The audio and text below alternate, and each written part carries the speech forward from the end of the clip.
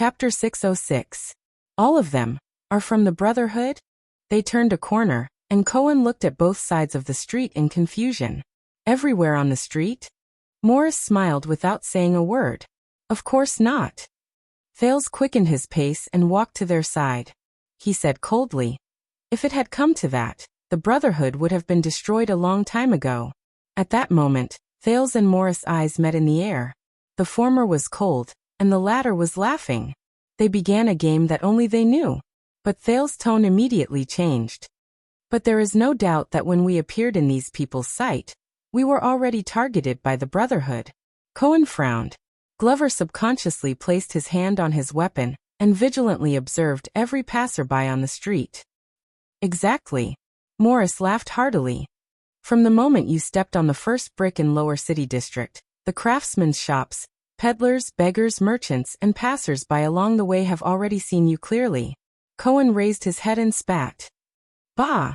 Who doesn't know that all the shops on this street have to pay protection fees to the Brotherhood? They are all under your threat."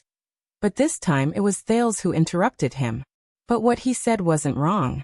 The prince looked outside a shop. There were a few temporary workers who were sweating profusely as they unloaded goods. These people are indeed members of the Brotherhood. Cohen was puzzled. One moment, it was not the Brotherhood. The next moment, it was the Brotherhood. Is it the Brotherhood or not? Morris seemed to be deep in thought. "Oh, Your Highness, do you know?" "I don't know." Thales' expression did not change. "I only know that you want to use this opportunity to show off your muscles to me and show the Brotherhood's foundation." Morris, whose thoughts were exposed, turned around in embarrassment. "Mr. Police Officer, and this person. Both of you have extraordinary backgrounds. You must know and have seen the Blood Bottle Gang." Morris adjusted his emotions and chuckled with contempt and disdain. "They have been around for 100 years. They are a gang aristocrat, with a long history and a complicated background. The chain of interests behind them is deep and solid. Most of their members are scum who walk in the gray area." Glover's gaze fell on him. "But," Morris changed the topic and said meaningfully, "although in your eyes they are doing the same business, as their mortal enemies, the Brotherhood, are completely different." At that moment, Thales saw a shop in front of him. He could not help but narrow his eyes and slow down. "Different?" Cohen shook his head in disdain. "You're saying that even though we're all scum, they're scum of the old, while you're scum of the lowly?" Leork snorted coldly behind him. "This is your bar?" Everyone turned around. Thales stood rooted to the spot and stared at a tavern across the street. In the shop, which was completely deserted, a fierce-looking man was sprawled behind the bar counter in annoyance, stabbing the counter with a knife from time to time. Cohen and Glover raised their heads and looked at the rusty old iron signboard at the top of the tavern. "Sunset bless you." It looked like it was taken from a rural church in the Sunset Temple. Thales stared at the familiar tables and chairs in front of him. He recalled the countless times he walked through the shop. "That bartender, he looks very fierce." Morris whistled from afar. The fierce-looking bartender saw them and immediately pulled out his knife in surprise. He looked like he wanted to fight, but Morris immediately gestured for him to calm down.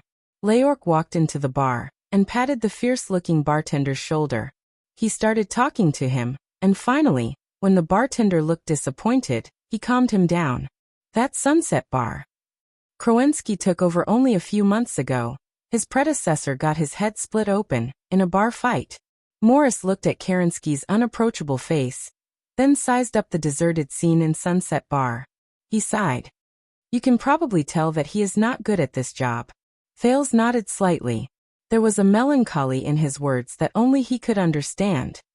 "Being a bartender here is probably not easy. Things remain the same, but people have changed. The old man behind the bar counter is no longer around." Thales shook his head and turned to leave. "This bar used to be owned by an old friend."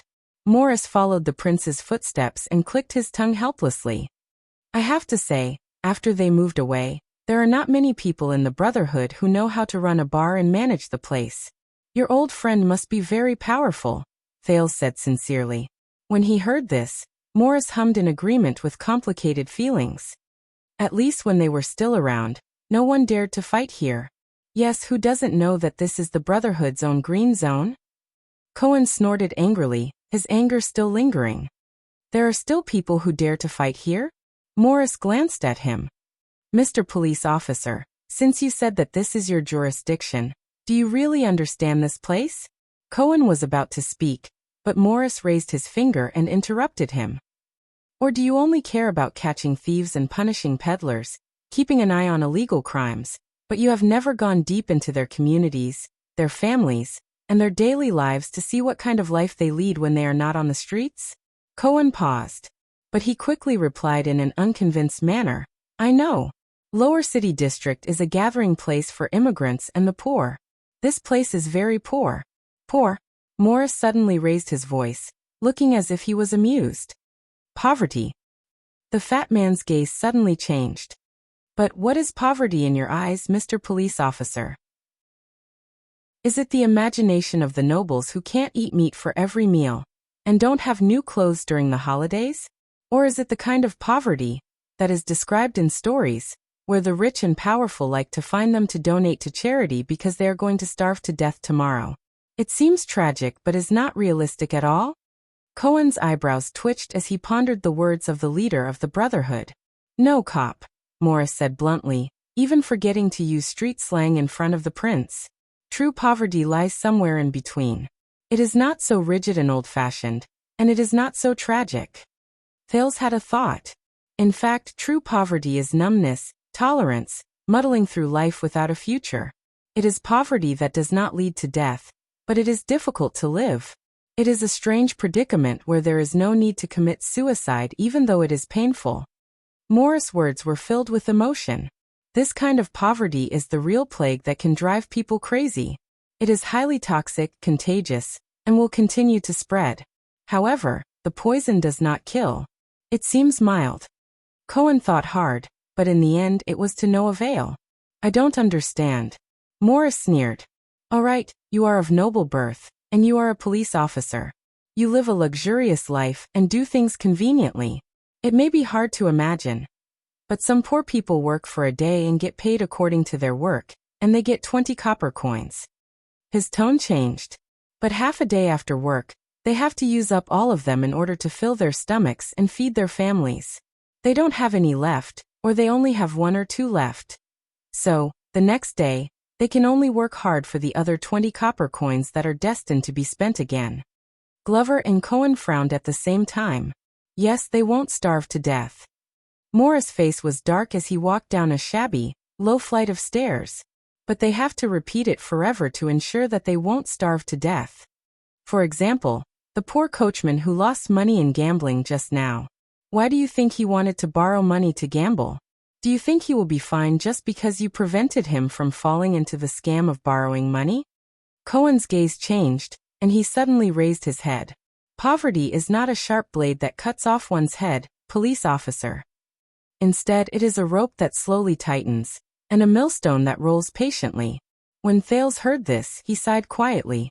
At this moment, Morris was unhurried, like a teacher who was telling a philosophical story to his students. It gives you a little hope to live, but does not let you enjoy the joy of living, so that it can continue to exploit your life. It forces you to the edge of death, but just happens to not die, so that you can squeeze out everything from the numbness you feel day after day. Morris took a deep breath, as if he wanted to taste the sweetness of the air. It is called survival, a long death. Morris clasped his hands behind his back. Without realizing it, he walked to the front of the group. He looked at the stinking leather workshop in the distance, and the workers working hard inside. In the towns and in the countryside, there are always the darkest and lowest class of people who struggle to make ends meet, but are often ignored by the kingdom. Foreigners who enter the city to seek work, farmers who lose their land, merchants who go bankrupt and are in debt, handicapped people who lose their labor, craftsmen who are eliminated by the market, poor people who have nothing to live for, beggars without dignity, old people without descendants, widows who have lost their pillar of support, lousy men who only know how to swing their fists after they retire from the army, lowly workers who have no choice but to sacrifice their bottom line and sell their dignity, but are still discriminated against and bullied. They are all poor hosts, and they are everywhere in the kingdom. There are far more of them than you can imagine. The lower city district is just the tip of the iceberg, and it is the better kind. Cohen tried to loosen his clenched fists a little. I know, but this cannot be, but Morris ignored him. They are often unable to speak, or even if they speak, no one will pay attention to them. They are not even seen, even by a conscientious and kind-hearted police officer like you. In the peaceful and prosperous official announcements, in the passionate and magnificent historical narratives, in the eyes of most happy people who do not have to worry about food and clothing, they do not even exist. Or perhaps, the meaning of their existence is to prove the sympathy and morality of others, and to bring the latter correct, hypocritical, and cheap self-satisfaction. Morris' tone became incomparably cold. They are excluded from the discourse, and it is difficult for them to understand, and they do not have the spare energy to feel what it means to pursue and desire ideals and ambitions, dignity and responsibility. These are things that can only be seen in bardic poems and stage plays. His expression suddenly became ferocious. Under such circumstances, if they do not seek and change, people will slowly deteriorate, and they will become objects or beasts. In the face of a difficult life, a harsh environment, a hopeless future, unfair reality, domineering public power, and the most urgent need to survive, they must find a way. They must have something to rely on, and they must grasp at the last straw. Morris' gaze drifted to the sky, passed through the thick clouds, and landed on the ground again, on the messy underground street. So one day, a certain opportunity, a certain moment, a certain accident, they are forced to come together. They help each other, overcome difficulties together, and seek recognition and value. Perhaps it is just neighbors looking out for each other. Perhaps it is a gathering of pitiful people in the same industry. Perhaps it is a gathering of gangsters from poor backgrounds to boost their courage. Even if sometimes these actions are not that legal. Thales quietly watched the dozen or so ruffians who were fighting in a street corner. But this time, Cohen only stared at them in a daze. He no longer had the intention to step forward and intervene. And the original purpose of them huddling together for warmth was to live a less painful life. The crime that you hate, or rather, the behavior that goes against the mainstream law, is just an inevitable but secondary byproduct. Morris also watched the brawl in the street corner. He shook his head at Leyork, who was questioning him with his gaze. So we appeared, Black Street Brotherhood, as a former member of countless gangs at the bottom of the hierarchy. At that moment his gaze was distant and profound. I don't know when or how, but from the moment we appeared, we were deeply rooted in the community of the people at the bottom of the hierarchy. We were born from chaos, and we rely on chaos. At that moment, a stone suddenly flew up and hit the forehead of a leader of the gangsters, causing him to bleed profusely and fall limply to the ground. The gangsters who were fighting were startled and subconsciously stopped. Everyone turned their heads around. Thales stood up and dusted off his dusty hands. All of you were indeed born from chaos, Thales said coldly. But you also feed chaos. The gangsters reacted and rushed over while clamoring. Morris sighed and waved his hand. Leyork walked forward with a gloomy expression. In fact, Your Highness, in Black Street, the Underground Street, and the 3 districts of the lower city, most of the poor do not directly participate in our gray activities, Morris said with a shrug. Thales smiled. You mean crime? Morris nodded. But they have never been stingy with providing convenience and tacit understanding to the Brotherhood. For example, in addition to their main business, they provide information, stand guard, occasionally run errands, provide logistics, and even rely on the economic prosperity brought about by our big business to supplement their household expenses. Their lives are intertwined with our activities. On the other side, Leyork was finally recognized by the gangsters after he took down the third person. The latter did not even dare to turn their heads back as they scattered in panic. Cohen stood where he was in silence as he watched the gangsters disappear into the streets.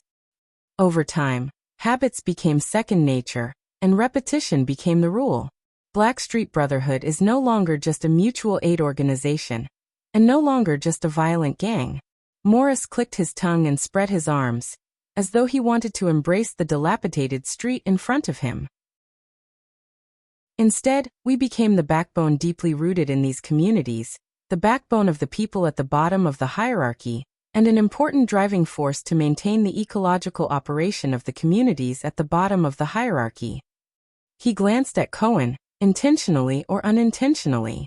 This is much more effective and practical than the police station, which is not seen once every 10 days or half a month, the patrol team, which has to suck the marrow out of their bones when they come, the inefficient and lazy low-level officials, the relevant departments that only appear for city inspections and political achievements, the king's warrant that only exists on the bulletin board and receives the same treatment as a small advertisement for syphilis treatment, and the charitable citizens who are passionate and talk about morality but have never set foot in this place, who are filled with sympathy but are far away and only know how to move themselves.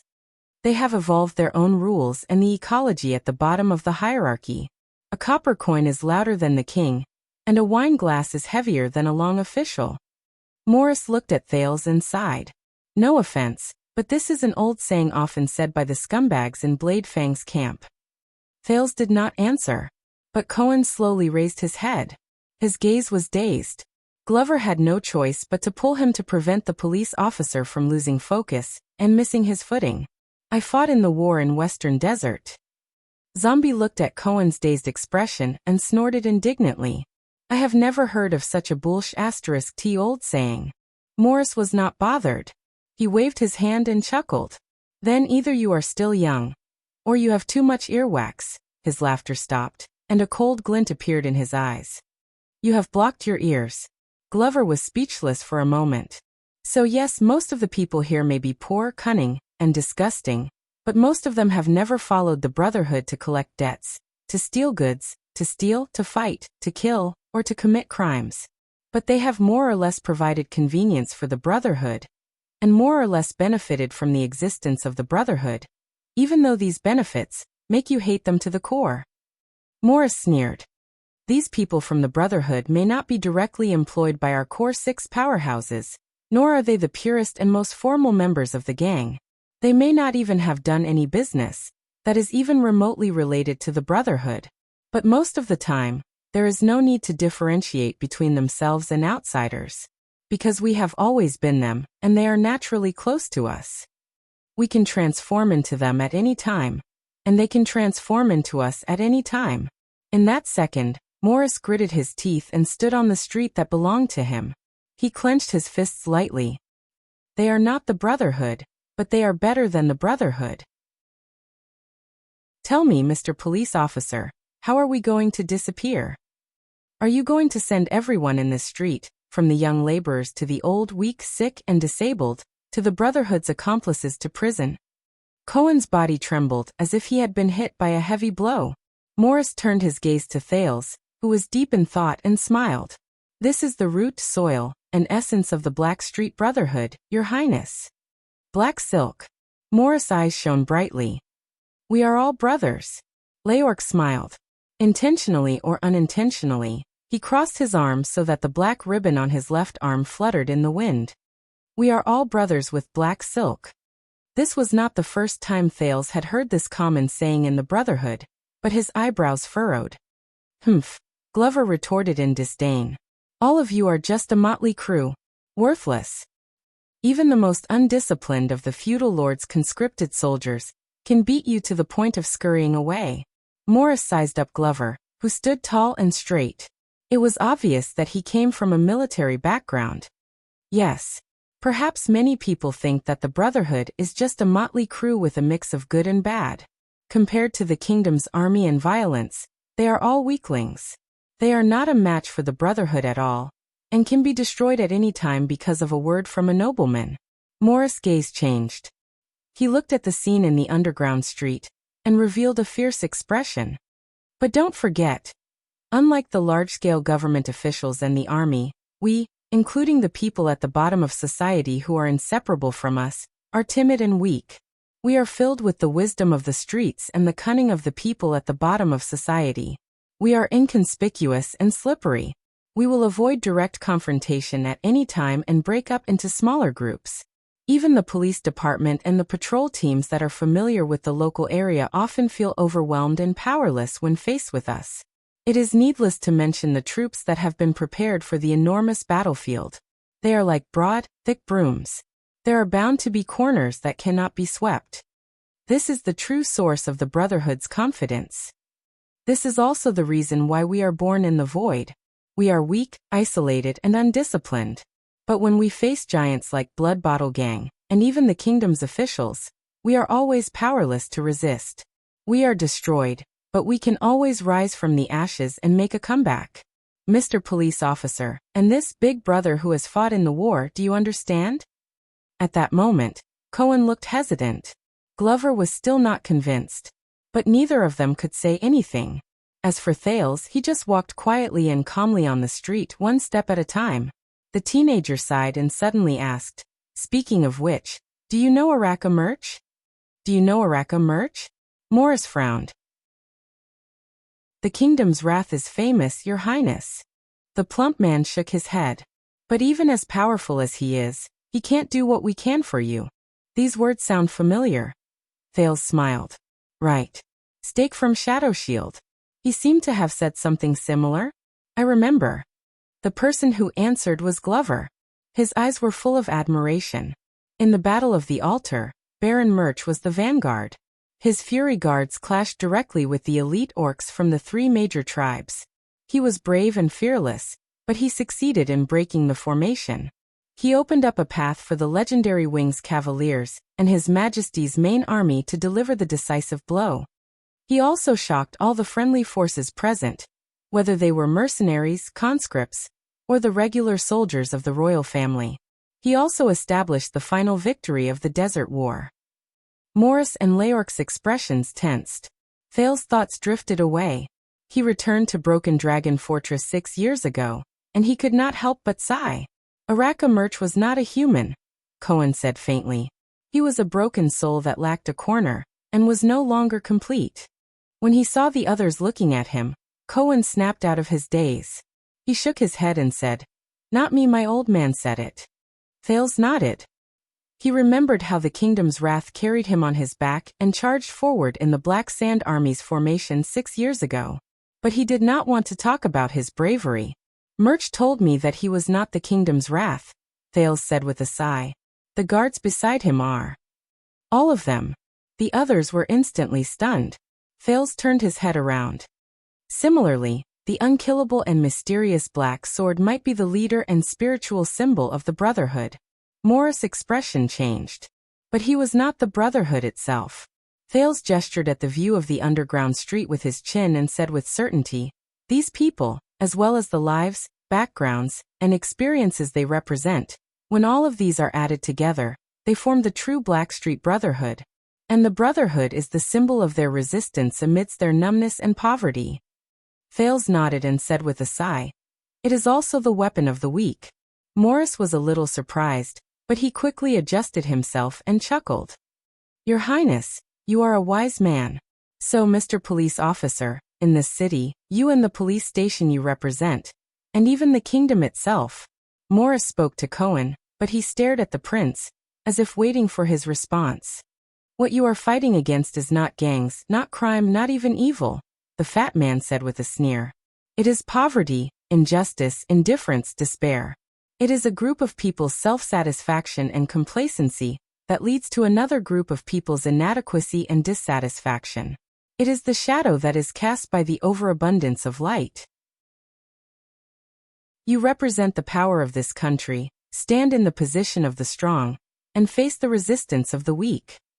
Cohen raised his head and stared at him blankly. "You mean when I enforce the law in Lower City District, I fight against the weak? Don't be bewitched by him." The teenager's words rang out, pulling Cohen back from his trance.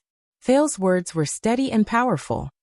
"That's right, the Blackstreet Brotherhood might be a weapon that the weak at the bottom inadvertently picked up. But on the contrary, Cohen, what you are fighting against is not the weak." Due to his past trust in the prince, Cohen's eyes lit up as if he had caught a straw when he was drowning. He looked at Thales hopefully. But Thales' words were heavier than Morris. "It is something deeper, and more terrifying." Once he said this, even Morris frowned. Thales took a deep breath. "What you have to fight against is the side of the strong that you were born from. It is the unfair oppression they have been inflicting on the weak for a long time. Cohen was stunned. Even Glover began to think deeply. The crimes you punish on the streets every day, the chaos and disorder you experience, the darkness and pain you witness are just one of the consequences of this oppression and injustice, whether we want it or not. You drew your sword, Thales said softly, to fight against the wounds it cuts. In this world, there is no resistance that is more unbearable and more precious than this. Cohen stared at Thales in a daze. His thoughts were in a mess. Yes. A thought appeared in Morris' eyes. Your Highness is better at talking than I am. But to borrow a phrase from the Tower of Eradication, Morris revealed a cunning look. How are you going to use your strength to fight against power? You can only embrace power. Everyone was silent for a while. Even Thales frowned and said nothing. I don't understand. After going through painful thoughts, Cohen clenched his teeth and shook his head. There are no such words in the Tower of Eradication. Morris snorted softly. Yes, the plump man's words were drawn out, and there was a deeper meaning behind them. There are no such words in the tower. At this moment, Thales suddenly asked, Who are you, Morris? The plump man from the Brotherhood paused for a moment before he smiled from ear to ear. You are a forgetful person, Your Highness. I am Morris, a small-time ruffian in the Brotherhood. Thales snorted coldly. No, I am asking. The prince's eyes were like lightning as he stared at Morris coldly. Who are you? Morris' smile froze for a moment. A small-time ruffian would never say something like this. You have already shown off your muscles, Thales said in a deep voice. Why not show your true self? At this moment, Morris' smile disappeared completely. Thales' expression did not change. He only stared at him deeply. Sensing that the atmosphere was not right, Glover and Leorc subconsciously placed their hands on their weapons and exchanged hostile glances. But Morris only paused for a moment before he chuckled softly. He sighed and raised his head to look at the sky. Morris Ishka. The plump man's tone was full of sarcasm and hatred. Ishka? Thales frowned. He had never heard of this surname during the prince's lessons. I remember you saying that you did not have a surname. Morris lowered his head, nodded, and shook his head in a self-deprecating manner. Not anymore. I am from Dragon-Kissed Land, born in Chang'in City. Morris' gaze was unfocused. Starting from my great-grandfather, my family has been the private financial officer of the Archduke of Chang'in City for generations. From Dragon-Kissed Land, born in Chang'in City. Thales' expression changed. I see. You are from Enlenzo Dukedom, and your background is not considered low. And he is indeed in charge of the accounts. But Thales immediately asked, Then how did you end up in? Before he could finish his question, Morris interrupted him and answered very straightforwardly. A few decades ago, Enlenzo Dukedom had a land annexation rebellion. Morris smiled sheepishly. That was a political game played by the upper class. In short, it was a mess. In the end, the incompetent Archduke Shida pushed our family out as a scapegoat to appease the anger of his feudal vassals. Thales sensed Morris' emotions and did not continue to speak. Glover and Cohen looked at each other. Even Leorc seemed a little surprised. Morris sighed. You know, when the rope was around my neck, I was still a child. He touched his almost shapeless fat neck. At that time, my mother was hanging to my left. I still remember that her rope swayed for a long time. Thales frowned. And outside the scaffold, the prison warden was expressionless, like a stone statue. The people watching the execution were extremely fanatical, like an endless tide. I was still young at that time. When I was hanged, I only thought. Morris stared at the street absent-mindedly. It was so unbearable. Sunset and bright moon bless me. If only I could take a breath of fresh air. He said faintly, one breath, just one breath, so that I won't feel so much pain, so that I won't want to die so much. The atmosphere was gloomy. No one said a word. Only Morris' voice rose. He spoke of the past. For that breath of air, I am willing to give up anything. Morris' eyes were blank. I am willing to do anything. The silence lasted for a while.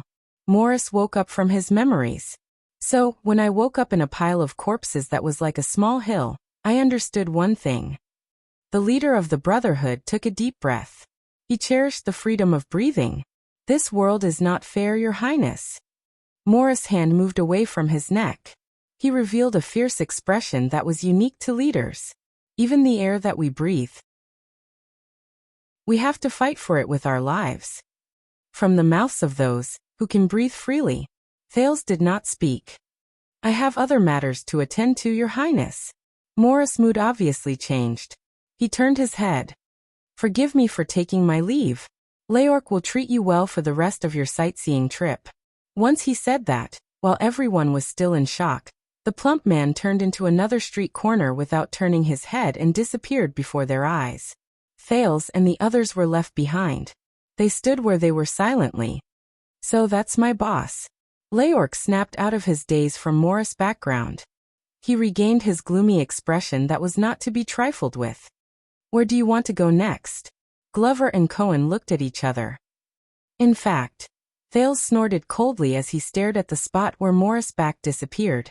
"I was almost robbed of my wallet by a little girl who begged, and I was almost blackmailed. I am very unhappy now." Leorc was stunned. Glover and Cohen were equally stunned. Thales turned his head and said solemnly, "So in Lower City District, where do these little beggars stay the most?" On the other side of the street. Morris, who looked unhappy, turned a corner hurriedly and met up with another person in a cloak. If Thales was here, he might have recognized that it was the subordinate of the Brotherhood who whispered into Morris' ear when he met him. "Lance." Morris was not interested in talking much. He directly called out the person's name. "How is it?" The person in the cloak, the Brotherhood's chief of intelligence, the sleepless eye Lance Corpion, lowered his hood. Fatigue and haggard were written all over his face. "Prince Thales was assassinated at the banquet last night," Lance said faintly.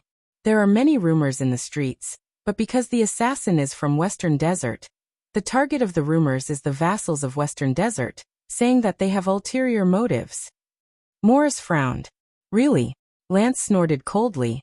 "Anyway, that's what the Secret Intelligence Department said." "What else?" "Mindy's Hall, which is also the prince's mansion, has just been sealed by the royal guards and the city hall. They said that they want to find clues about the assassin."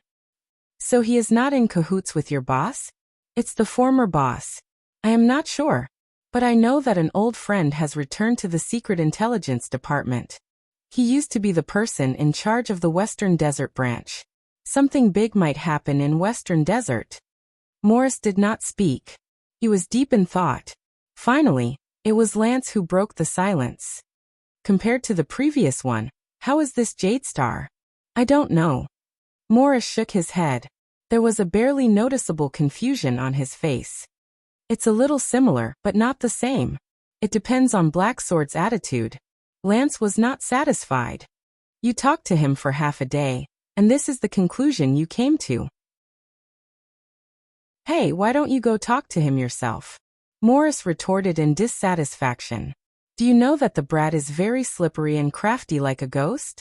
Every word he says is hidden, and he has sinister intentions? That's why I want you to go." Lance did not feel guilty at all. "You yourself are this kind of person. You are very familiar with it." Morris was momentarily speechless, but his expression soon changed slightly. "I remember that a few years ago, you asked me for someone, right?" Lance narrowed his eyes. 6 years ago." Morris scratched his chin seriously. "On the day of the one-night war." Lance's eyes turned and immediately found the corresponding memory. "Yes, a small accountant. He used to be the person in charge of the abandoned houses. He was quite talented and ambitious. For this he killed his superior, that useless Quide. But I sent him to the capital. You know, Rhoda definitely does not want the person who killed his son to appear in front of him all the time." Morris interrupted him. "Write a letter to him and look for the list of child beggars in the past." Lance frowned. "What's wrong?" Morris exhaled and kicked the broken wall at the entrance of the alley, causing some stones to fall. "Do you remember, Lance? When we first came to Lower City District, we suffered greatly in this maze of rotten streets. Anton would go astray once he walked more than 50 meters, and he would not be able to find his way back to Black Street." Lance did not speak. He knew that Morris had more to say. Morris narrowed his eyes. Do you still remember who we first looked for as a guide in order to settle down in Lower City District as soon as possible? Child beggars. Lance answered without hesitation. We bribed the child beggars. They were the most inconspicuous, and they had been walking the streets since they were young. They were the most familiar with the roads here. Morris' gaze was fixed on the wall. Yes, the plump man repeated Lance's words and thought carefully. They were the most inconspicuous, and they had been walking the streets since they were young. They were the most familiar with this place. Lance seemed to have figured something out. He could not help but widen his eyes. So, I have a small guess. Morris raised his head and looked at the extremely complicated streets in Lower City District. His expression was profound. I want to verify it. Chapter 607. Cohen lowered his head and walked in the alley of the underground street. His eyes were absent-minded, and he ignored the beggars and tramps under the eaves on both sides of the street, as well as their secretive gazes. Cohen. The unkempt man on his left covered the bloodstains on his clothes. Further away, a ruffian was peddling the items in his pockets furtively. A beggar under the eaves of the opposite house was fighting with another emaciated man for the ownership of an ownerless ring. But Cohen just walked past them absent-mindedly. He did not see them, nor did he hear them. What does that have to do with me? Cohen? The glory of the stars allowed him to focus on his own world. He had no distractions. The noise in the distance could not attract his attention, and the filth around him could not affect his thoughts. The underground street and even Lower City District seemed to be just a name on a piece of paper to him. He seemed to be walking beyond the horizon, transcending everything and forgetting himself. Just like many of the nobles he knew, they had their sights set on the kingdom, their hearts were on the world, and they were destined to achieve great things. But Cohen. Finally Cohen, who was absent-minded, shuddered and staggered back to his senses. What's wrong? Cohen looked around subconsciously. Leork was still 10 steps away. His attitude towards them was full of disdain and rejection. Glover dutifully guarded the prince by his side, using his body and expression to block all malicious gazes. Cohen lowered his head. The speaker. The second prince looked at him deeply. His gaze was full of inquiry. Pull yourself together. There was an unquestionable tone in Thale's words. You've been a police officer for 6 years. Morris' words shouldn't have affected you so much. What Morris said? Cohen's eyes were slightly dazed. You're not fighting against gangs, criminals, or even evil. You represent the power of this country. You stand in the position of the strong and face the resistance of the weak. Cohen shook his head furiously. No, it has nothing to do with what that scumbag said. It will not affect me. As if, Glover interrupted him coldly. Cohen stared at the zombie in a daze. He looked like he was struggling. Thale sighed. Listen, Cohen, you have to know that Morris is a member of the Brotherhood. Everything he said. No. Unexpectedly, Cohen suddenly spoke loudly, startling both Thales and Glover. Even Leork frowned and turned his head. Thales frowned as he looked at Cohen. Cohen doesn't usually react like this. If it's not him, no. At this moment, Cohen's expression changed as he muttered anxiously. Hey. Glover patted Cohen carefully. At the same time, he glared at a few idlers who were attracted over from afar. You're fine. Cohen suddenly looked up. When you turned the situation around in Heroic Spirit Palace and forced all parties to stop fighting and retreat, Your Highness. The police officer stared at Thales eagerly, as if he was searching for an answer. They, the extensions, were they moved by your words? Thales was stunned. Extensions? But Cohen shook his head, his expression bitter. My old man's reply was like this. Words are only expressions, actions are only about the heart. As for sweet words can bewitch the heart. This is just a beautiful fantasy of the writers. Thales' expression changed. He wanted to say something, but stopped himself. He said that it was not your words that moved the extensions, Your Highness. The police officer lowered his head dejectedly. It was their true thoughts, their personal experiences, and their interests. You were just the person who lifted the curtain and revealed their true intentions. Thales was silent for a while. Count Tarami Caribbean is indeed the descendant of the wise minister. The prince sighed. If there is a chance in the future, I will visit your father. Cohen's gaze was conflicted, as if he was going through a cruel struggle. At that time, I was not convinced by the old man's words, but it's the same, Your Highness. Cohen exhaled. That fat man is good with words, but he could not have swayed me with just a few words. Unless there was something else that swayed me. He stared at the narrow alley quietly, as if he could never see the end. Thales looked at him and sighed in his heart. I refused to admit it, but... Cohen hesitated for a moment, but in the end, he gathered his courage and spoke decisively. Yes, my heart of the sword was swayed. My moves became more and more practiced, and the edge of my sword became sharper. Cohen gritted his teeth and said, but the person wielding the sword was rusty. This is the reason why I stagnated and did not improve in the past 6 years. Thales furrowed his eyebrows tightly. Maybe you should go back to the battlefield and roll in blood again. Glover snorted softly. He did not like Cohen's expression. Instead of going out on the streets to catch thieves every day. Callan. Thales gave Glover a warning glance, and the latter did not say anything else. I am serious. Cohen did not show any signs of anger, but his gaze was dejected. But what swayed me was not that stupid fat man's nonsense. It was me. It was my experiences in the past 6 years in this city. Experiences in this city. Thales paused for a moment because of this sentence. The memories in the abandoned house were like a dream or fog, and they entangled around his feet again. Do you know, Your Highness, the little girl who stole your money just now? Cohen walked behind the prince and said absent-mindedly. She might not like to steal or extort money. When she grows up, she might not like to receive customers like her mother, or fool around like her father. But she had no choice. Thales and Glover froze at the same time.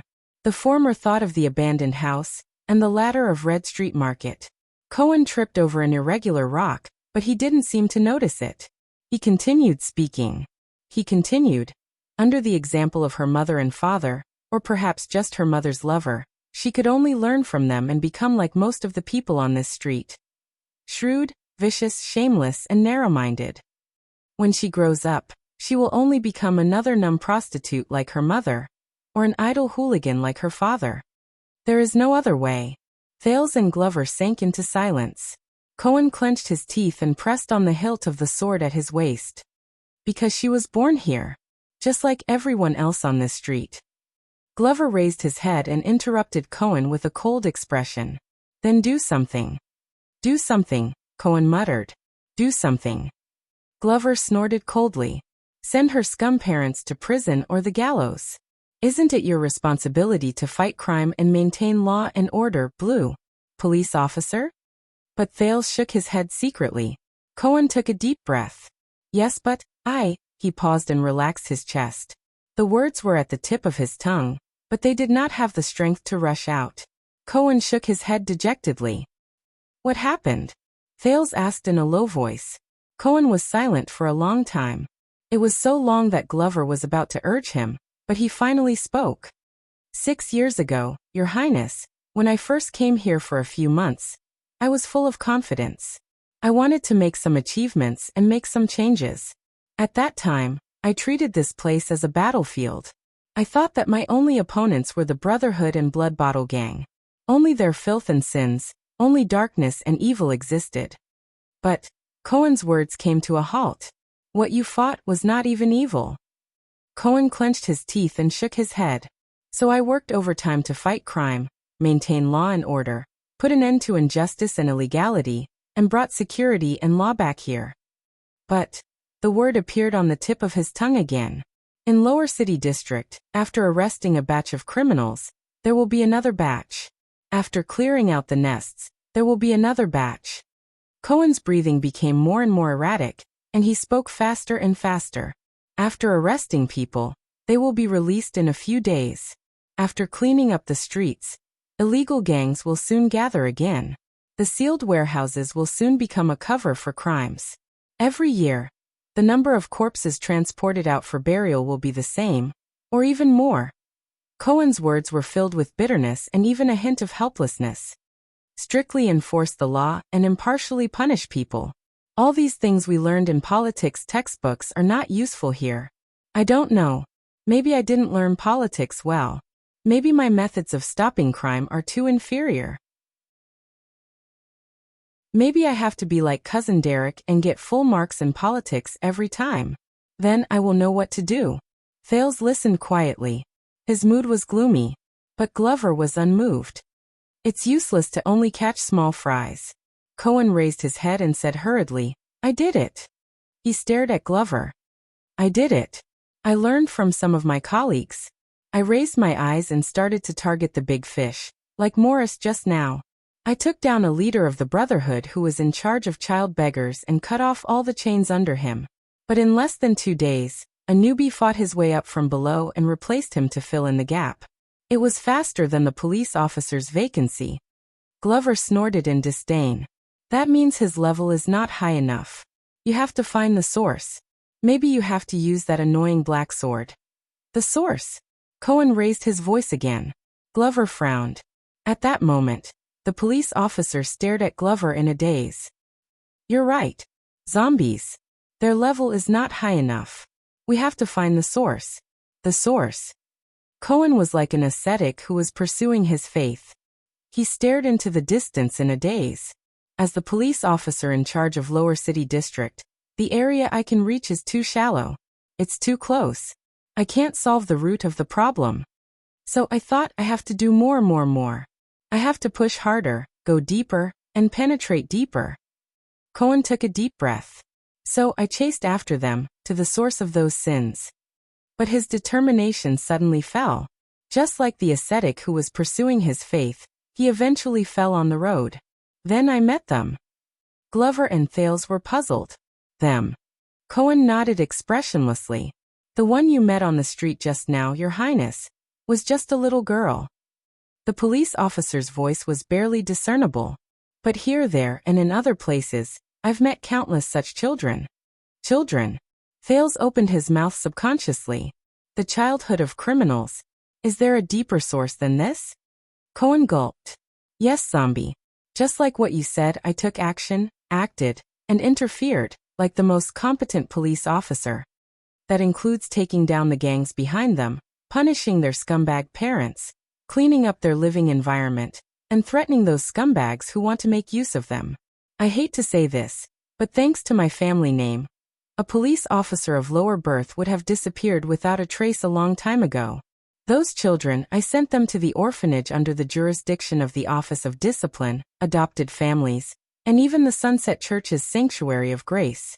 For this, I did not hesitate to face the hostility of the Brotherhood and Blood Bottle Gang, the internal punishment of the police station, and the disgust of my colleagues in the Office of Discipline. I even put down my pride and promised the old man to participate in the nobles' matchmaking ball. Only then could I get some money from his stingy hands to help some of the children who had no relatives, to satisfy their needs, and to prevent them from falling into depravity again. As they listened to Cohen's narration, Thales and Glover looked at him with increasingly different expressions. The more Cohen spoke, the more excited he became. Then his emotions suddenly changed. But the police officer seemed to be frozen in time. He was stunned for a few seconds before he spoke again. A few years ago, I rescued an orphan. At that time, he was a little over 10 years old. I asked the Office of Discipline to send him to the orphanage. Cohen's gaze moved slightly, and the colors in his eyes gradually disappeared. But a few years later, I caught a group of scumbags from the Brotherhood who collected debts. They tortured the debtor's son with red-hot tongs in front of him, just for God knows how many coppers. Glover's expression tensed. Cohen took a deep breath. That child, the child I rescued. He was among those scumbags. He was 14 or 15 years old. Cohen said in a daze, he was too old. He's too old. I can only send him to prison. Just like when I sent him to the orphanage. Thales closed his eyes, then opened them again. Cohen exhaled a pained breath. He wasn't the only one. I only found out a long time later that the children I thought I rescued, most of them will reappear on the streets. The children who originally had parents. Haha, After their scumbag parents became obedient for a while, they would basically revert to their old ways and continue to bring them up. Just like that little girl just now. As for the others, they could not stand it anymore. They escaped from the orphanage, or the families who adopted them. Cohen lowered his head sadly. "You idiot!" Glover suddenly interrupted. He said a long string of words, which was rare for him. Most of the orphanages are no different from prisons, except that the prison guards are worse. Rather than letting them go there, they might as well go back to the streets to steal bread. Cohen shuddered slightly. As for adoption, it's like a bet before your eyes. Glover's tone was cold. If you're lucky, you might be able to eat some leftovers in the stable as proof that your family can receive orphanage compensation from the Office of Discipline. If you're unlucky, the zombie tightened his collar and did not continue speaking. Cohen frowned. "How did you know?" Glover interrupted him coldly. "I heard it." Cohen frowned. "From whom?" "No one." Glover seemed to be extremely wary of this topic. He raised his index finger and warned sternly, "Enough. The problem ends here." Thales sighed softly. Although Cohen was extremely puzzled, he did not pay too much attention to it. He only sighed helplessly. "Yes, the orphanage and the families who adopted them. I know about their situation. I went to take a look later. These good governance measures from the era of the virtuous king have long since deteriorated." Cohen lowered his head. "As for the Sunset Church's House of God's Grace, it's even more disgusting." A deep voice was heard. Cohen and Glover were both shocked. They turned their heads. The quiet killer, Leork, who had appeared beside them at some point of time, snorted softly. His gaze was vicious. "I once had a friend who went in." Cohen and Glover looked at each other, but Leork ignored them and said coldly, he continued coldly, "There was a very good old priest in the House of God's Grace. He patiently taught him how to read every day, recited the sunset scriptures, and learned etiquette and morality. My friend was young at that time, and had never received such care. He was very grateful. Until one day." Leork snorted softly. He seemed to be smiling, but he did not seem to be smiling. "That kind priest told my friend that as a devout believer of the sunset goddess, the grace of the goddess had once descended upon him. It was hidden in his underwear under his thick robes." The others frowned. The old priest untied his belt and encouraged the child with gentle words. He asked him to break through all obstacles and find the carrier of the grace of the goddess. He then tried his best to grasp it. He cherished it devoutly and pondered it with all his heart. He never left his mouth until he said, "Let the mortal body produce miracles and spray out pure white divine rain." When he said this, Leork burst out laughing. "Ha ha ha ha ha, pure white divine rain. Ha ha ha ha ha. On the altar of the House of God's Grace, in front of the goddess' sacred elephant. Ha ha ha ha ha." He laughed in an extremely exaggerated manner. He even bent over, but there was no joy in his eyes. Instead, there was a frightening morbid look. However, the others, including Thales, only felt a deep chill and oppression. "Your friend," Glover replied warily and coldly. He relayed it quite clearly. Leork's smile faded and he glanced at him coldly. Because he was not the only one. The group was silent for a while. Then Cohen sighed. "I did not expect to say this, but Leork, I am very sorry." "There is no need for that." Leork rejected him mercilessly. "Because the knowledgeable and holy master priest still made a mistake in the oracle. Many years later, on the day he retired, my friend and he discovered it together." When he heard this, Thales, who knew the tranquil assassin's nature, had a change in his gaze. "I see. The so-called grace of the goddess, the divine rain." Leork lowered his head and gently pulled out the blade hidden at his waist. There was a fierce glint in his eyes. "It is bright red." Cohen and Glover's expressions changed slightly. They were silent for a while. Then, when Leork sheathed his blade, he woke up from the silence. Cohen raised his head and looked gloomy. In short, when these children returned to the streets, they either returned to their old jobs, begging, stealing, swindling, or even following behind the scumbags to make a living. They imitate, assist, or even yearn to become them, because at least the latter can eat well. Or their lives are even worse. Without the organization and protection of the gangs, They are like weeds, and no one cares about them. I still remember that there was a child who spat at me. He said that rather than being rescued by the police station, he would rather return to the Brotherhood. Even if he was beaten up a lot, at least he had an organization and companions. He could survive, and if he was lucky, he could grow up to be as awe-inspiring as them and bully other bastards. Thales subconsciously clenched his molars. Because this is the only way to survive, Leork, who had unknowingly joined the conversation, said in disdain. It is the only way for them to find their own kind, find happiness, and find a reason to live, and not the so-called relief of you upper-class people. Cohen snorted. He was dispirited. And almost every criminal, gamblers, robbers, swindlers, prostitutes, thieves, gangsters, and thugs, has had a similar bad experience since they were young. Sometimes they had an irresponsible drunkard father, sometimes they had an immoral playmate, sometimes they had to live in poverty, sometimes they had to deal with the cold and heartless society, and sometimes they had to deal with this dirty street. Compared to these, even the Blackstreet Brotherhood and Blood Bottle Gang do not seem so ferocious and detestable. The police officer's words made the rest of them sink into deep thought. Pitiful, hateful, pathetic, and hilarious.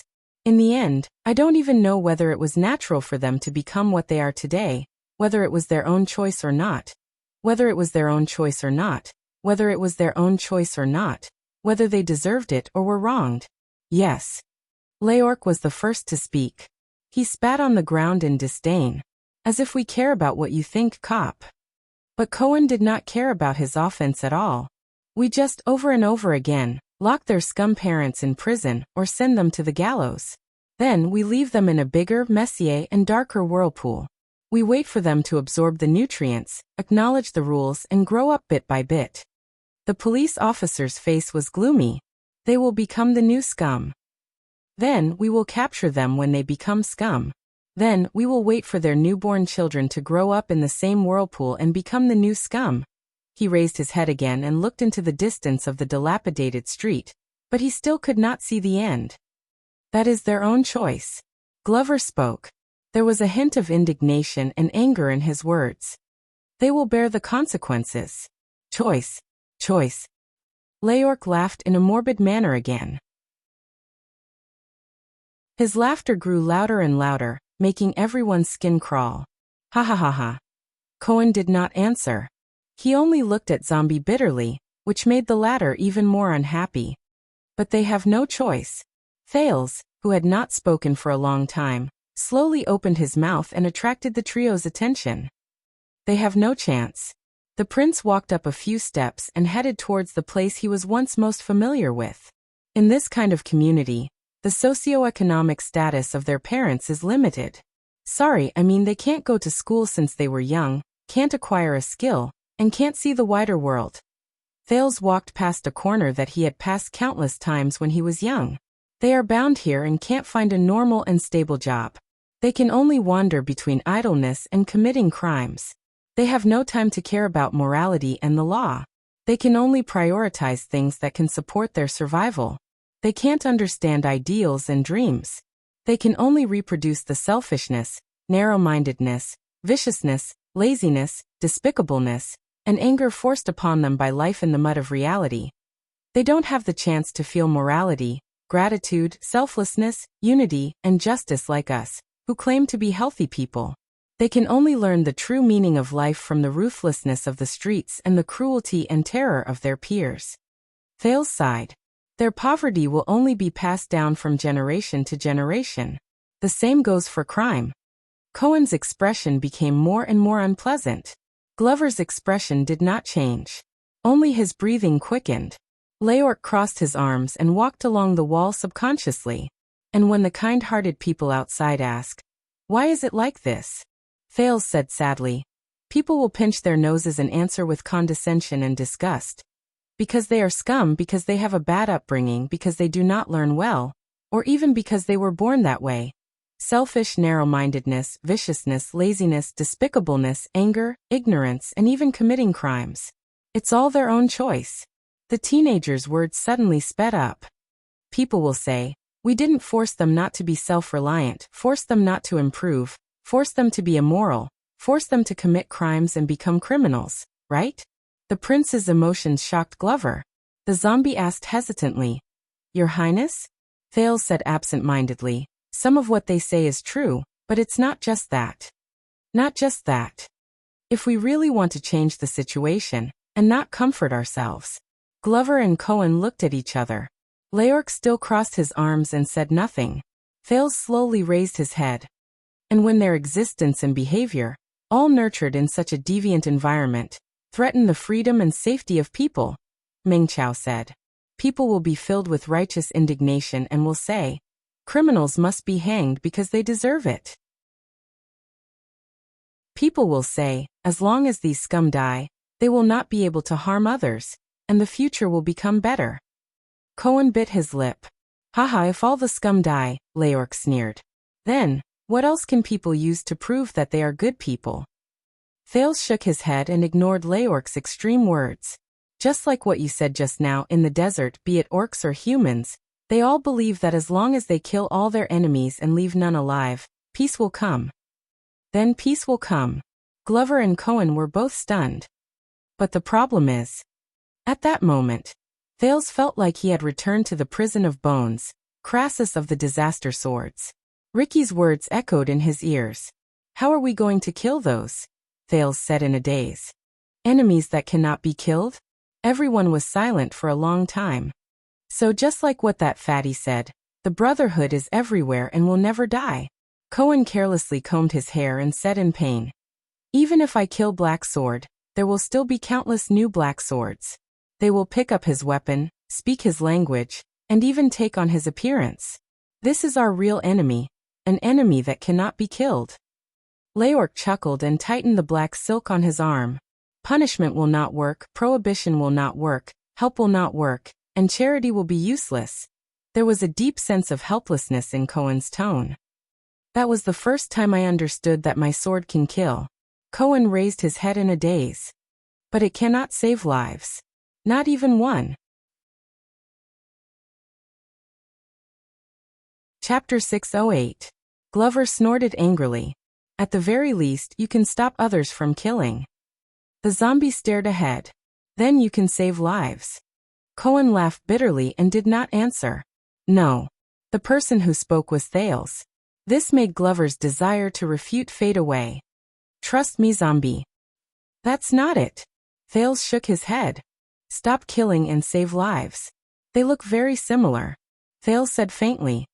"There are also many people who say that as long as the murderer is killed before he kills, it is equivalent to saving the person he is about to kill.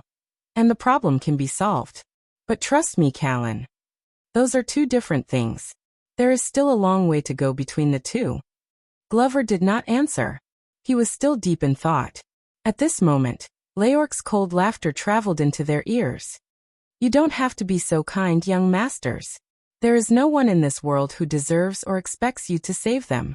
The assassin from the Brotherhood raised his hand and pointed at the dilapidated houses around him. "Look, this is our life. It has always been like this. There is no need to change it, let alone save it. Upper-class people like you who are so arrogant can't save anyone." Cohen's frown deepened. "You know, I have a friend, a very good friend. She also grew up in a similar environment. When I asked her, she also sneered and told me to give up." Cohen said gloomily to Leorc. "This is how the world is. It is self-contained and has its own rules. It's good enough that I can take care of myself. Acknowledge the rules, accept the rules, adapt to the rules, use the rules and control the rules. Only by doing so can we rewrite the rules in the future." Thales clenched his fists.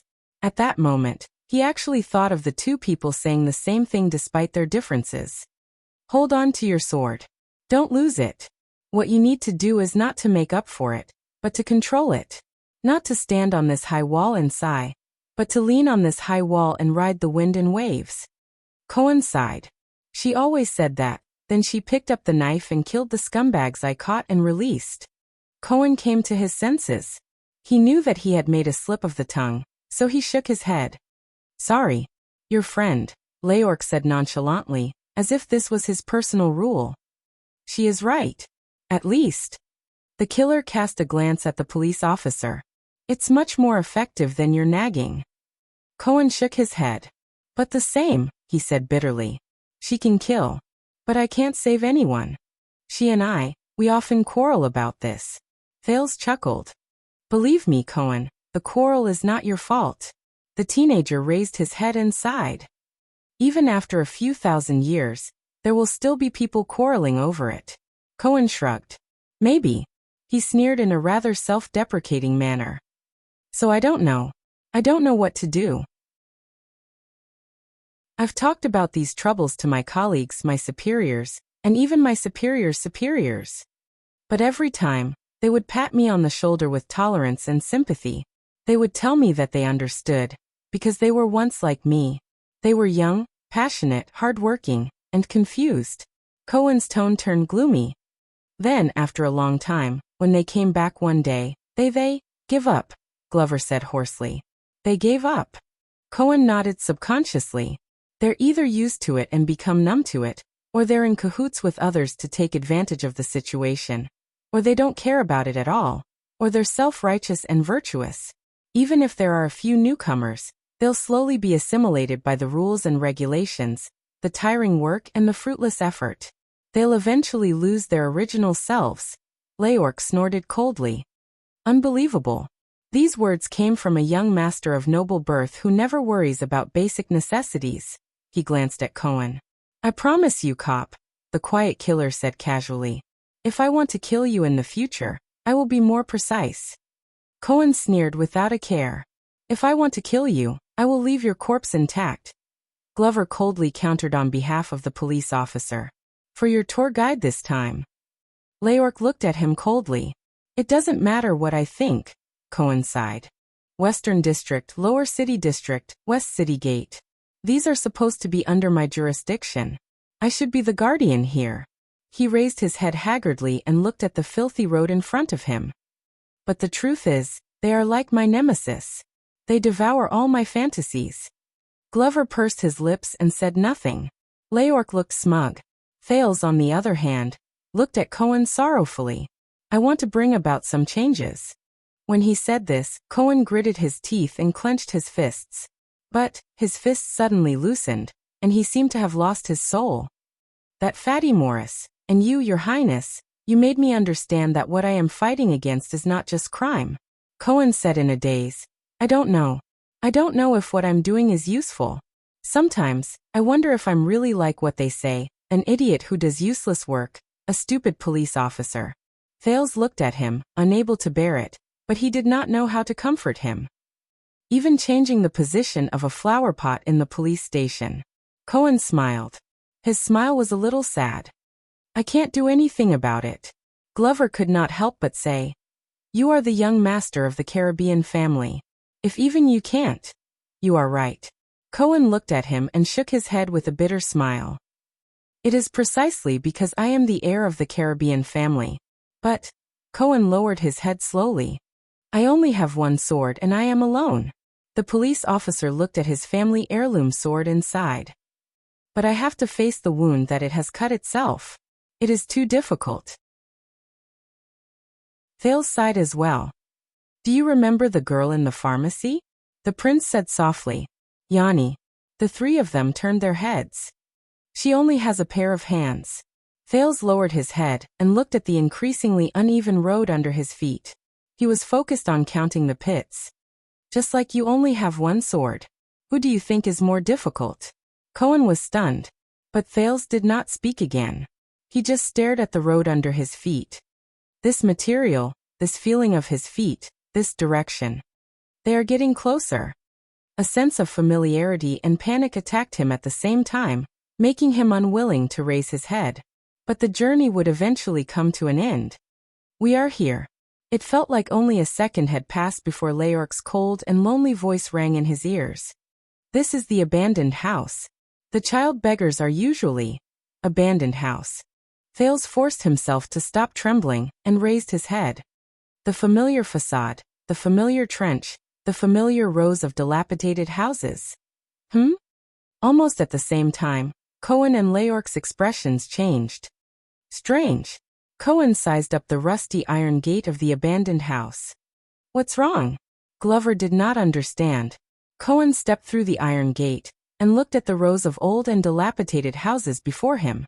Many people in ragged and dirty clothes raised their heads and looked at them numbly. The police officer frowned. "There are people inside." Glover snorted coldly. "Nonsense. No, no, no. You don't understand," Cohen explained. "A few years ago, I followed the police station's team to sweep the place. The abandoned house was always empty. The scumbags could always move ahead of time, including the countless street children under their control. They couldn't catch anything." Cohen walked forward, puzzled. "It's just that I've never seen anyone living in it." Thales caught up with him and frowned.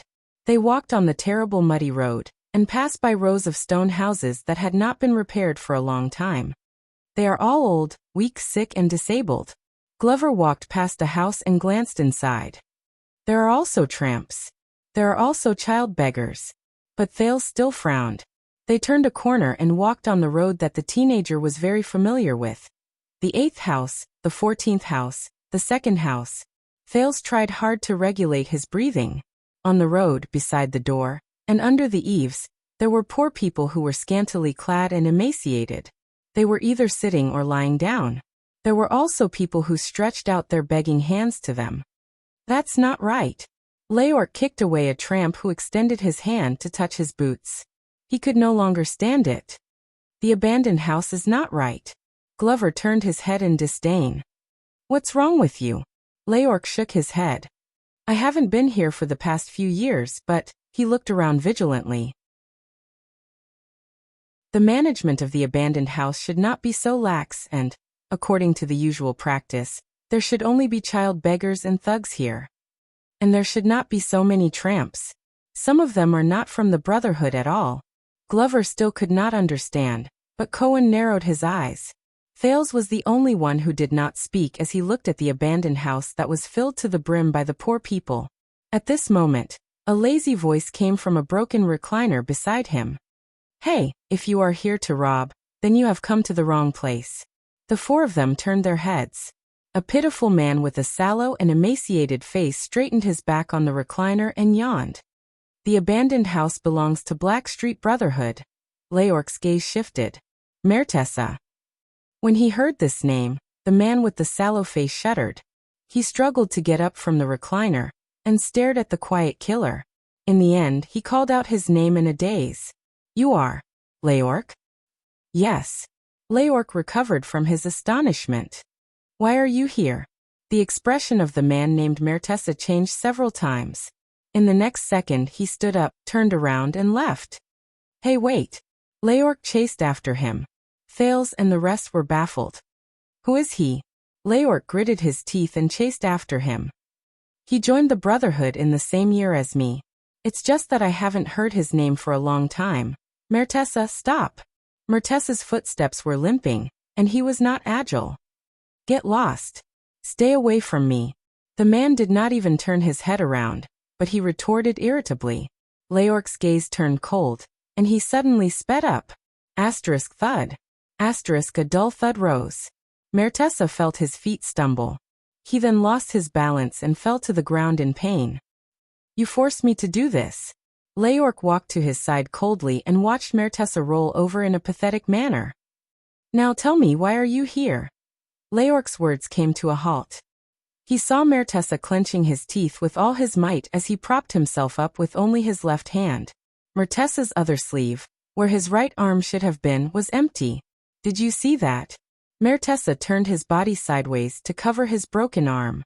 He said angrily, "Of course I'm here. Where else can I go?" Thales and the rest rushed to their side. "What happened?" Leork looked at the man's sleeve, then at Mertessa's haggard and sloppy appearance. His expression was complicated. "Your arm?" Mertessa seemed to be insulted, but he was not afraid of the silent killer. Instead, he roared loudly, "What happened? You did it on purpose, didn't you?" Glover and Cohen looked at each other. They did not know what happened. "What? What on purpose?" Leork asked, puzzled. Mertessa's breathing quickened.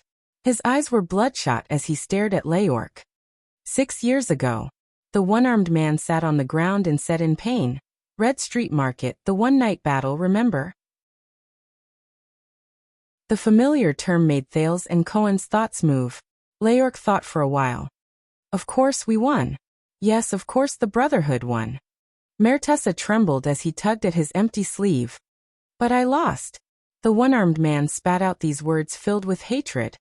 He took a deep breath and turned his head away from them. Leorc was silent. They said that you went missing. Mertessa snorted coldly. Yes, I did go missing. That damned red bandana, and that damned explosion. I was buried under the rubble for 3 whole days, and it was the patrol team's steelskins who dug me out. When I woke up, I was already in prison. Didn't I go missing? Explosion. Thales looked at Mertessa's severed right arm. He felt complicated. They said that it was a miracle that I survived. But look at this. Mertessa sneered and shook his empty sleeve. What's the difference between a gang's thug becoming like this and being dead? Leorc raised his head and exhaled through his nose. He did not know what was on his mind. Mertessa panted angrily. The others were silent for a while. Mertessa, what happened here? Leorc spoke again. His tone became much calmer. What happened? But Mertessa's words were very rude. Leorc raised his head and saw that the people around him were either leaning against the wall or hiding under the door cracks. They were all looking at them timidly. Abandoned house. Why are there suddenly so many tramps here? Are they members of the Brotherhood? And the child beggars? Mertessa interrupted him impatiently. Don't you know? Aren't you the one who killed Morris? How could you not know? I only care about killing people. Leorc lowered his head. I don't care about child beggars. Mertessa snorted disdainfully and spoke in a strange tone. Of course. After all, you are Morris's favorite. Look at your little round butt. Leorc sighed. In the next second, the quiet killer's expression turned cold. He moved his arm. Thud. As Mertessa screamed in pain. Leorc forcefully pulled his left arm backward and pressed his face against the ground. Listen up, Mertessa. I'm not being polite to you because your butt is round.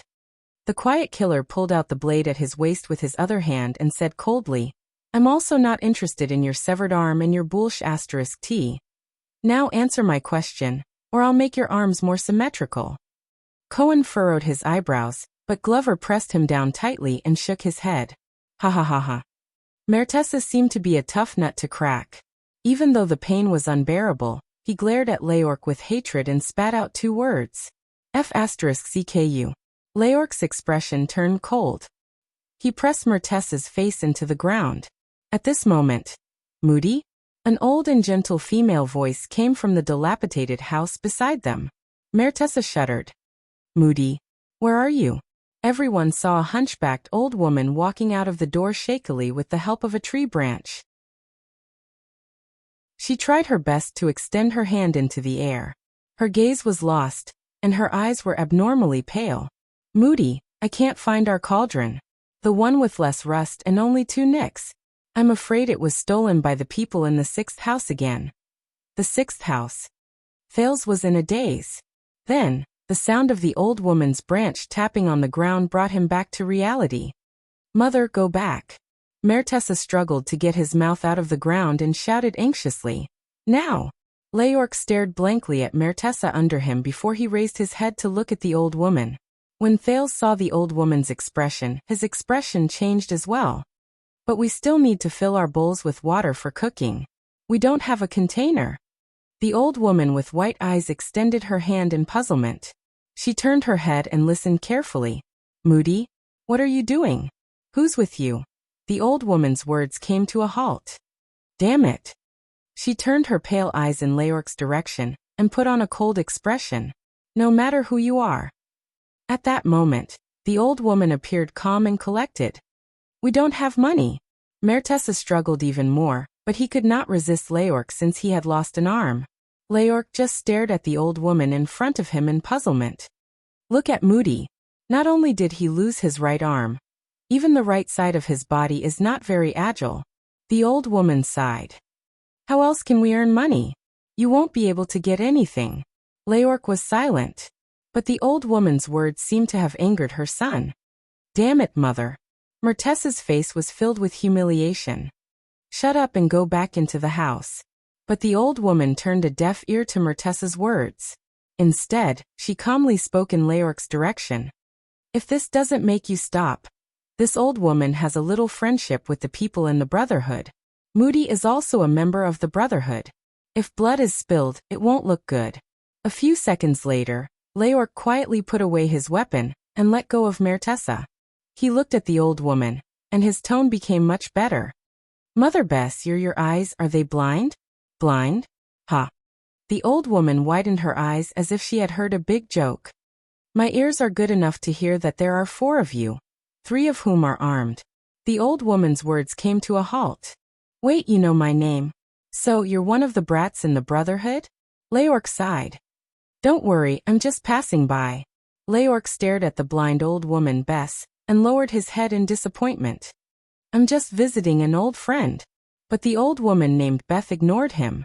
Instead, she asked her son. What's wrong? Instead, she asked her son. Moody. I'm fine, mother. Mertessa, who had escaped, sat on the ground and panted angrily.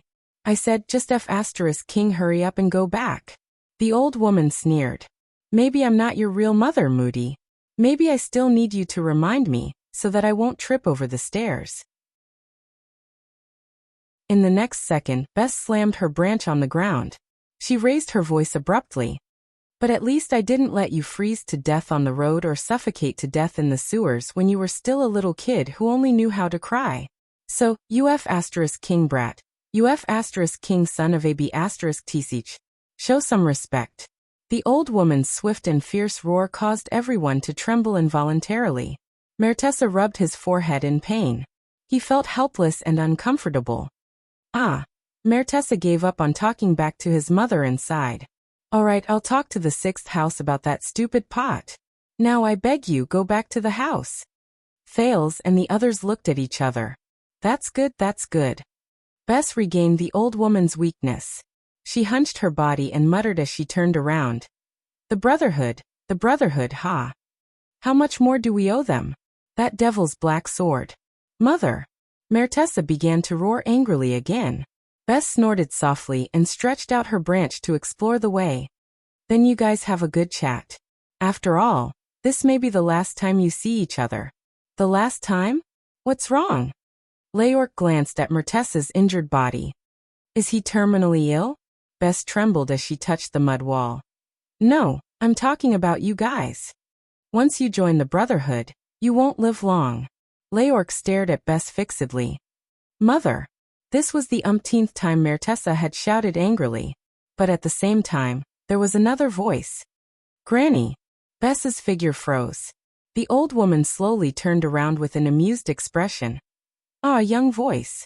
It's crisp, powerful, and changing. 15 years old at most. Thales walked forward and stared at the old woman. You said that your name is Bess? The blind old woman turned her head and sniffed a few times in Thales' direction.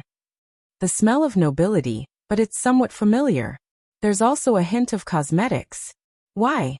Did you just come back from Red Street Market? But Thales ignored her words. You said that you're a member of the Brotherhood. Thales stared at Bess's face. Why have I never heard of you? Bess opened her mouth and laughed hoarsely. Maybe it's because you haven't grown hair down there? Glover and Cohen had strange expressions on their faces. The old woman's expression immediately became stern. She raised her voice in Thales' direction. And your little chick is still as soft as a caterpillar, and can't get hard on its own? Impolite little brat? Mertessa said in pain. Mother. Enough. Bess snorted coldly. Her white eyes were lifeless, but they sent chills down people's spines. Little brat, go find Morris in this neighborhood, and ask him if he's heard of the black-hearted widow Bess. And ask the other ungrateful brats in the Brotherhood how many of them have not been spanked by me. Thales was silent. I see. He looked at Bess's face quietly, searching for a memory that flashed through his mind when he was young. He grinned. Thank you. I'll keep that in mind. Mother Bess. Thales repeated Leorc's name. It's best not to, the old woman said coldly, unappreciative. This old woman would rather have some peace and quiet. She slowly but skillfully stepped over the pit on the ground and disappeared behind the wall. leaving behind only her swift and fierce voice. Moody, don't forget that pot. Thales quietly watched the old woman leave, as if he had returned to the past. The moment when he remembered the events of this world for the first time. Look at you, brat. Cry. Damn it. Why don't you cry? Don't be an idiot. No, it's better if you're an idiot. I'll be less worried. At that time, her voice was not so old, but it was as rough and ear-piercing as it was now. You have to call me Mother, Bess. Mother, do you understand? Even if you become successful in the future, I'll still be the one who raised you. Little brat, may the god of the underworld take care of you as soon as possible, so that you don't cause any trouble. At that time, Mother Bess's face was full of disgust, but there was also a hint of reverence. All right, Thales, this is your name. Don't mind it. I know it's not nice, but I didn't give it. It's okay. I'll raise you until you're old enough, and I'll be free. I won't have nightmares all day. At that time, the Brotherhood's nursery nest was dark, narrow, damp, and simple. All right. Hurry up and take him away. I don't want to see him again in this life. Why?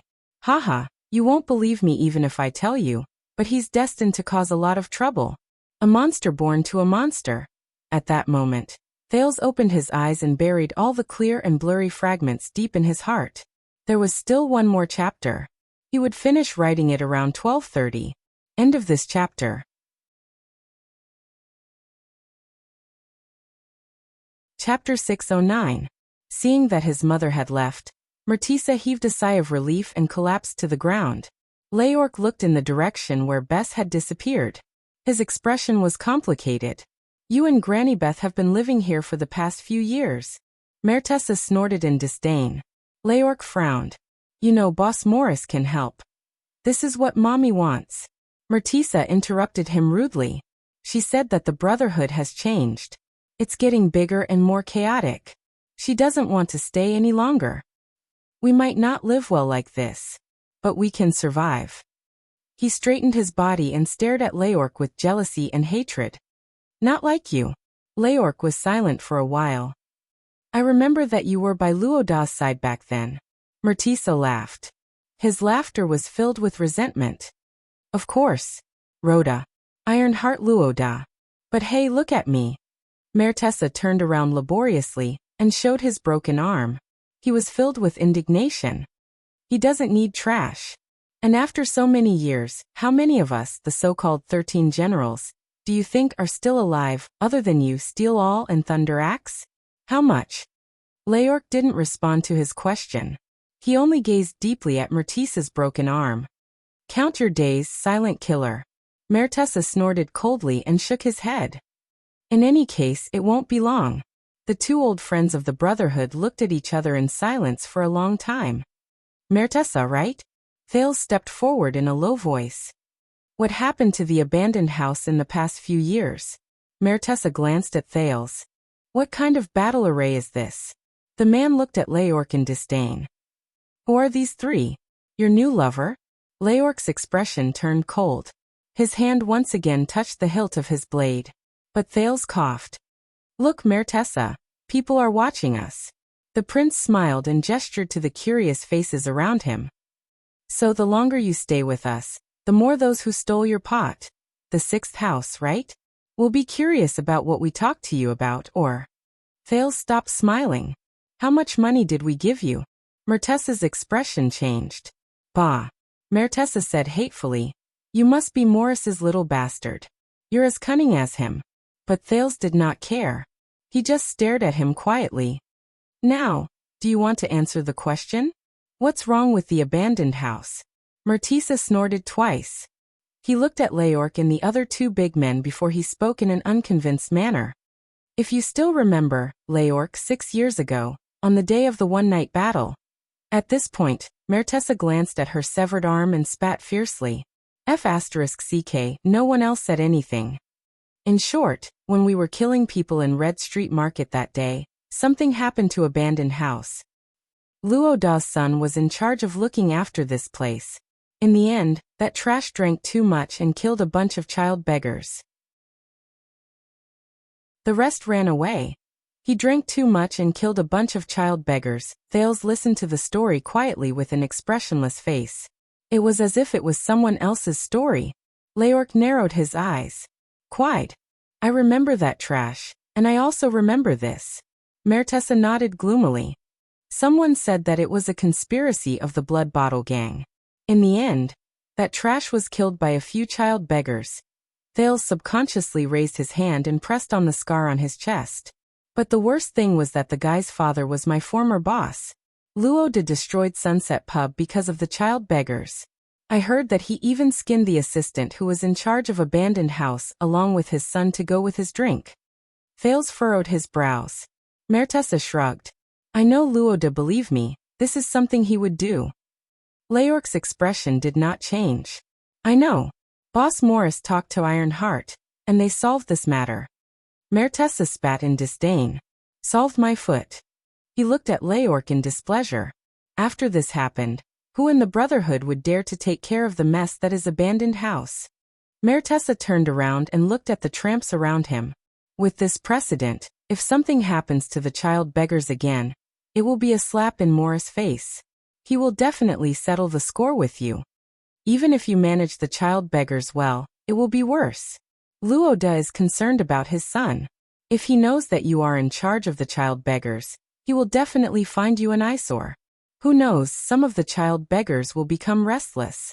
Just like what happened to Quide, they will slit your throat when you are drunk. Mertessa laughed mockingly. He sounded like he had given up on himself. With this, the only people who are willing to come to abandoned house will be the old, weak, sick and disabled. Mertessa. Leork hesitated for a moment. You. Mertessa spat in disdain. His tone was filled with pain and disdain. Do you know what is even more interesting? Luoda has always believed that his son's murderer has not been caught, so he asked me to guard here and wait for the child beggar to walk into the trap. Look, this is a good reason. It is a good excuse to throw away trash. The last sentence was almost shouted out by him. Walk into the trap. Thales subconsciously raised his head and looked at Mertessa again. But Mertessa did not care how his words related to the person in front of him. He only laughed self-deprecatingly. You see, people like us. Heh, we are sloppy and do nothing. We open the door at dawn and lock the door at night. Over time, the child beggars gradually become naughty and lazy. Many of them run away. Even the street business is not profitable anymore. Mertessa said gloomily. The new thugs are even more unwilling to come. We have just taken over Red Street Market.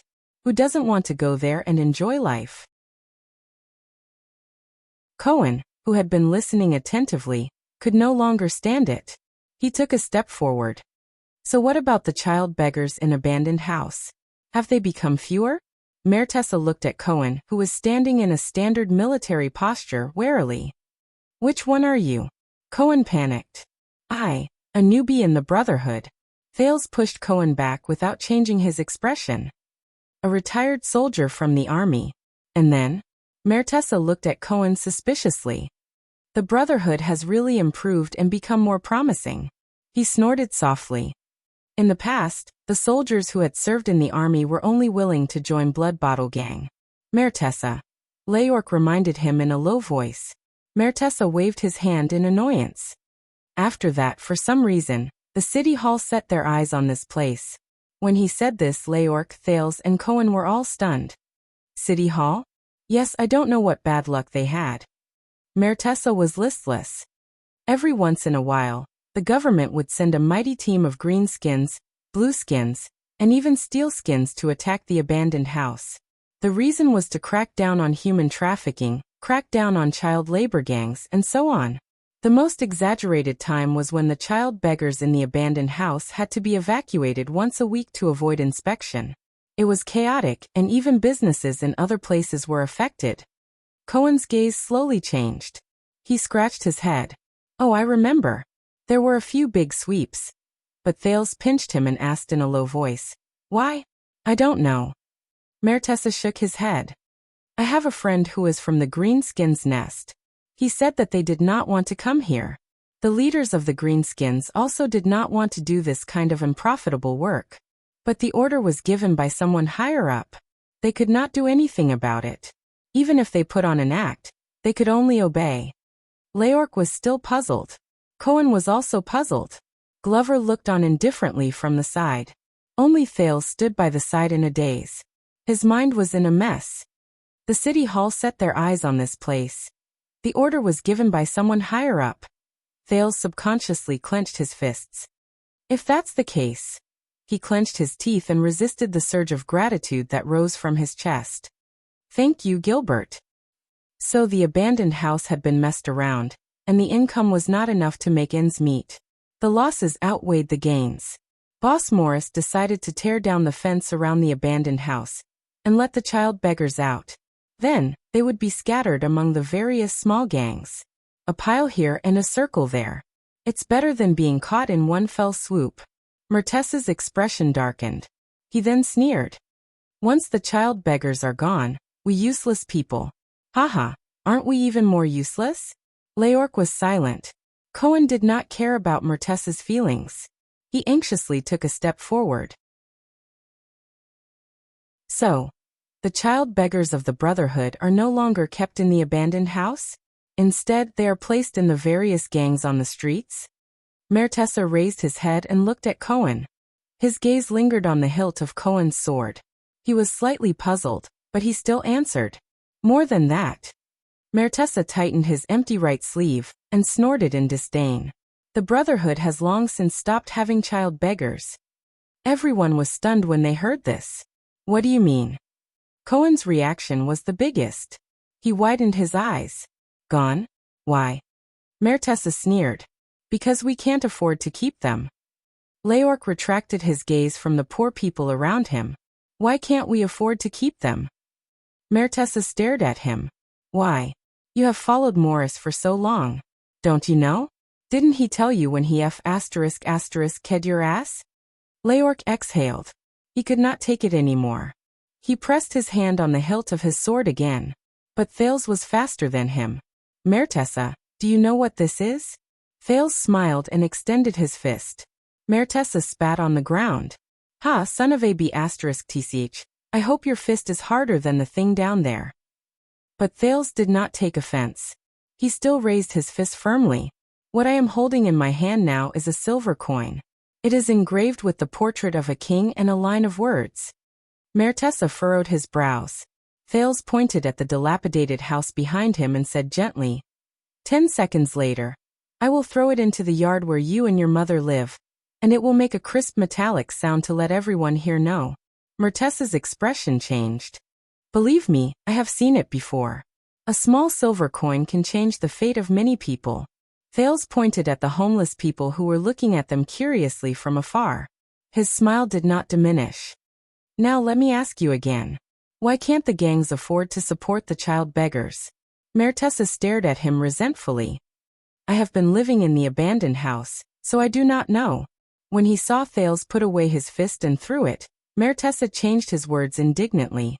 But I heard from the people on the streets that in recent years, there is a newcomer in the gang. Thales was stunned. A newcomer? Yes, the people call him, Mertessa said nonchalantly, stupid police officer. In that second, everyone was stunned. Everyone looked at the same person. Mertessa didn't care about their abnormal behavior. He continued to speak. He continued, the people on the streets say that the guy is not very smart, but he is very energetic. I heard that he often causes trouble on the streets, especially when he takes care of the child beggars. He is often served in jail. Even when he sees children helping their parents set up a stall, he will rush up and interrogate them for an entire day. Even the child beggars are annoyed by him. Thales' breathing quickened. He slowly turned his head. Cohen stood where he was in a daze, listening to Mertessa's words. A few gangs want to get rid of him by hitting him with a stick or something, but that son of a b*tch is 2f* king good at fighting. He has been beaten black and blue a few times. He can't even walk steadily, but he still patrols the streets as if nothing happened. Mertessa sneered and shook his head. There are also people who want to take the path of the inner circle of the gang, slandering him and bribing him with dirty money. But no matter what, that son of a b*tch really has a screw loose in his head. He is a complete idiot and is impervious to everything. Over the past few years he's been complained about, reprimanded, punished, suspended, locked up, and punished countless times, but he's still ignorant and hasn't learned anything. Once he's reinstated, he's still running around on the streets as fast as he can. He just keeps stirring up trouble. I heard that a few gangs lost their minds and decided to kill people, but there was no news. I guess they were stopped. Are you kidding me? You want to kill a gang in Eternal Star City? Do you really think the police station is a pushover? Mertessa laughed as he spoke, as if he was talking about a joke after a meal. Glover looked at Cohen in surprise, and Leork also frowned. But Cohen stared blankly at Mertessa. For a moment he was absent-minded, and his breathing was irregular. Fales had no choice but to bump his arm. A few years have passed. The subordinates of the Brotherhood, the small gangs responsible for looking after the child beggars, are almost in tears. Every one of them is miserable. It's difficult for them to even do business on the streets, let alone earn any income. Cohen swallowed hard. Such a gang will either split up because they can't make a living, or fall into the hands of that stupid cop and end up in jail, or switch to other businesses. Wouldn't it be more profitable to be an escort at the West City Gate and deal with outsiders? Or to keep an eye on the brothels at Red Street Market and deal with fat sheep? Isn't that better than raising kids to beg for money, sell their skills and run errands? Fales did not speak. He just stood there and took a deep breath. So now, it was Cohen who spoke. His lips trembled, and his voice was tense. Now, yes. Mertessa's tone became gloomy. Now there are so many streets around here. No one is keeping child beggars in captivity anymore. At least I know of none. It's all thanks to that stupid gang. The child beggars you meet now are either running around on the streets on their own, or working for their parents at home. You have to be on guard against them. What if one day that idiotic police officer comes to shop again? Bro, what's wrong? Why are you crying? Mertessa looked suspiciously at Cohen, whose chest was heaving up and down. Cohen closed his eyes and waved his hand. He turned his head to the side so that no one could see his face. Only his shoulders trembled slightly. It's nothing. Fale's expression did not change, but he felt complicated. He has a friend who was also tricked by that stupid gang, so he's a little agitated. Cohen hid his face in his sleeves and nodded in resignation. Glover handed him a handkerchief without any expression. Cohen took it and started blowing his nose without another word. Mertessa put on an expression as if he was looking at an idiot. He frowned and looked at Cohen. Wait, Leork said unwillingly. The Brotherhood no longer keeps child beggars. If the Brotherhood doesn't raise beggars anymore, what about our street intelligence? What about new blood? Mertessa chuckled. Who knows? But it's only when we run into trouble that we secretly give the child beggars some money to work for us. Things like running errands, catching sheep, acting as lookouts, sending messages. As Mertessa spoke, he looked indignant. That's right. Over the years, you've gotten Red Street Market and a large number of territories from the Blood Bottle Gang. You don't even have enough manpower to collect protection fees in these new territories. Who would care about the child beggars? In the past, the Brotherhood was suppressed by the Blood Bottle Gang to the point where they could not raise their heads. But now look at you, the awe-inspiring Leork. You beat up the Red Turban until they covered their heads and scurried away. Those who want to join the Brotherhood can't even wait in line. Mertessa laughed loudly. His laughter was desolate. Who the F***CK has the time to care about useless people like us? Who the F***CK cares? The air was filled with Mertessa's maniacal laughter. Leork was silent for a long time. Mertessa was done laughing. He quietened down. Now who else has a question? Cohen was still rubbing his face.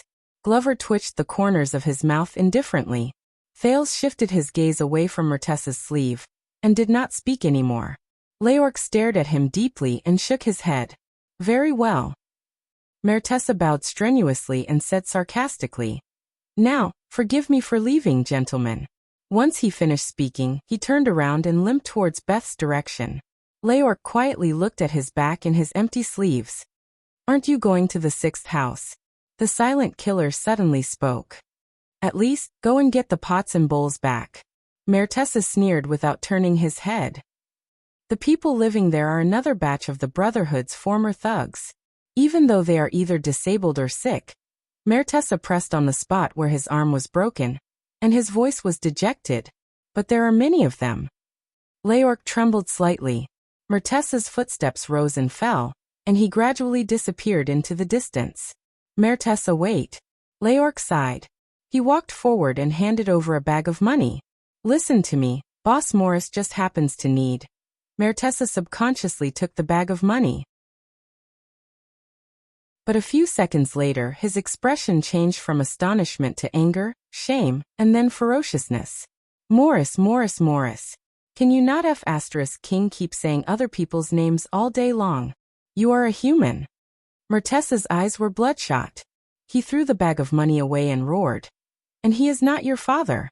Mertessa's violent reaction startled everyone.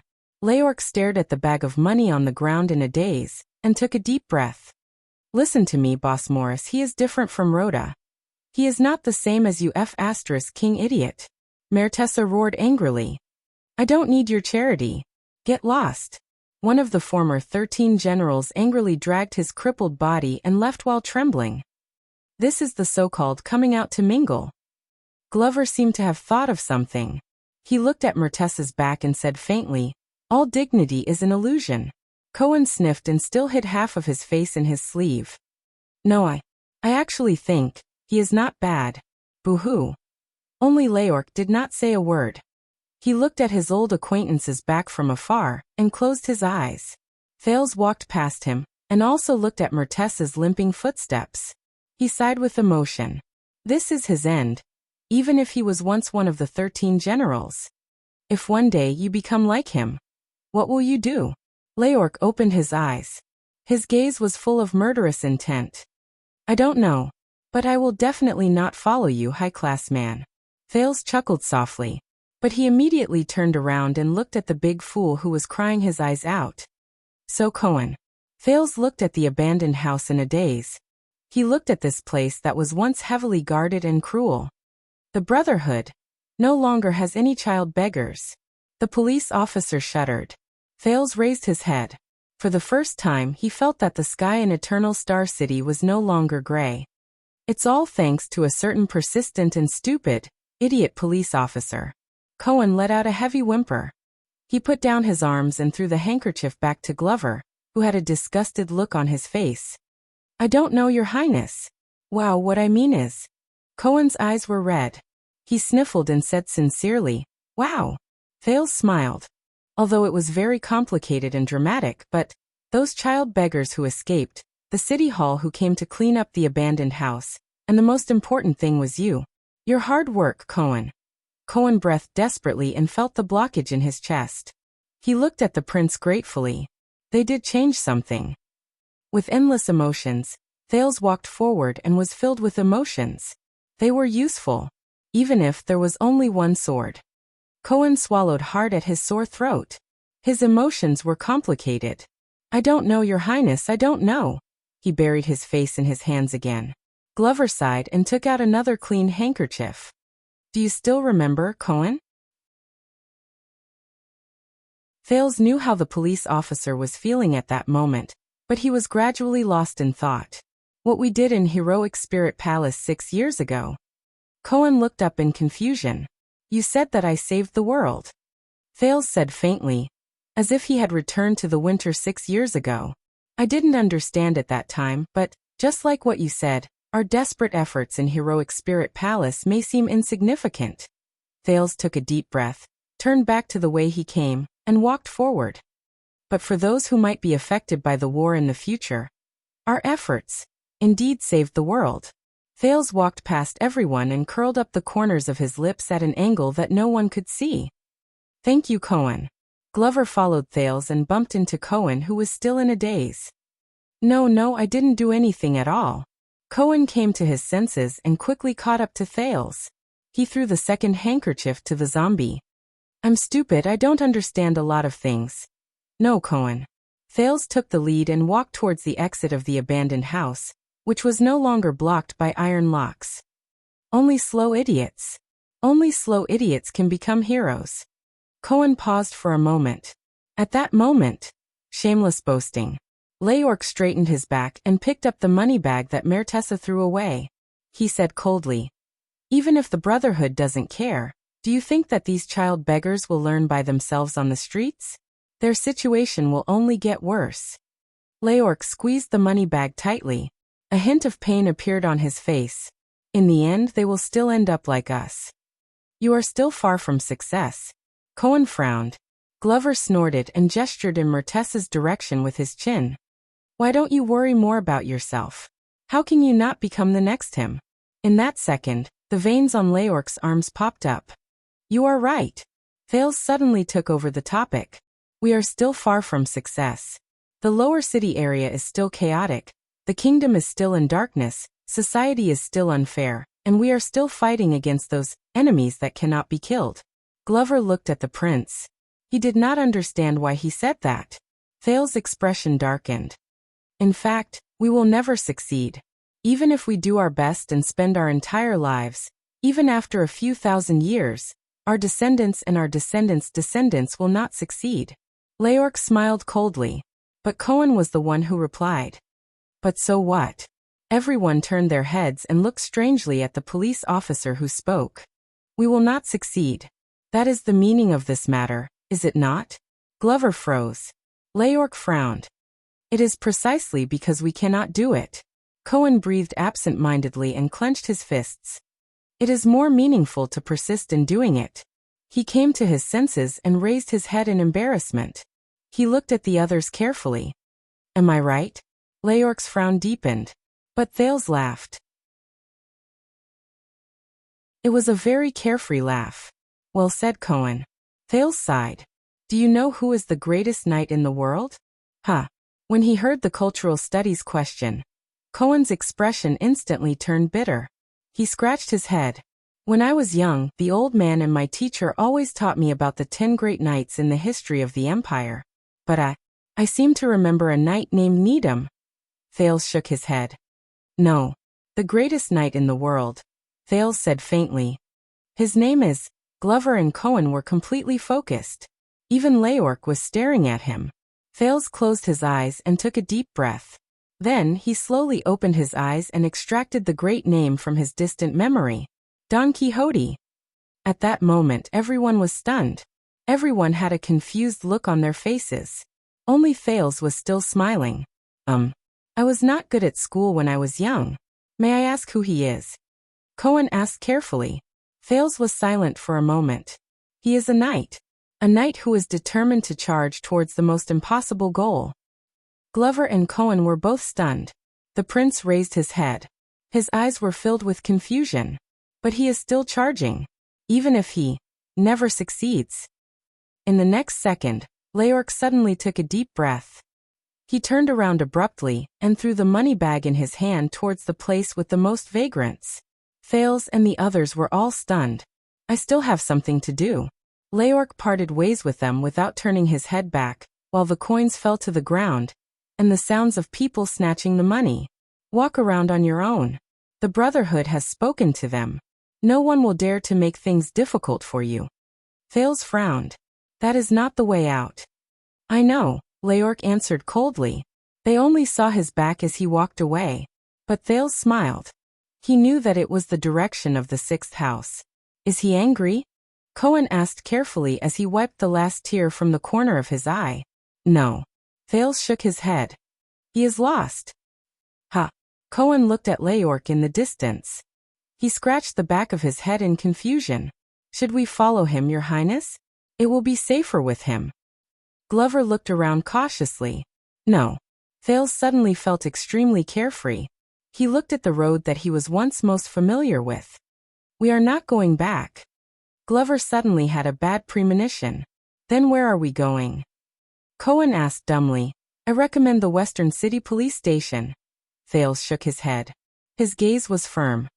"Renaissance Palace." Glover frowned. "What for?" Thales stopped in his tracks.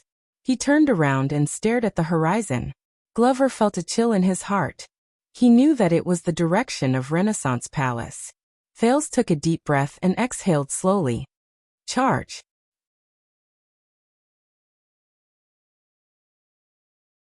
Chapter 610. Eternal Star City, Twilight Star District. Your Highness, Waya, please wait. Glover avoided a cart that was pulling goods and hurriedly caught up to Thales, who did not stop walking. Forgive me, but have you thought about what you want to do? Cohen followed closely behind him. Perhaps because he knew that his work was meaningful, the police officer was in a good mood. Don't worry, that's Ty. Waya. Just like in Extet, he has his own ideas. We just need to obediently do as he says. I haven't thought about it yet, Thales suddenly said. Cohen instantly choked. Thales did not even turn his head. He only cared about moving forward. By the way, I haven't thought about it yet when I was in Extet either. Cohen blinked and watched the princes back in a daze. Glover sighed. Your Highness, forgive me for being blunt. He caught up to the teenager. No matter what we want to do, we might as well follow Lord Mallow's suggestion and inform Madame Gines first. Mallows. Thales remembered something and stopped walking. Glover and Cohen stopped. Thankfully, they did not bump into the teenager's back. They then realized that they were standing at the crossroads at the corner of the street. They were facing Renaissance Avenue, which ran from the north to the south of the kingdom. Turning right was the way back to Mindy's Hall. As for turning left, zombies, Thales said. Commodore said that Mallows made arrangements before we entered the palace to find a reason to send you out of Mindy's Hall and fetch me outside the palace? Cohen looked up in confusion. Mallows? Oh, the big brother we met in Mindy's Hall last time? Glover ignored him and nodded without hesitation. His Grace said that the matter at the banquet is not a trivial matter. After you enter the palace, any accidents can happen. He must consider the worst-case scenario and leave some useful manpower for you, so that you will not be alone and helpless, and we will be at a loss without a leader. Thales was stunned at first, then he smiled. That guy, although he goes against me every day, he still has some redeeming qualities, right? Glover nodded cautiously. Before he became the watchman, His Grace was the herald of the command division. He was in charge of delivering Guard Captain Adrian's orders to each division. Most of the time, what he said was the guard captain's will. Thales snorted softly. Yeah, that guy looks like. He knows a little bit about everything, but he also hides a little bit about everything. As expected of the watchman, Thales sighed in his heart. Zombie, how long have you been in the Royal Guard? Glover was stunned, but he instinctively replied, I'm still inexperienced, Your Highness. Not even 6 years. With complicated emotions in his heart, Thales' gaze pierced through the passing carriages and pedestrians. Through the gaps between their figures, he looked towards the end of the road. Under the setting sun, the towering and heavy dark pyramid stood silently. It was like a huge lock that descended from the sky, firmly pressing down on the heart of Eternal Star City. And even the entire constellation. What about Mallows? Glover's expression became stern. Lord Mallows is one of the first batch of royal guards to be reorganized after His Majesty Kessel was crowned. For more than 10 years, the new guards have come and gone, but his lordship has always been there. Thales nodded thoughtfully. So 18 years. So he has already surrounded Renaissance Palace and served beside the throne for 18 years. That's why he can be so skilled, so indifferent, so calm, and so far-sighted. Under the hood, Thales stared at the dark and deep ancient palace. Regardless of whether it was stopping me from showing my face in public when I entered the city, dealing with the situation at the royal banquet, or making arrangements before disaster struck. It seems that this is his instinct, his normal way of life. He has seen through it, adapted to it, and is used to it. He deals with it as it comes and accepts it. Just like a veteran actor who is used to a stage and a play, he repeats similar lines countless times. Cohen, who was out of sorts, stared at Renaissance Palace at the end of the road in boredom. He did not bother to hide his yawn. It's already evening. Thales suddenly spoke and interrupted him. Do you know what we are facing now? Glover frowned. Thales sank into deep thought. Thread. Glover and Cohen were both stunned. Thread? Thales nodded. Yes, just like in puppet shows, the strings on the idol's body have 2 ends. One end is over there, and the other is over here. It involves me, Mallows, and everyone else's every move. Thales stared at the thick and heavy pyramid in the distance, lost in thought. When he was young, the palace was like a layer of clouds floating in the sky. Although it could not be touched, it always made people look up and stare at it. Now, when he could really touch it, Thales slowly stretched out his left hand, bent his thumb and forefinger, and slowly trapped Renaissance Palace in his sight between his fingers. At that moment, it looked exquisite and delicate, as if everything was under his control. However, no matter how he retracted his fingers, all Thales could feel was the rustling autumn wind that blew past his palm. It left no trace behind, only a chill, just like in Dragon Cloud City, Bladefang's camp, and the Prison of Bones. The teenager frowned. In everything that happened, there was always a thread that pulled everything together, and in the end, it gathered into a torrent that surged forward. Cohen listened in a daze until he caught hold of a term he could understand. What? You went to the Prison of Bones? That place where you can only enter but not exit? Following Thales' movements, Glover looked at Renaissance Palace in the distance, and he became alert. Thread. You mean whether it was the accident at the banquet or the disturbance today? You were used and manipulated by someone? Cohen glanced at the zombie, and he became equally alert. What banquet? What accident? What disturbance? Thales shook his head gently. No. Based on past experience, as long as I understand where the thread is, see through it, grab it, and split it open, I can see the exit of the maze, even if there is another maze behind the exit. But Thales' expression became even more solemn. But this time, the teenager said solemnly, this time is a little more special. He stared at the tiny Renaissance Palace between his fingers, and he felt that it was becoming more and more illusory and distant. Glover listened attentively, but did not speak. In the next second, the golden setting sun passed through the gaps between Thales' fingers, illuminating the scar on his palm that was difficult to remove because of the many cuts he made. When he thought of this, a dull pain came from his palm, replacing the illusory chill. It's not so clear, not so specific, and not so direct. The end of the thread at the other end is not even a person. Sometimes, I even feel that everything is just my imagination, and there is no thread at all. Thales put down his palm and exhaled. But that's not the case. The thread still exists, but because there are too many of them, too thick, too dense, and tangled together, I can't start, and it's hard for me to detect them. Cohen was in great pain as he listened, but when he saw that Glover was also puzzled, he immediately felt much more at ease. Because a long time ago, I only needed to solve a single thread. Thales' eyes were burning.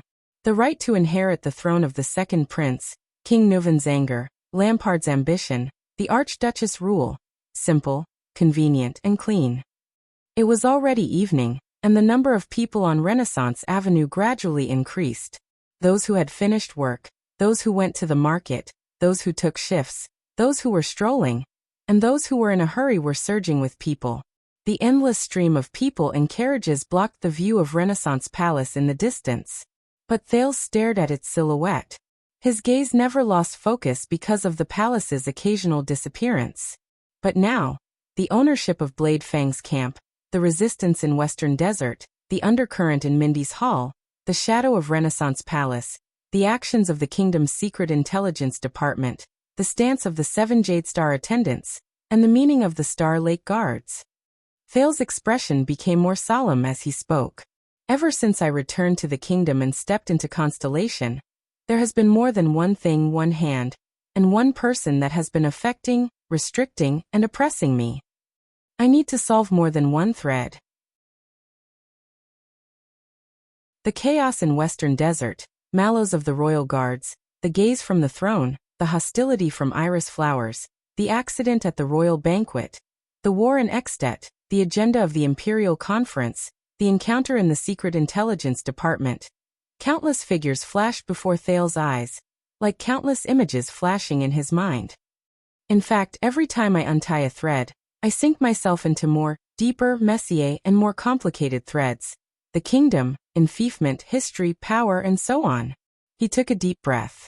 I don't know when it started, but what I had to face was no longer just threads. Instead, it was an entire net formed by countless threads. The moment he finished speaking, Thales suddenly felt that the illusory silhouette of Renaissance Palace in the distance began to change. It was as if it had walked out of a painting. The edges and corners were so distinct that they seemed tangible. Glover tried hard to understand the prince's words. Cohen was drowsy from listening, so he decided to let his mind wander. That's why it's ethereal and mysterious. It's empty and formless, and its form can't be seen even in the clouds and fog. But it's also more oppressive and suffocating. The worst thing is that it's closely following my every move, word, and thought. Thales stared at Renaissance Palace in front of him. He felt that the oppressive and tangible feeling became clearer, as if it had a sharp blade, and it made him feel uncomfortable. Under its shadow, I'm no longer the me I know, and I'm no longer the Thales Jadestar who survived in the northern wastes. Every move I make is tightly controlled by it. I can no longer freely make decisions without any worries. Thales touched his heart. But when I draw my sword and look around, I'm at a loss and confused. I don't know where I should slash. Thales exhaled, but his gaze became more determined. Net. Forgive me for being slow, Your Highness. Glover shook his head. I don't quite understand. Ha, you don't understand. Cohen snapped out of his daze and was instantly overjoyed. Thales gave him a sidelong glance. You understand? Cohen was stared at, and his tone instantly became awkward. I am very good. Thales raised his eyebrows. I knew you understood. Cohen's expression froze on his face. What a pity, Thales sighed and said. Others don't understand. Glover looked at this and that. He was completely at a loss. It's okay. We understand, and that's enough. Thales patted Cohen's shoulder with a gratified expression. In response, Cohen could only force an awkward but polite smile. A few seconds later, Thales snorted and laughed heartily. I'm not joking anymore. Actually, everyone has experienced that feeling, but most of the time, we don't realize it. Thales' tone became serious. For example, you zombie. You come from a noble family and serve on the throne. But you've been through many hardships in the past, and you're covered in mud. The two of you are entangled with each other. Every time you try to reach out to one of them, the other will roll back like a wave, suffocating you. Glover's expression changed slightly. And you, Cohen. You're alone on the battlefield with only a sword, and you overcome all obstacles. But at the end of your journey, you realize that what you have to face is not just crimes and order, but everything in Lower City District. Cohen was stunned, and he fell into deep thought. Just like me, what you face is an entire net. Thales let out a long sigh and turned around again.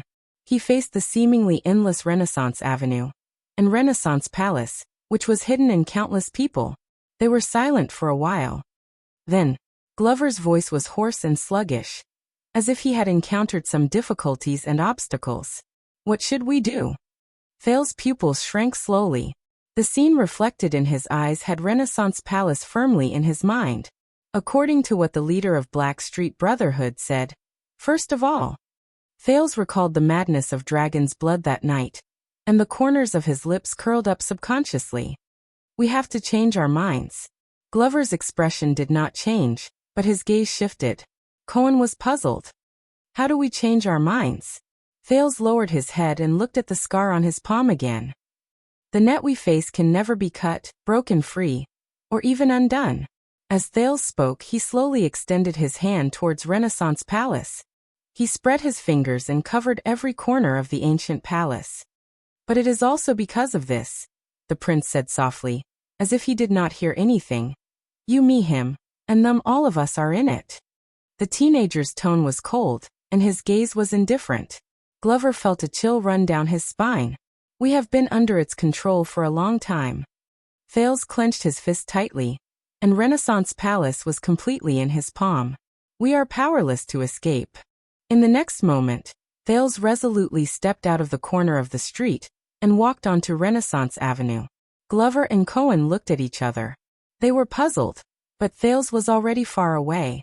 They could only chase after him. At this moment, why? The three of them turned their heads at the same time and saw another cloaked figure hurriedly catching up to them from the other side of the road. When the other person came closer, Thales saw his face clearly and said in surprise, "Commodore, you're awake." Gianluca Commodore, the second-class protector of the Royal Guards who was taken down by Cohen and Glover in Laurel Club, panted and trembled in excitement. He looked as if he had just survived a desperate situation. "I was scared to death. When I woke up, all of you were gone. There was only a man who was pulling down his pants." Cohen frowned and looked at Glover. The latter was expressionless. Commodore's eyes were filled with tears. "I went back to Mindy's Hall. All of you were not there, so I went to Renaissance Palace. The guards also said that all of you did not come, so I could only run to Eastern City District to call for help." Commodore suddenly saw Cohen's figure, and he instantly gritted his teeth. "Hey, you're that bastard." Cohen was shocked. He quickly pulled down his hood. "Ahem, Lorbeck, I am Lorbeck Dara." Lorbeck Dara. Commodore muttered this name, and his expression suddenly changed drastically. "How dare you?" He grabbed Cohen's collar. "How dare you pretend to be Western City Police Station's Director Lorbeck?" Cohen, who was at a loss for what to do after his identity was exposed, lowered his head and leaned forward. "Let me tell you, I am an inner-city police officer. I know the internal affairs of the police station very well." Thales felt a headache coming on. He coughed. "Caribbean. This man is the heir of Walla Hill and Sword of the Twin Towers, Cohen Caribbean. He is now a police officer in the capital." Commodore was stunned. He spent a few seconds thinking about the meaning of this name. Oh, so it's young Master Caribbean." The protector instantly became as enthusiastic as fire, and he smiled like a flower. He loosened his grip on Cohen's collar, and in a very natural manner, he adjusted Cohen's clothes. "What a coincidence. I was once a police officer as well. We are in the same profession. It's a misunderstanding. If I knew that you were visiting in secret." Cohen stared at him in a daze. He could not react to the situation. However, in the next second, another sobbing voice traveled into their ears from afar. "Your Highness." The few of them were shocked. Another man in civilian clothes moved stiffly towards them with a limp.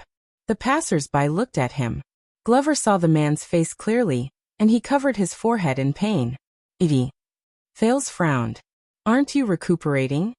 The first-grade protector beside Thales, Danny Doyle, pounced on the teenager with sparkling eyes. "Yes, Your Highness. But Commodore came to my house to look for me. I heard about what happened in Mindy's Hall." Silence. Glover pulled Doyle up rudely and dragged him to the corner of the street. At the same time he looked around vigilantly and whispered, "Waya. His Highness' current alias is Waya." Doyle was stunned for a moment before he reacted. Okay, Waya." Commodore didn't make it clear. He said that all of you went to look for a woman, but you found an androgynous one. Then a strong and tough man came. Then he fainted from the pain, and all of you disappeared. Hey, Doyle. It's been a long time. Cohen happily appeared beside Doyle and slapped his back. "Arg." Doyle screamed in pain and pounced into Glover's arms. "Huh. What's wrong with you?" Cohen stretched out his hand in confusion. He looked puzzled. "Why do you walk like a duck and explode with just one slap?" Doyle endured the pain in his back and laid on Glover's body. He turned around to take a look. "What's going on?" Doyle's face was contorted. He pointed at Cohen with his thumb angrily and asked Glover in a low voice, "Why this guy?" Glover pulled Doyle off him without batting an eyelid. "You know, His Highness, the fool beside Waya has applied for leave. We couldn't find another fool, so we could only use him as a substitute." Doyle groaned weakly and immediately became puzzled. "Oh, the fool's substitute. Wait, who's the fool who applied for leave?" Glover pursed his lips tightly. "Hey, both of you." Cohen waved his hand indignantly at the side. "Don't speak ill of me behind my back. I can't hear what you're saying." "I hear. Yes. Yes. Did you hear?" "I can hear. Did you hear?" Glover shrugged at Doyle. Doyle frowned and looked at Cohen, then at Glover, who had regained his cool. In the end, he lowered his head and sighed. "All right, so be it if he's a fool. Perhaps I'm really one." Doyle helplessly patted Cohen's shoulder. "No matter what, thank you for taking my place and serving His Highness." This time it was Cohen's turn to be surprised. "Huh. What's wrong with you today? You're a little different from usual. Why aren't you talking back?" "It's nothing. It's just that before I do something." Doyle tightened the clothes on his back and grimaced as he smiled bitterly. "You have to weigh the scales first." Once he said that, Glover could not help but look at him in a different light. "What the F***ck?" Cohen looked at Doyle in surprise. "Playboy. You've grown up." Doyle returned him a melancholic smile. So Cohen was pleased. Without holding back, he slapped Doyle's back again. Listening to Doyle's screams and watching their reunion, Thales curled up the corners of his lips. He suddenly felt that today was not so bad after all. But at that moment, a faintly discernible strange feeling surged in his heart. Thales subconsciously turned around and looked at the crowd behind him. The moment he turned around, the crowd on the street suddenly became restless. "It's so noisy behind. What happened? Was there a car accident?" The other members of the Star Lake Guards also noticed the commotion and turned around. But the commotion quickly changed its tone. The whispers of the crowd spread into panic. "Quick, dodge it. Whose horse is startled? Why did it suddenly go crazy? Who can hold it back?" Thales' expression changed. The strange feeling was getting stronger. The next moment, a huge black shadow appeared on the street and charged out of the crowd. It was getting closer and closer to them. Glover, Cohen, Doyle, and Commodore also saw this scene. Their expressions changed. "It's charging over here. Run!" The panicked whispers turned into fearful screams. The people on the street dodged the black shadow and scattered in all directions. The movement of the black shadow was so great that it stirred up countless strong gusts of wind. It enveloped Thales and his group. Its speed was very oppressive, and it reached them in an instant. "Be careful." Before Thales could react, Glover pounced on him and pinned him to the ground. "What the?" Before Doyle could finish his astonished words, he was also pinned to the ground by Cohen and Commodore. Thales could only feel the huge black shadow sweeping past the top of his head. It brought along strong gusts of wind that were as sharp as blades, causing their cloaks to flutter continuously. And the strange feeling reached its peak. Thud. Thud. The black shadow landed on the ground behind them. It turned into rhythmic footsteps and gradually moved into the distance. "Your Highness, are you all right?" Glover got up in a disheveled manner. "Damn bastard." Thales, who once again received the Royal Guard's VIP service, spat out the dust in his mouth in pain. He only had time to poke his head out of the zombie's bosom. Doyle pushed away the two men on him. He grimaced in pain due to the double pain of being whipped and falling. Where did this beast come from? How dare it offend the royal family? Damn it, it's back! Thud, thud, thud, thud. The hurried sounds of horse hooves rose again. Everyone was shocked again. The huge black shadow in the distance turned around and charged towards them again. "Which idiot's horse is this? Galloping in the middle of the street, see if I don't cut him." Cohen rolled up his sleeves angrily. No, a normal frightened horse would not be so persistent. It might have been drugged, and is specifically charging towards your highness. Commodore analyzed cautiously. "Hey, stop talking. Someone come and pull me up." This came from Doyle, who was groaning in pain. Glover's ruthlessness was aroused. He jumped up, gritted his teeth, and drew his sword. "Kill it." "Wait a minute." But Thales suddenly extended his hand, pressed down on his sword, and stood up. The teenager took a deep breath, took a few steps forward, and opened his arms towards the black shadow that was charging towards him. Glover subconsciously extended his hand to stop the prince, but he did not manage to grab anything. Everyone sucked in a breath of cold air. With lightning speed, the black shadow swept up the dust and charged towards Thales. No, no, no, no! Doyle was terrified when he saw this. In the next second, the black shadow's hooves stomped on the ground continuously. It slowed down drastically and stirred up a lot of dust. Before the dumbfounded eyes of the crowd, the black shadow turned from a rapid gallop to a brisk walk, then to a normal gait. In the end, it arrived in front of Thales with small, elegant steps and lowered its head obediently. "Beautiful. You didn't bump into anything. Your posture when crossing obstacles is much more skillful." Thales smiled and extended his hand to stroke the black horse. Good girl. The black horse's eyes were bright, and it snorted happily. It extended its head forward and clamped Thales between its chin and neck. It rubbed against him back and forth. Yes, I know. I missed you too. Thales felt a little helpless when it hugged him intimately, but the fear in his heart turned into calmness. He gently combed the other party's mane and said in a gentle voice, Don't worry. Jenny. The Star Lake guards, as well as Cohen, were dumbfounded at the scene. This is... Doyle, you read a lot. Tell me, what is this scene? Cohen prodded Doyle in a daze. Let me. Don't touch my back. Let me think. When Doyle saw that Thales was immersed in joy and did not have time to care about their situation, he frowned and thought for a while. A new lover? Commodore was observant. He waved his hands and dispersed the curious onlookers behind the mess. Disperse, disperse, disperse. The police officer is here. What's there to see? Have you never seen a second-generation official racing, horse racing? His sternness had some effect. The crowd slowly dispersed, but it was not as fast as Glover's methods.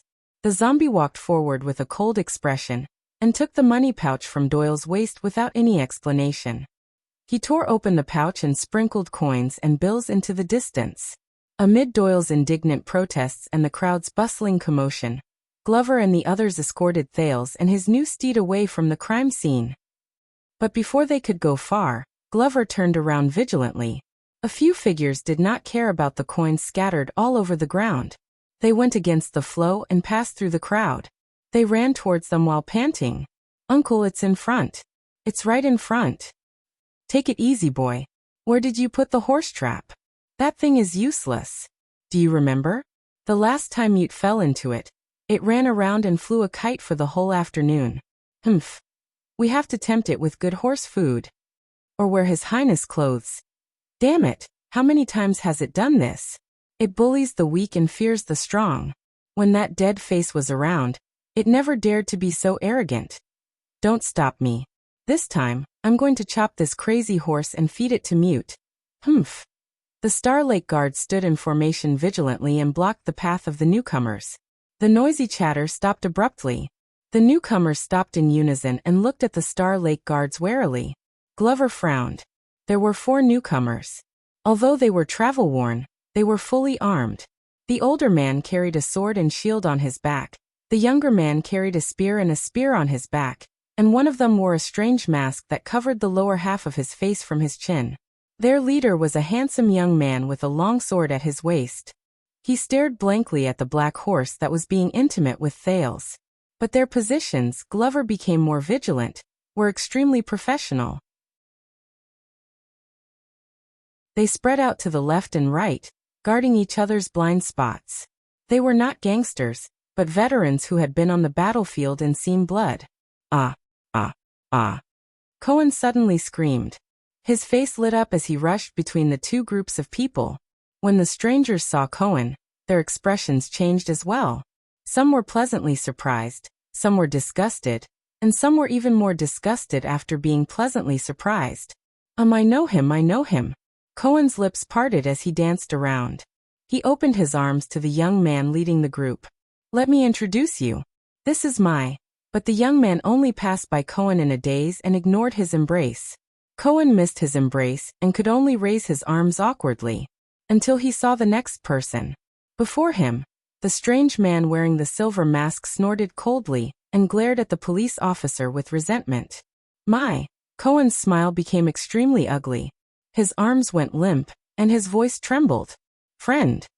On the other side, the handsome young man's breathing quickened. His chest rose and fell as he walked towards Thales step by step. His face was filled with disbelief. Your Highness?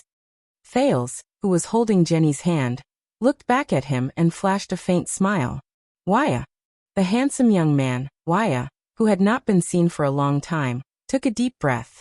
His expression changed from disbelief to ecstasy. He quickly caught up to Thales and said, Your Highness, it's you, it's really you. But Glover raised his arm coldly and stood between Waya and Thales. Waya snapped out of his daze and stopped in front of Thales. He glanced at Glover and forced himself to recall Constellation's etiquette. He embarrassedly tidied up his messy and casual expression due to the many days of traveling, and bowed in a respectful and old-fashioned manner. Thales opened his mouth, but could only say a few words. "Yes, it's me." Wyatt blinked hard and adjusted his breathing. He turned around in surprise. "I was just talking to the mute." The strange man wearing the mask snorted coldly and hoarsely and turned his head away. Wyatt ignored him. He only sized up Thales excitedly and spoke incoherently. "You don't know, when you were kidnapped in Dragon Cloud City, Uncle Jennett said that it was all your plan, but I couldn't believe it." The elderly man with the sword and shield on his back revealed a faint smile. "The Star Killer checked every single one of us from head to toe, until he returned to Dragon Cloud City covered in injuries." Wyatt was so excited that he spoke incoherently. "Until the news of your return to the kingdom came, But Thales smiled. He smiled in relief. In the next second, he stepped over Glover and the distance between the prince and the attendant. He extended his arms in a carefree manner, and under the attendant's surprised gaze, he hugged Wyatt tightly. Everyone's expressions changed at the same time. "Thank you, Wyatt." Thales pressed his chin against Wyatt's shoulder, and tried hard to stop his voice from trembling. "Thank you for coming back." Wyatt was also stunned. He looked at the prince's unseemly and sincere action, and he did not know where to place his hands. Your Highness?" Thales took a deep breath. He suddenly felt that the net he was in was no longer as thick and heavy as it used to be. You don't know what this means to me." Wyatt hesitated for a few seconds, but he still smiled in the end. He hugged the teenager in a natural manner and patted his back lightly. "I know, Your Highness, I know, just like before." "Yes." Thales closed his eyes. "Just like before." What the F***ck this time? It was Doyle's turn to be dumbfounded. He stared at the newcomer who was being hugged by the prince. "What's going on now?" Cohen sighed. When he remembered his military career, he sighed and said, "Unfinished business."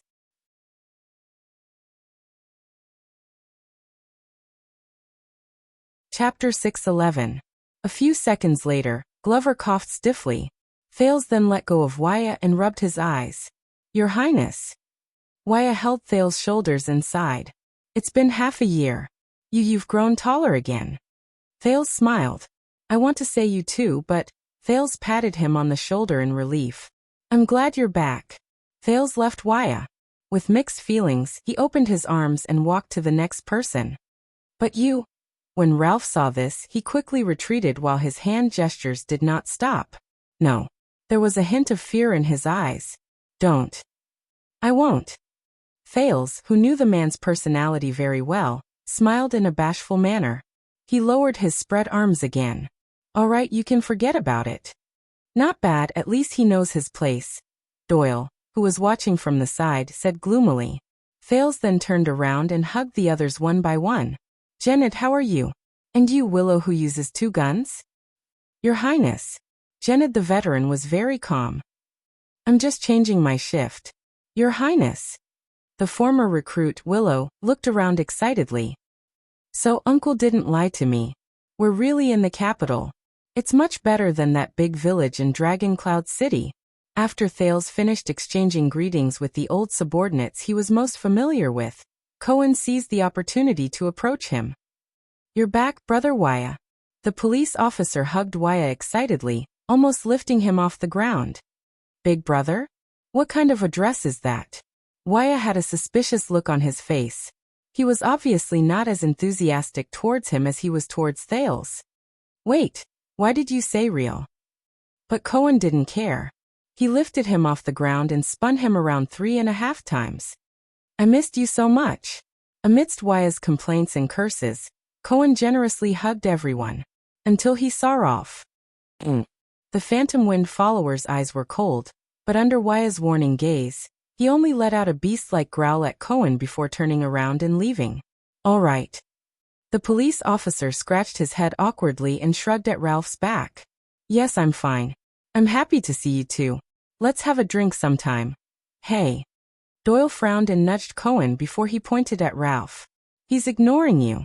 Cohen turned his head, his expression changing from an embarrassed smile to one of gnashing his teeth. I know. Glover coughed and attracted Thales and Wya's attention. Your Highness. Doyle, on the other hand, elegantly straightened his clothes, scrutinized the newcomers, and then looked hopefully at the prince. Thales snapped out of his trance. Everyone, I really want to introduce you, but now is clearly not the time. He patted Glover's shoulder and pounded Wya's chest. Let's get to know each other on the way. Doyle's hopeful gaze dimmed, and he felt incredibly wronged. Thales sucked in a deep breath and took his steed from Commodore's hands. Are you ready? Jenny whinnied happily. Thales chuckled softly and rejected Commodore's kind offer to crouch down and help him up the horse. He recalled Nicholas' equestrian lessons, and the sin of Hell's River was activated at will. He stepped on the saddle in a straightforward manner, and flipped himself up the horse. Let's go. Hence, the group of people who were excited, agitated, curious, and puzzled followed Jenny's footsteps and stepped onto Renaissance Avenue. As a protector, Doyle took stiff steps and was about to catch up to Thales' right side. But another figure had already taken a step ahead of him. Thank you, but I am His Highness' attendant. Wya walked beside Thales' horse and extended his hand to reject Doyle. His words were polite, but there was no room for refusal. It is my duty to serve by his side. Doyle's eyes widened. You are the prince's attendant? Doyle landed beside Wya and whispered in displeasure. What's your name? Wya. Doyle narrowed his eyes. Wya what? Wya. Casso, the attendant said coldly. Casso. I was wondering which. Doyle snorted softly. Then he remembered something, and his expression instantly changed. Casso. Doyle instantly became friendly and amiable. Oh, my brother Wya. I've been looking forward to meeting you for a long time. How's your father, Count Casso? Wya was not good at dealing with such enthusiasm. He could only show an ugly smile. On the other side, Ralph sneered. Wya's gaze turned cold. He turned to Doyle and said, This is Madeira Ralph. This is Madeira Ralph. In fact, he followed His Highness even earlier than I did. Ralph choked on his smile. Doyle turned his head. His eyes lit up again. Brother, you are Ralph?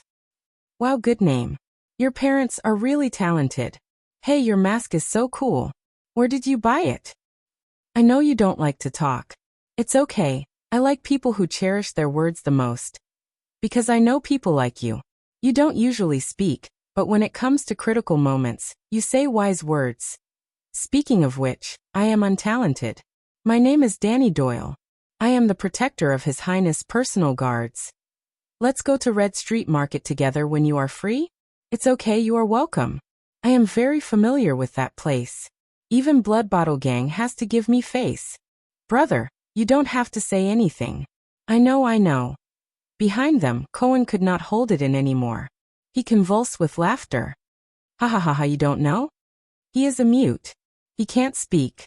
Doyle, who was disrupted, turned around angrily. So what if he's a mute? Can't a mute speak? You are Doyle's words came to a halt. He turned around pitifully and looked at the gloomy Ralph with a fawning and aggrieved look. That he. I am sorry, brother. Cohen took pleasure in Doyle's misfortune and mouthed, Idiot. But Doyle quickly thought of a way to remedy the situation. It's okay. You don't have to say anything. I understand. Doyle stuck out his thumb and patted Ralph's shoulder. He did not care about the latter's increasingly cold gaze. You are a real man. For His Highness, it is worth risking my life. So what if I become a mute? Ha. Cohen covered his mouth and laughed viciously again. What now? Doyle scowled at him. The police nodded and teased Doyle. The reason why he can't speak is because I broke his throat during a street fight. Ralph turned around abruptly. His gaze was as sharp as a knife. Cohen shuddered and stopped abruptly. He reacted and made an apologetic expression at Ralph. He laughed awkwardly. Sorry. But Doyle curled up the corners of his lips and poked the police officer smugly. I think he heard you. Cohen turned around awkwardly. He was furious. I know. Ralph snorted angrily and left the row. Damn it. Another arrogant idiot has come to the prince's side.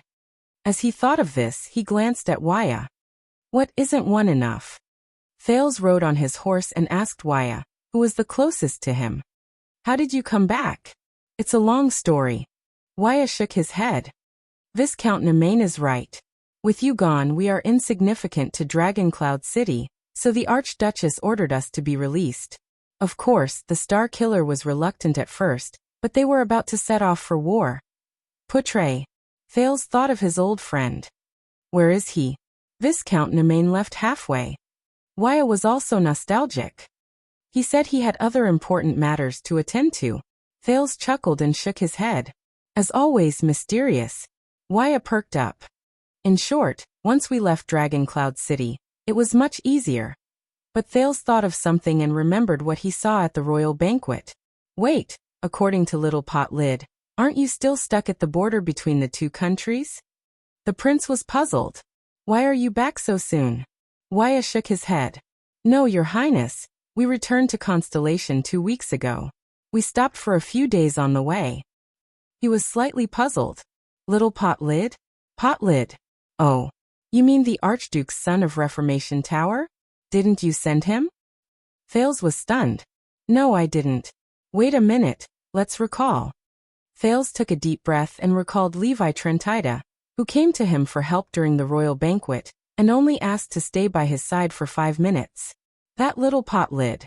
So, on your way back, you did meet Levi Trentida, the Archduke's son of Reformation Tower, right? Waya recalled carefully. Yes. We met him a few weeks ago, and he even paid for our food and lodging so that we could eat and drink before continuing on our journey. He claimed that you had entrusted Archduchess Saroma, and the Archduchess had entrusted it to him. He came to visit us on the way. The attendant asked doubtfully, Isn't that so? Thales stroked Jenny's mane and frowned. No. In fact, Levi only met me for the first time last night. He told me that you were stuck at the border between the two countries by the people of Black Sand region, and that he was trying to mediate. He came to inform you that you were safe. Thales slowly reacted. Isn't that so? Waya shook his head fiercely. No. Thales and Waya were silent for a while. So you didn't ask him to inform me. So he wasn't sent by you or the Archduchess. Both of them figured it out and exhaled in unison. Levi Trentida. What a good way to get a prince with nothing. Quite like his father. Thales muttered the other's name and recalled the other's sly and flattering smile. He said indignantly, What a deep scheme. Waya was anxious. I'm sorry, did you lose anything because of this? Thales stroked Jenny's neck and said gloomily, Yes. A few pieces of lettuce, a few minutes of chatting time, and a resume of I had a pleasant conversation with Prince Thales. Waya looked confused. But the prince immediately felt relieved. Fair enough, because I didn't really want to help him. Thales recalled Levi running from both ends and dealing with the information gap, and could not help but chuckle softly. Your Highness, how are you? After the joy of meeting again, Waya was as serious as ever and said worriedly, We heard that you were made a duke, but there was an accident at the banquet. Thales waved his hand nonchalantly. It's okay, the prince said in relief. You know it's my banquet. If nothing happens, he shrugged his shoulders and spoke his next words in his mind. Then should I still be called Thales? Waya lowered his head slowly. Your Highness, the attendant said sadly. I'm very sorry. I couldn't stay by your side and protect you. Thales looked at him and curled up the corners of his lips. No, in fact, you helped me a lot. The prince bent down and patted his shoulder, winking with his left eye. Especially your name. Waya looked up with a puzzled expression. Thales did not explain further, intending to leave the meaning of his words for Waya to ponder on. The prince raised his eyebrows and remembered something. By the way, Ida, where is she? Waya shook his head. I don't know. The moment we stepped into Eternal Star City, she disappeared. Uncle Jenned told us not to be nervous. Instead of worrying about her, we should worry about ourselves. In fact, with Lady Aida's personality, even I find it strange that she could follow us safely all the way. As expected, it's Ida. Thales sighed. That's because without all of you, she would have lost her way. Wyatt thought for a while, then came to a realization. It's okay. Thales gestured at Glover and the others with his chin. Without her, we can still get things done. I saw that your guards have been upgraded. Wyatt looked at Glover, who was still vigilant, and there was a hint of loneliness in his eyes. Especially this man. I can feel that he's very powerful. Yes.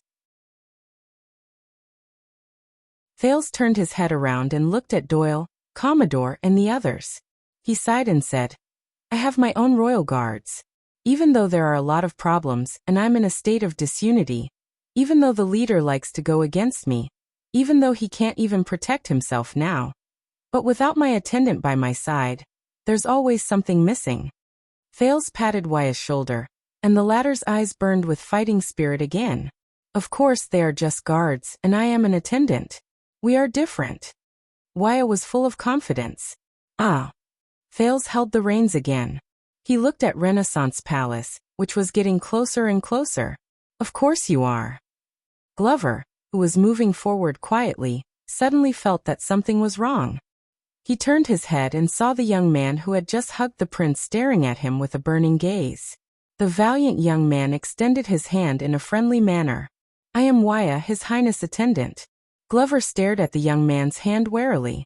2 seconds later he tentatively extended his hand and shook hands with Wyatt. Caleb Glover. Royal Guard, Star Lake Guards, First Class Vanguard. Wyatt smiled. Thank you. Glover responded with a puzzled gaze. The prince's return to the kingdom seems to have settled down, and he has boundless prospects. However, those of us who have been by His Highness' side for years know that there are countless undercurrents and dangers lurking behind the scenes. Wyatt looked at Thales, who was deep in thought on his steed. He needs more help. But he looked at Doyle's side and said, but today when we meet again, among the people around him, only you seem a little more reliable. Glover's expression became slightly better. It seems that there are still normal people around His Highness. But he paused for a moment. Wait, you said that your name is Wyatt? Wyatt's voice was solemn. Yes. Glover's expression was a little strange. Just Wyatt? No other names? My name is Wyatt Casso, if that's what you mean. Glover looked like he had a sudden realization. Oh, so you are the real Wyatt. Wyatt was stunned. Sorry. It's nothing, it's just that. Glover glanced at Thales' back. His Highness often talks about you. Wyatt glanced at Thales, who was on the horse, and a special feeling welled up in him. We were supposed to serve by His Highness' side and protect him. But not only did we fail to fulfill our duties, we even got ourselves into trouble and almost became a burden. But not only did His Highness not blame us, he was even concerned about our safety. Wyatt sighed. How can we repay this kindness? But after he said this, Wyatt vaguely felt that Glover's expression when he looked at him seemed to be even weirder. You actually have already repaid him. Wyatt was puzzled. Why? Because your name is Wyatt, Zombie replied briefly. Wyatt was stunned again. That's strange. The attendant could not figure it out. His Highness seemed to have said that before. Does my name have any meaning? Glover coughed. It's nothing, but you better not go to Red Street Market. Why? Because your name is Wyatt. Wyatt was even more puzzled, until Doyle's voice cut in. Oh, my brother Wyatt, ignore him. You should have asked me about the Royal Guards, especially the defense division that protects the country. Hiss. Wyatt turned his head around in shock and saw Doyle approach him with tears in his eyes. Danny, what's wrong? It's nothing. Doyle pressed his back and looked like he was about to cry. It's just that my back hurts. Back. Wyatt was shocked. Doyle panted and looked like a delicate flower waiting to be cherished. You know, there was a banquet last night. This work injury professional risk. Banquet work injury back pain? Wyatt's expression became more and more puzzled. But Doyle looked desolately at Glover, whose expression was already very unpleasant. By the way, Glover, your back hurts a lot too, right? The zombie turned his head around coldly. No, I can handle it. Actually, you don't have to force yourself. Doyle sighed weakly. It's all Officer Mallow's fault. He was too aggressive with us, too forceful. My back. I feel like it's going to split open. If we knew this would happen, we wouldn't have done that last night. Glover froze in his tracks. Wyatt's expression was strange. What did you do last night? Doyle looked up. His smile was bitter but gratified. It's okay. That was just me and Glover. We were just impulsive. He looked at the zombie with sparkling eyes. Right, Glover? Impulsive. Wyatt's gaze became stranger. Glover was instantly stunned. He wanted to explain, but in the end he just snorted angrily and walked forward. Doyle, who was left behind, raised his hand and teased. Hey, it's just a joke. Don't be so petty. Glover gritted his teeth and looked at Doyle. Then he looked at Cohen, who was giggling foolishly with Willow. As expected. Lillian is right. All idiots are from the same family. They're all F*King related. Behind Thales, the others were also trying their best to get to know each other and familiarize themselves with their new teammates, such as Commodore and Jenid, who were flattering each other. Commodore patted Jenid's shoulder and praised him. By the looks of you, you've been in the military before. Jenid gave him a thumbs up. By the looks of your habits, you're obviously a professional bodyguard. Commodore shook his head humbly. You flatter me. I'm just an untalented person. I was once in the inner city's police station. Jenid said courteously. You flatter me. I've only worked in the Starlight Brigade and the city defense team. Wow, the famous Starlight Brigade. So you're a veteran, a war hero. Commodore's eyes brightened. TSK. The police officers in the inner city are all in charge of important people's protection and internal supervision. Even the city defense teams of the various departments are under their control. Jenid lamented from the bottom of his heart. Those are just rumors from outsiders. I'm just trying to get by. By the way, how did you go to Northland to follow His Highness? Commodore asked curiously. What hero? It's unbearable. How did you become a royal guard from a police officer? Jenid asked politely. Commodore waved his hand humbly. Speaking of which, I'm lucky. 6 years ago, we gloriously uncovered a series of corruption cases in the city defense team of Eastern City District. I was recommended. Jenid shook his head in a self-deprecating manner. Speaking of which, I was unlucky. 6 years ago, when I was still in the city defense team of Eastern City District, I was framed for corruption and bribery, and I was implicated. When he said this, Jenid and Commodore's smiles froze at the same time. They turned their heads at the same time and looked at each other in shock. A few seconds later, the two of them turned their heads stiffly and mechanically, and their conversation fell completely silent. Just like that, the newly gathered group of people talked at once. Some were travel-worn, some were calm, some were used to it, and some were uncomfortable. They surrounded Thales, who was at the center of the group, and they moved forward on their horses. They attracted countless gazes along the way. They looked like a group of disbanded soldiers. Thales swayed as he rode on his horse, but he had a vague feeling that he was hallucinating. They were just like 6 years ago, the diplomat group that was hastily formed. They did not even know each other, and they all set off in a hurry. They trod on the snow and headed north to an unknown path. But now, Thales stared at Renaissance Avenue and Renaissance Palace at the end of it. He did not know what to think. Your Highness, Wyatt said with a sigh. Perhaps you don't know what returning to Constellation, returning to Eternal Star City, and reuniting with you means to us. Thales turned his head around. Oh, Wyatt stared at the familiar streets and sky, and his tone became lighter. It feels like the journey has ended, and we no longer have to work hard. And we can rest now. Thales was silent for a while before he spoke awkwardly. About that, Wyatt. Right now we might not be able to rest yet. We can't rest. Wyatt's expression froze for a moment. Your Highness, I'm sorry. Thales took a deep breath and looked seriously at the attendant who had followed him for 6 years. Wyatt, do you trust me? Clang. Wyatt subconsciously wanted to nod, but he stopped when he raised his head halfway. No, Your Highness, I've learned. I have a bad feeling. The last time you asked me this. Wyatt recalled Thales' glorious deeds in Northland. He was first terrified, then suspicious. You asked me to find Chapman Lampard. This name attracted the attention of his companions. Most of them turned their heads and looked at the prince. Thal's smile froze slightly. Just say it, Your Highness, you. Waya hesitantly looked at the smiling prince. What do you want now? Thales exhaled and laughed bitterly. Yes, I am very sorry. You went through so much to return to Eternal Star City. I shouldn't have gotten you involved. But when Waya looked at the prince, his vigilant expression suddenly relaxed. He lowered his head and smiled. Fine, Your Highness, you're right. Waya raised his head in relief and smiled bitterly. You're still you after all. If nothing happens, he did not continue, but his expression became solemn. He punched his chest. No matter what you want to do, this life and this body are yours to command. I will not hesitate to die for you. This made Thales a little embarrassed. He twitched the corner of his mouth. Well, it's not that bad. Besides, Waya unclenched his fist, as if he had let go of a huge rock.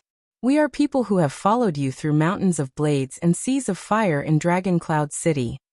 Waya's smile was bright. There is nothing in this world that can scare us anymore. At that moment, Thales sank into silence. All sorts of feelings welled up in his heart. The teenager looked up. Really? Waya looked at Ralph and gestured with his chin. The Phantom Wind follower's gaze was cold. He gestured for them to move forward. Thales smiled in tacit understanding and looked at the others.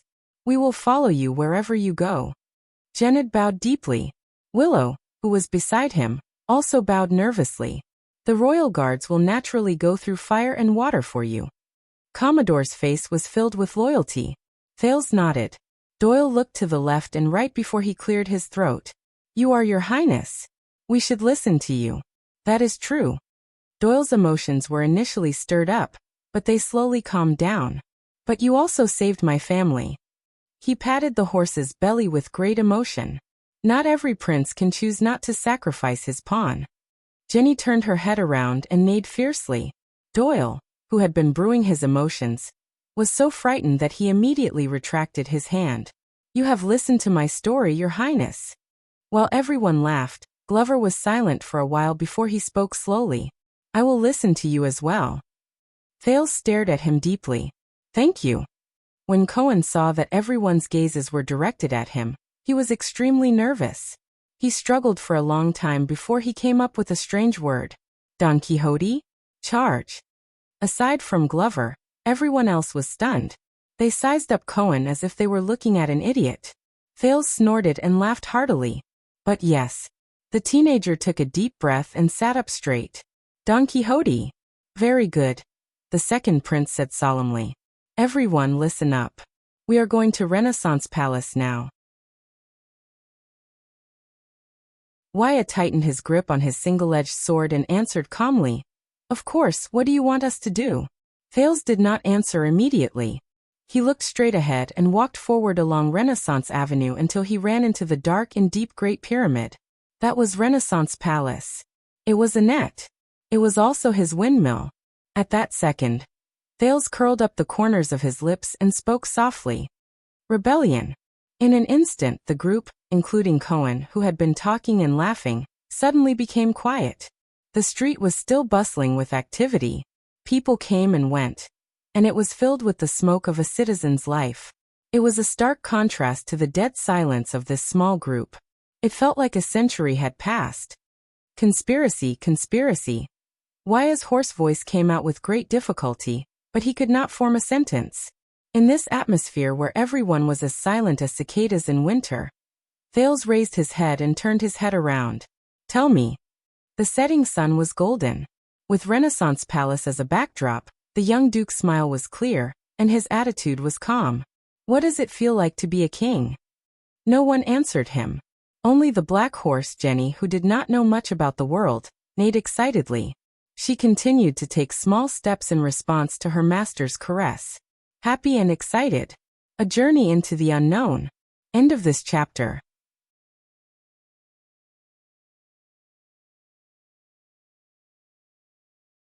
Chapter 6:12.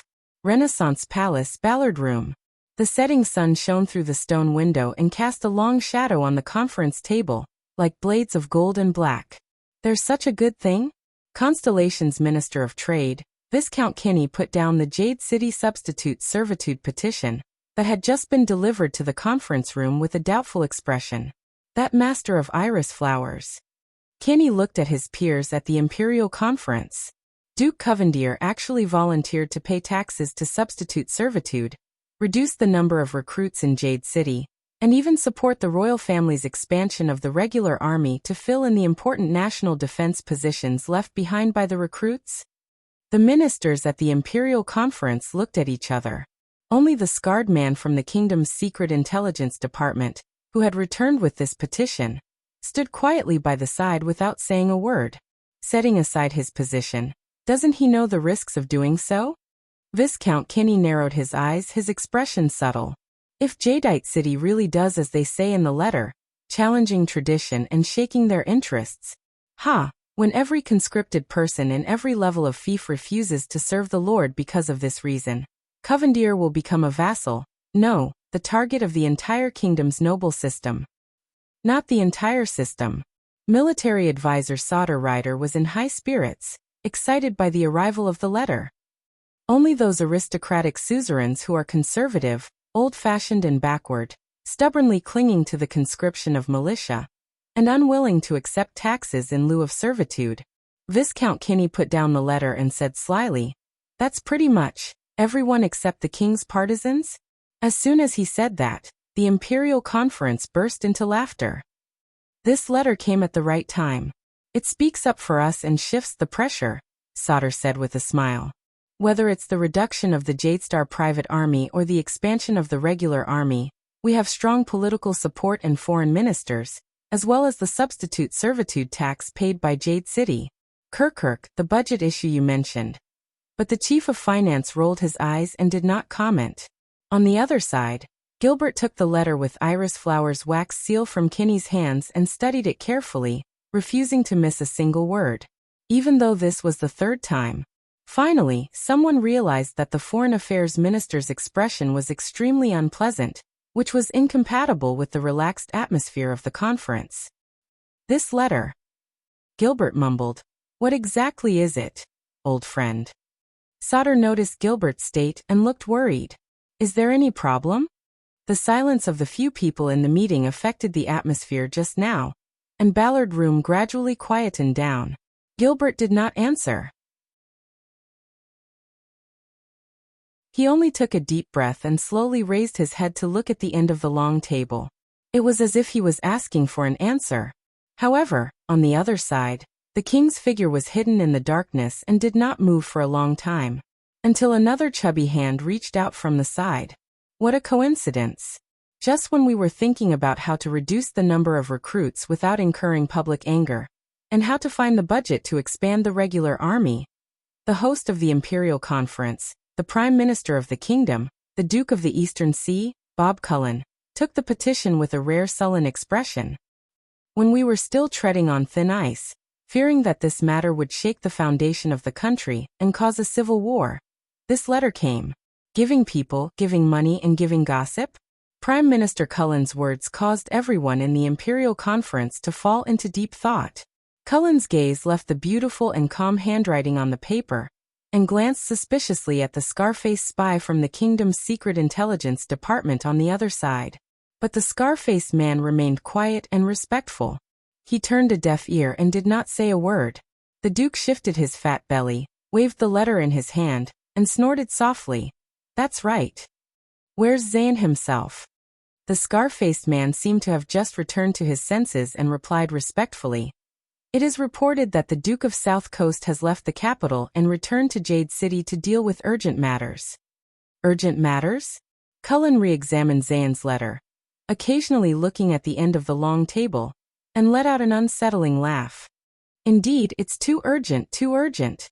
It was obviously good news, but the unusual attitudes of the Prime Minister and the Foreign Affairs Minister left the elites of the Imperial Conference bewildered. They all looked at the owner of the room. But King Kessel remained seated in his seat, not moving an inch. Only the setting sun behind him shone countless golden pillars of light through the window and enveloped him. From afar, he looked like a blade guarding the throne. Or a prison pen. "Prime Minister, Your Grace?" Viscount Kinney asked tentatively. But Cullen only raised his finger slightly with an amused expression. Sodder, I thought at first. Prime Minister Cullen's words were like the evening bell of a monastery, gloomy and meaningful. Your meticulous report on the war situation in the north today, and your extreme praise of Ekstedt's lesson, was just to show goodwill to Prince Thales and praise his little lover from Dragon Cloud City. Military advisor, Sodder Rider was momentarily stunned. And your exaggerated exaggeration of the accident at Blade Fang's camp, blindly belittling the recruits, and strongly advocating for the expansion of the regular army, was just a pretense. At most, you're asking for an exorbitant price, and you'll pay the price accordingly. Chief of Finance, Kirkirkman curled his lips. But now looking at this letter, Prime Minister Cullen glanced at the iris emblem on the letter, then turned to the king and shook his head. Your Majesty, you came prepared for today's meeting. Kessel V's eyebrows twitched slightly. The Prime Minister closed the petition and smiled leisurely.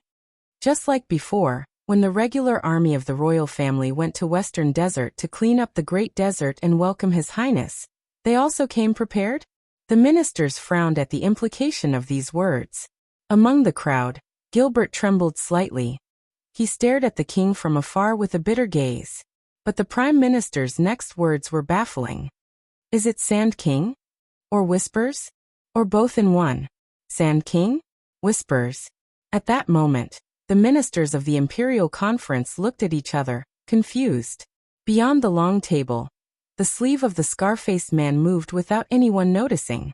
But the ministers quickly noticed that at the end of the long table, the king's gaze was fixed on Duke Cullen, and he paid no attention to anyone else. No need to be surprised, Your Majesty. Midier even asked for my opinion back then. Prime Minister Cullen did not seem to care if anyone answered. He just sighed and muttered to himself. At that time, although I was already plump, I was at least a fat man in the prime of his life. The old Duke's words were filled with emotion and desolation. Now, when I lower my head, I can no longer see my toes. Duke Cullen looked up. What about you?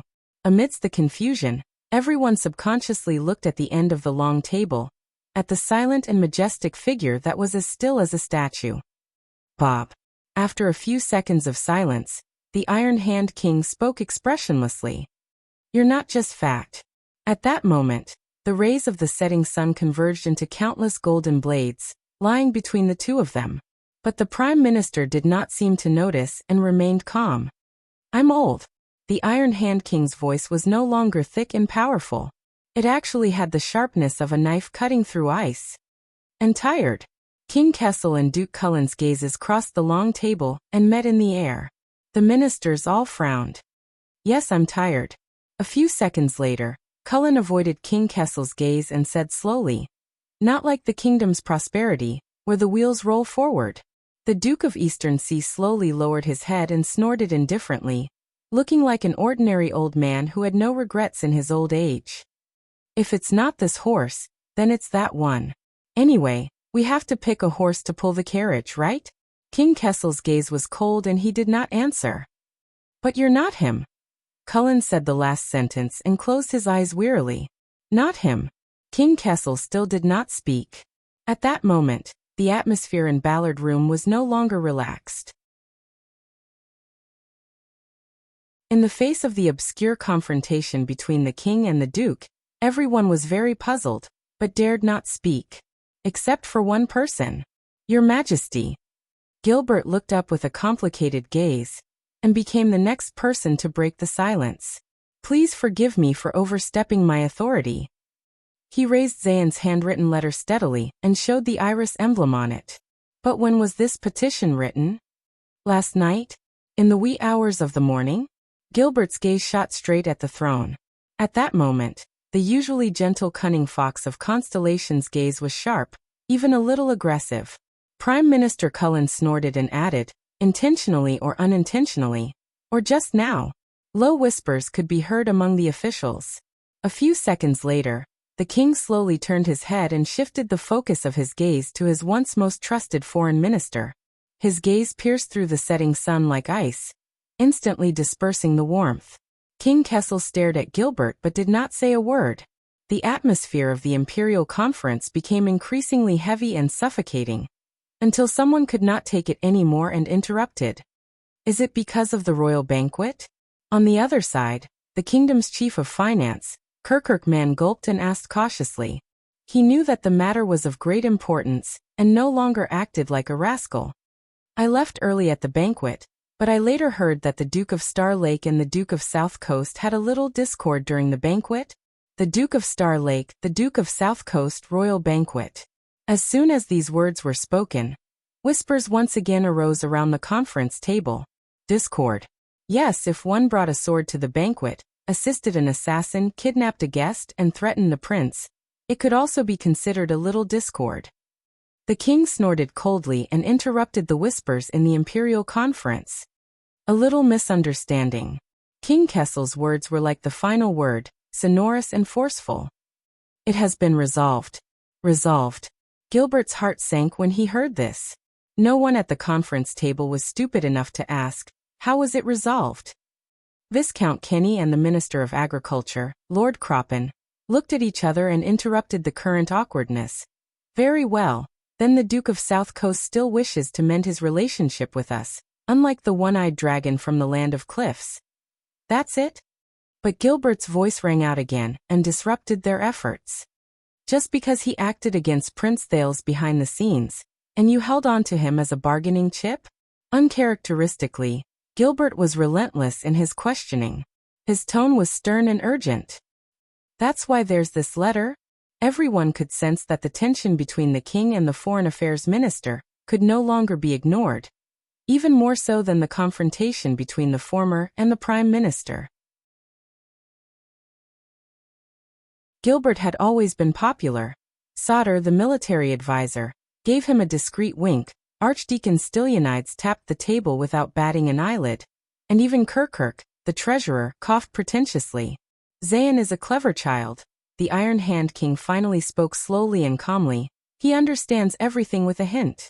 Whenever he does something wrong, he knows how to make up for it.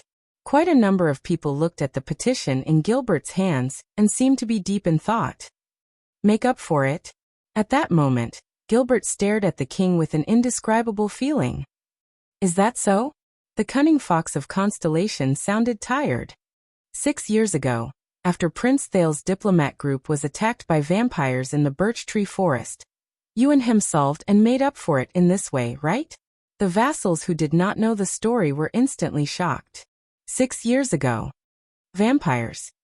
Even if you knew that Duke Covendier was related to the attackers? Gilbert's tone was almost interrogative. No one dared to speak. This time, the king of Constellation at the end of the long table was silent for a long time. The essence of politics, my friend, King Kessel said slowly. It is the binding of interests. Hearing this name, Duke Cullen frowned slightly. Gilbert's expression became increasingly bitter. Yes, I remember. These were Prince Midier's exact words. Hearing this name, everyone shuddered. So Gilbert, my friend, if you want to repay kindness and enmity in a straightforward manner, and repay enmity in a straightforward manner. The Iron Hand King snorted coldly. His tone took a sharp turn. You might as well read more about knights. In the face of the king's merciless words, Gilbert's expression dimmed. Very good, very right, your majesty. The foreign affairs minister put down the letter in his hand and closed his eyes. But Gilbert's voice was as weak as a mosquito. Prince Thales, does he know? Many people's gazes shifted. King Kessel was silent for a moment. His gaze inadvertently glanced at the scar-faced spy from the Secret Intelligence Department. He knows now. Gilbert then lowered his head dejectedly and said no more. Dusk had arrived. The color of the sunlight gradually turned from golden to dark red. At that moment, the Supreme King, bathed in the setting sun, even appeared a little scarlet. Only his face remained dark and indistinct under the backlight. The Imperial Conference fell silent. Enough, everyone. Just as the participants were at a loss for what to do, another voice rang out. It was resolute and broke the silence. No matter how this letter came to be, since it is already here, we cannot let it go to waste. The military advisor, Sauter, glared at him. whether it is voluntary or involuntary, whether it is compensation or a trade, since Duke Covendier kindly sacrificed his reputation and interests, even at the cost of being condemned by the masses, to submit a petition to His Majesty, to pay taxes in lieu of service, to share our political pressure, and to cheer for Renaissance Palace. He didn't. Soderreiter turned his head in shock. Gilbert still had his eyes closed and was massaging his forehead. Sorry. Gilbert took a deep breath. As far as I know, during the last years of the late King Aidy's reign, under the rule of the former guardian Duke of South Coast, Leinster Covendier, Jade City's regular military service system had already been disrupted, loosened, and even ceased to exist in name. At the Imperial Conference, the ministers who did not understand South Coast Hill were taken aback. Prime Minister Cullen's eyebrows twitched. I see, the younger generation will surpass us in time. South Coast is ultimately not Western Desert. The kingdom's prime minister laughed involuntarily. The others remained puzzled, until Gilbert sighed. After the bloody year, due to the depression of the territory, and to repair the damage, the old Duke Leinster granted some of his vassals permission not to respond to the compulsory conscription. They did not contribute any able-bodied soldiers, but instead paid in lieu of service fees, so that he could hire professional mercenaries to deal with large-scale battles such as suppressing bandits. Gilbert explained patiently, slowly returning to his role as the king's advisor. To this day, the military service system under Jade City's jurisdiction is no longer complete and sound. Exceptions have gradually become the norm, and it has been extended layer by layer. When the conscription order comes, every family can be exempted from service as long as they bribe enough. Instead, the conscription system has become a legal loophole for the recruitment officers to plunder the people and stuff their own pockets with the conscription books. The military advisor, Soderreiter, was deep in thought. Everyone's expressions slowly changed. King Kessel listened quietly to the foreign affairs minister's explanation, his thoughts unknown. I remember now during the national conference 6 years ago, when everyone was discussing whether to send troops. Prime Minister Cullen shook his head, seemingly having gained some insight. It seems that Zayn wasn't completely lying at that time. Gilbert nodded, his mind preoccupied. In other words, this seemingly costly petition is but a favor at little cost. The Duke of South Coast described the established situation in Jade City as his own sacrifice and loyalty, brought the tacit convention to the surface, and turned it into a decree in black and white. He even claimed that this was a need for the king and the regular army. He didn't have to pay anything. Gilbert pushed the petition for servitude to the center of the conference table. Even if this order is approved by His Majesty, Covendier will not suffer any actual losses. Perhaps he can even purge the corrupt and inefficient governance, regulate the chaos of paying taxes for servitude, and let the people who have worked hard for a long time applaud, and praise the Duke of Iris Flowers who serves the people wholeheartedly. On the other side, Moneybag Kirkirk snorted softly and added, he can also swallow all the dirty money that his subordinates plundered during the conscription, of course, in the name of His Majesty Kessel and the regular army of the royal family. The chief of finance rubbed his hands in envy. Covendier has been rich for many years. He really has a way. Gilbert's expression was cold. Also, as Lord Cullen said, the next time there's a war, South Coast Hill will be able to refute with reason at the national conference that they have received the king's permission to pay taxes for servitude and not send troops. The fat prime minister nodded benevolently. Gilbert turned to the astonished advisor Soder. As for what you said, Soder, Iris Flowers' political support and solidarity for Renaissance Palace. Gilbert paused for a moment. Don't forget, Zayn only presented the petition to His Majesty after he was publicly accused of being the mastermind by Prince Thales at the banquet. Prime Minister Cullen continued Gilbert's words. He shook his head and appeared to be in a good mood.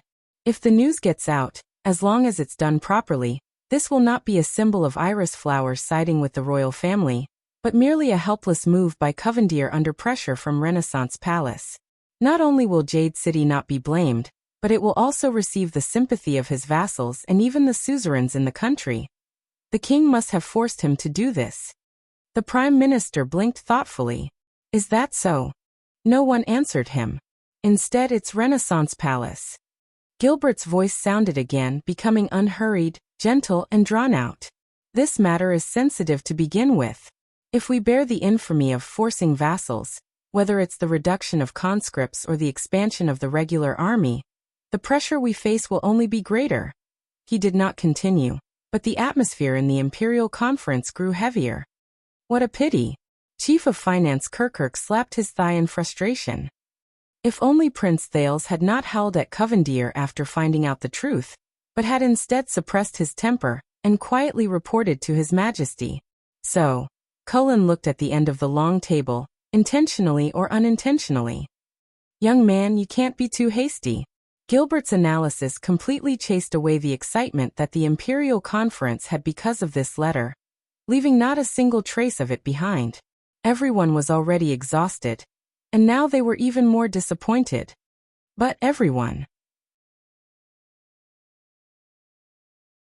The military advisor took a deep breath, pulled himself together, and raised his hand to attract the attention of the Imperial Conference.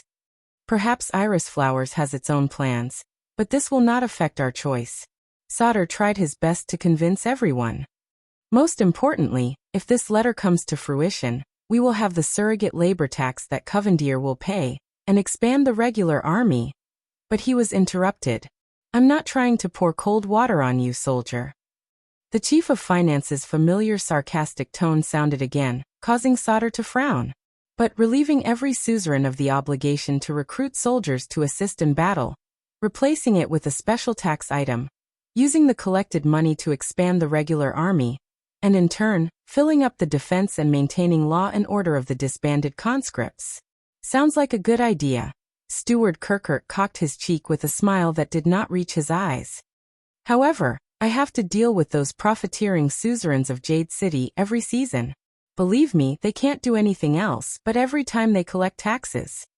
Sauter scoffed angrily. They dare to evade taxes? Worse. Kirkuk narrowed his eyes. They know how to keep accounts. Sauter was taken aback. What? Many people frowned. Prime Minister Cullen glanced at Gilbert and revealed an expression that said, I knew it. Kirkuk shook his head disdainfully. I say their accountants are no less skilled than the Camians.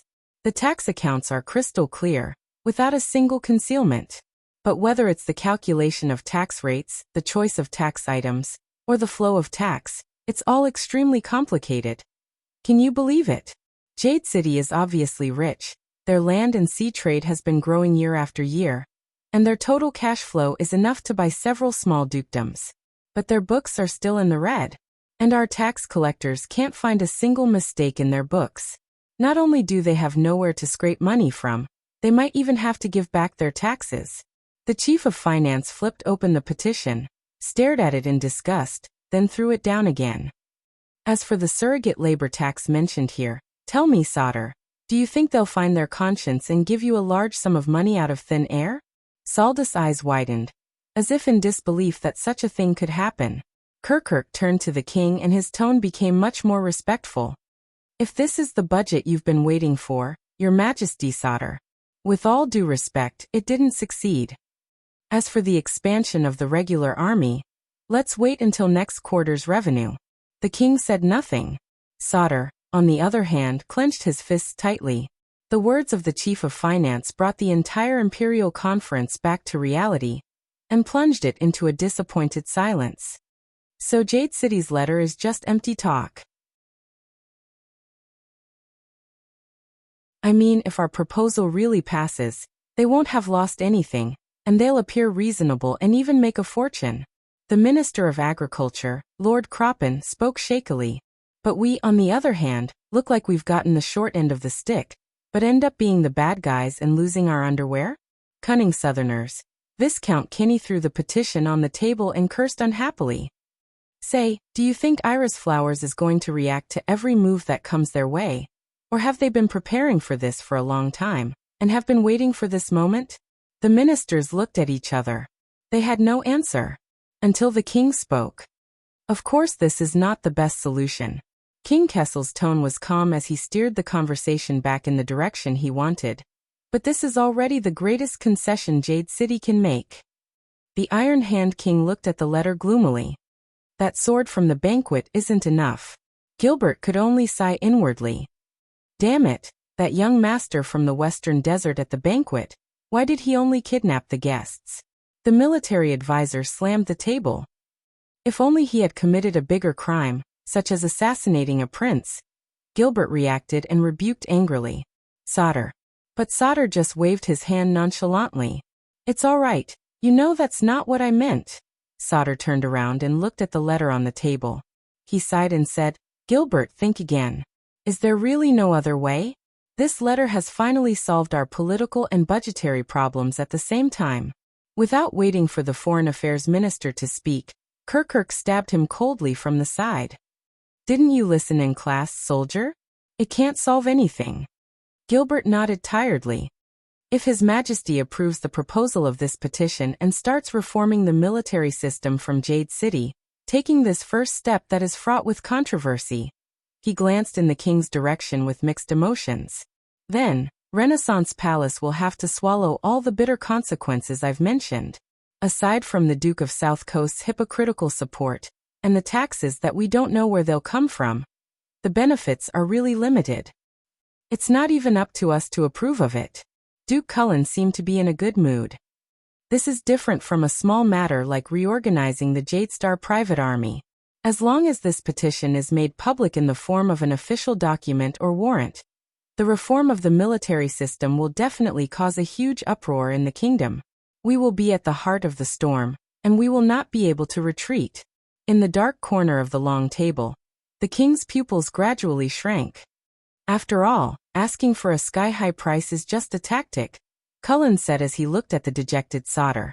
Just return the money on the ground. You can't really hope to sell it for a sky-high price. These words made the military advisor even more depressed. Major Domo Kirkuk yawned discreetly, looked around, and said tentatively in a tone that concluded the meeting. Then this letter. Just ignore it. Gilbert's tone was both resigned and resolute. Bury it among the countless official documents and letters in Renaissance Palace every day. Drown it out without causing a ripple. In the Imperial Conference, he was answered with an awkward silence. Until the king's voice sounded again. So, King Kessel chuckled softly, but without the slightest hint of a smile, making everyone shudder. We've been sitting here for a day, and my son was attacked by an assassin at a banquet and almost died in a duel. At that moment, the Iron Hand King's face was revealed under the setting sun. There was an inexplicable strangeness about it. And all we got in exchange for this? All the officials in the Imperial Conference lowered their heads. No one dared to answer the question. Only Cullen calmly took a sip of tea and cast his gaze at the end of the meeting table. It's a pity, Your Majesty, but this letter cannot give you what you want. That's right, the wheels roll forward. The Duke of Eastern Sea put down his teacup and adjusted his crooked belt, satisfied. But not by brute force. At the end of the long table, King Kessel was silent under the setting sun. Only his eyes flickered slightly in the darkness.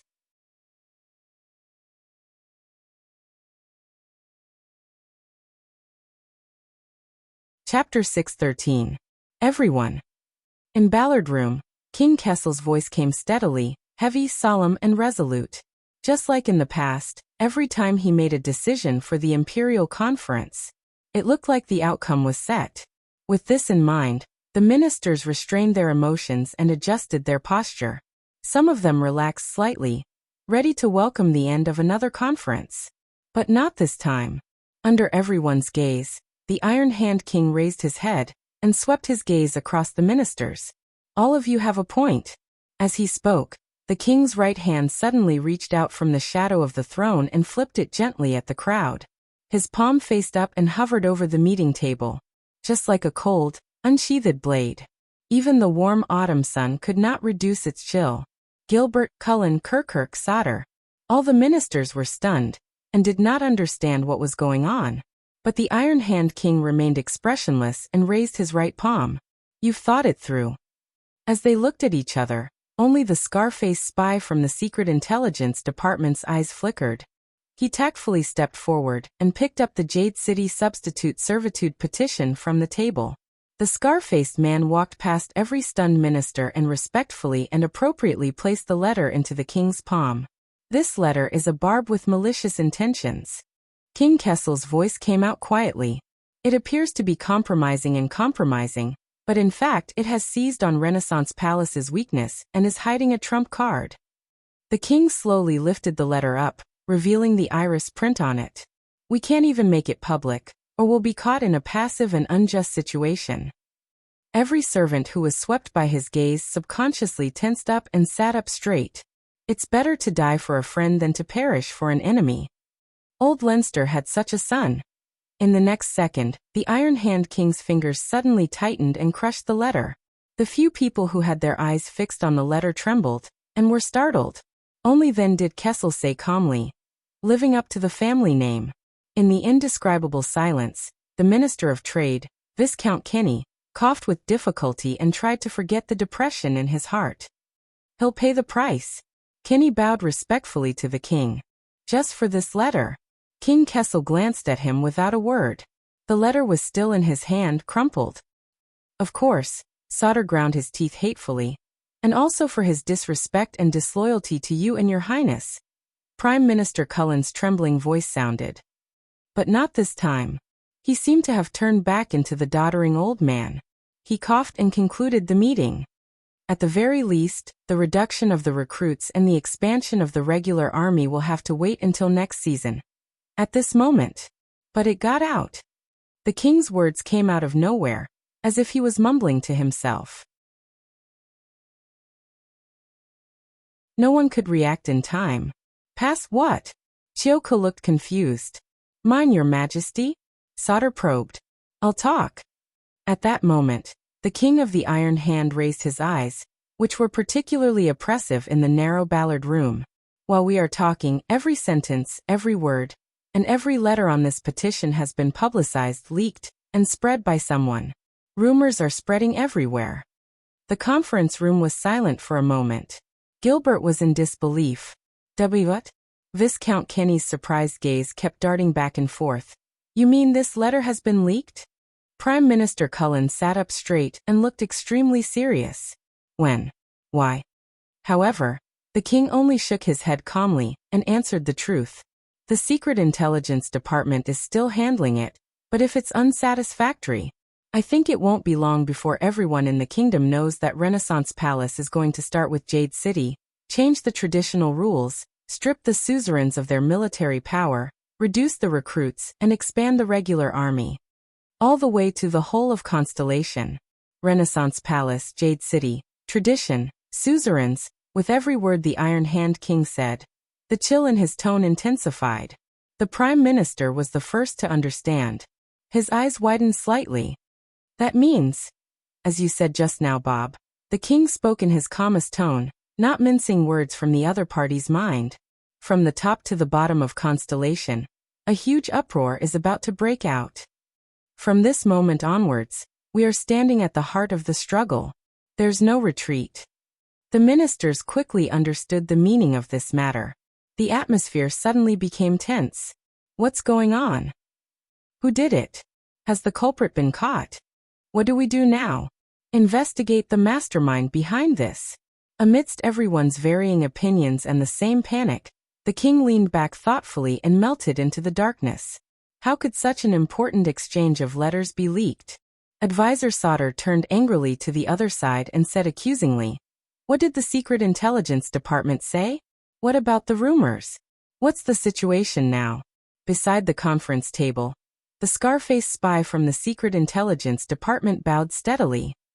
"We're still tracking down the source, encircling and intercepting it in an attempt to reduce the impact of the rumors."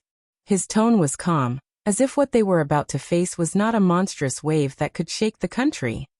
But the delivery of the letter, the defense along the way, and the confidentiality of the palace are all fine.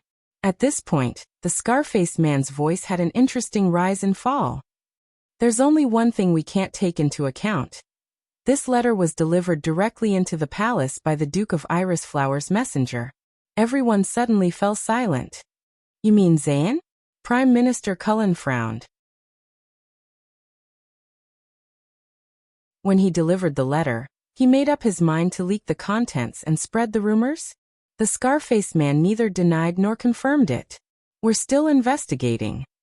With a target in mind, the anger of the Imperial Conference erupted like a tidal wave. Covendier, how dare he? Damn it. He's more cunning than his father. Did he fly into a rage out of humiliation and overturn the chessboard? Among the officials, Gilbert only observed quietly at first, but at the end he sighed softly. Perhaps after the banquet, when His Majesty questions him for his crimes, the Foreign Affairs Minister put away his dazed expression and said tiredly, "Jade City saw our weakness from the terms of the negotiations." But Prime Minister Cullen scratched his chin and looked solemn.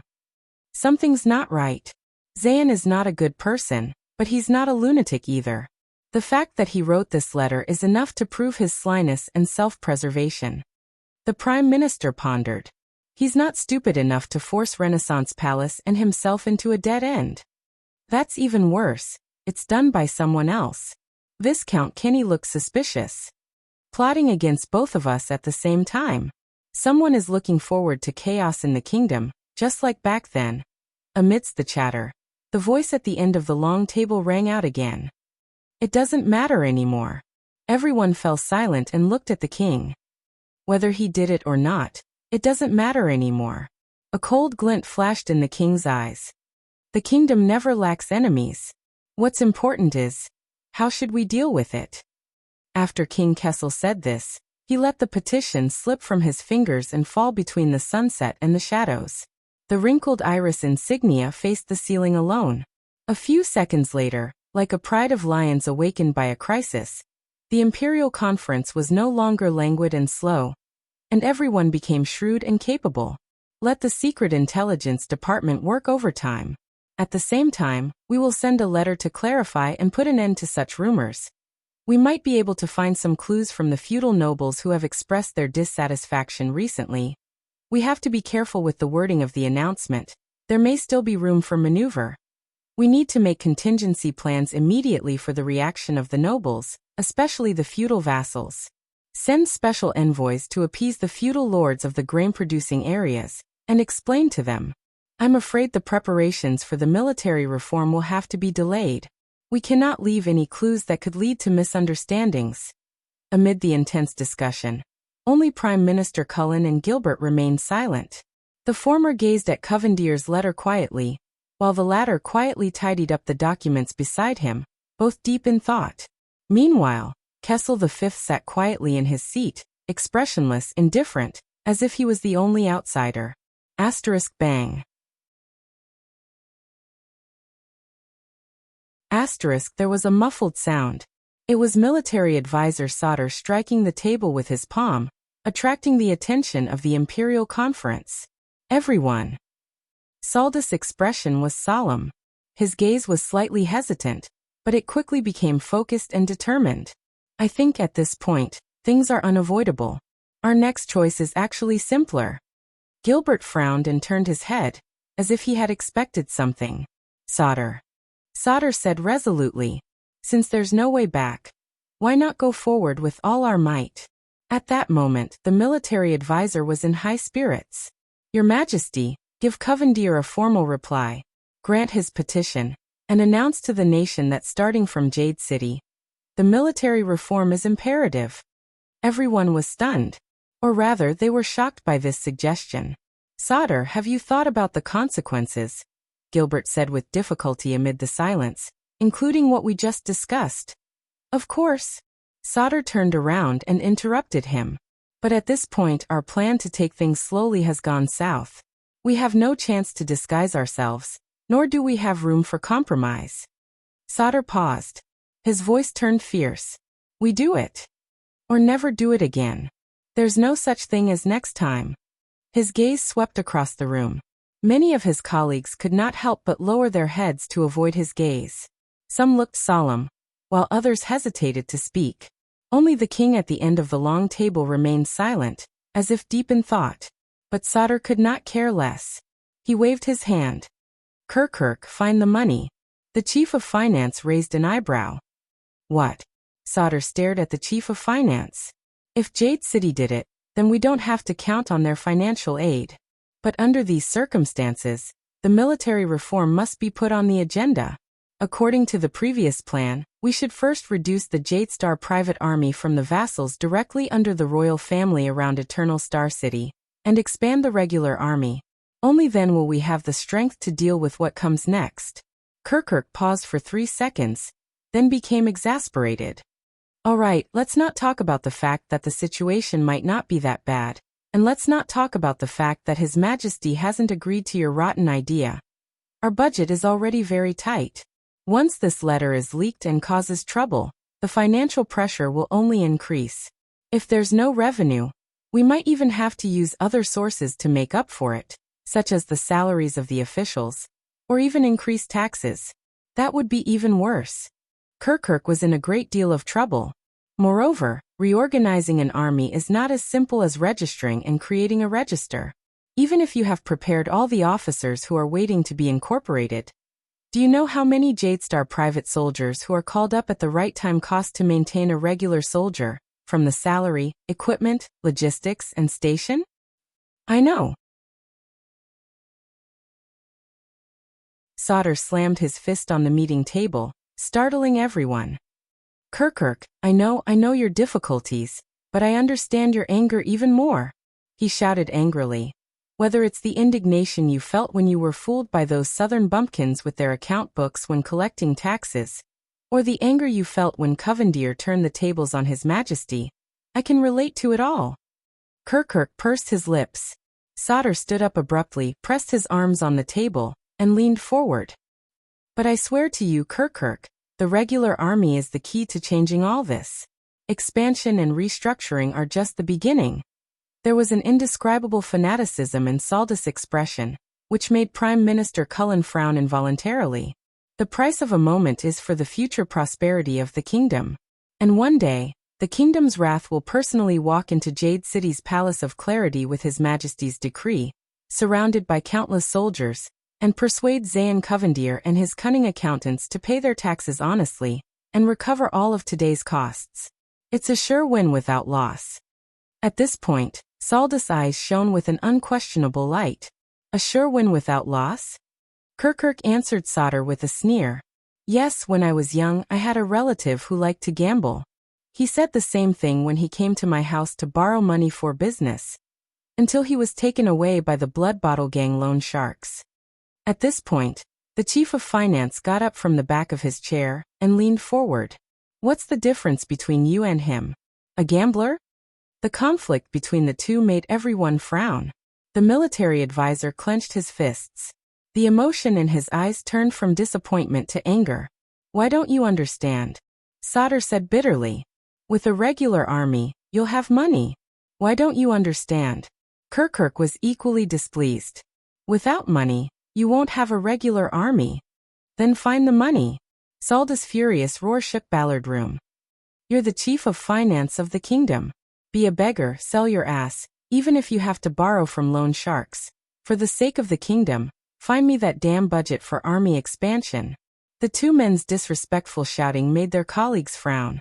But the Prime Minister and the rather prestigious Foreign Affairs Minister, who were supposed to be presiding over the meeting, did not make a sound.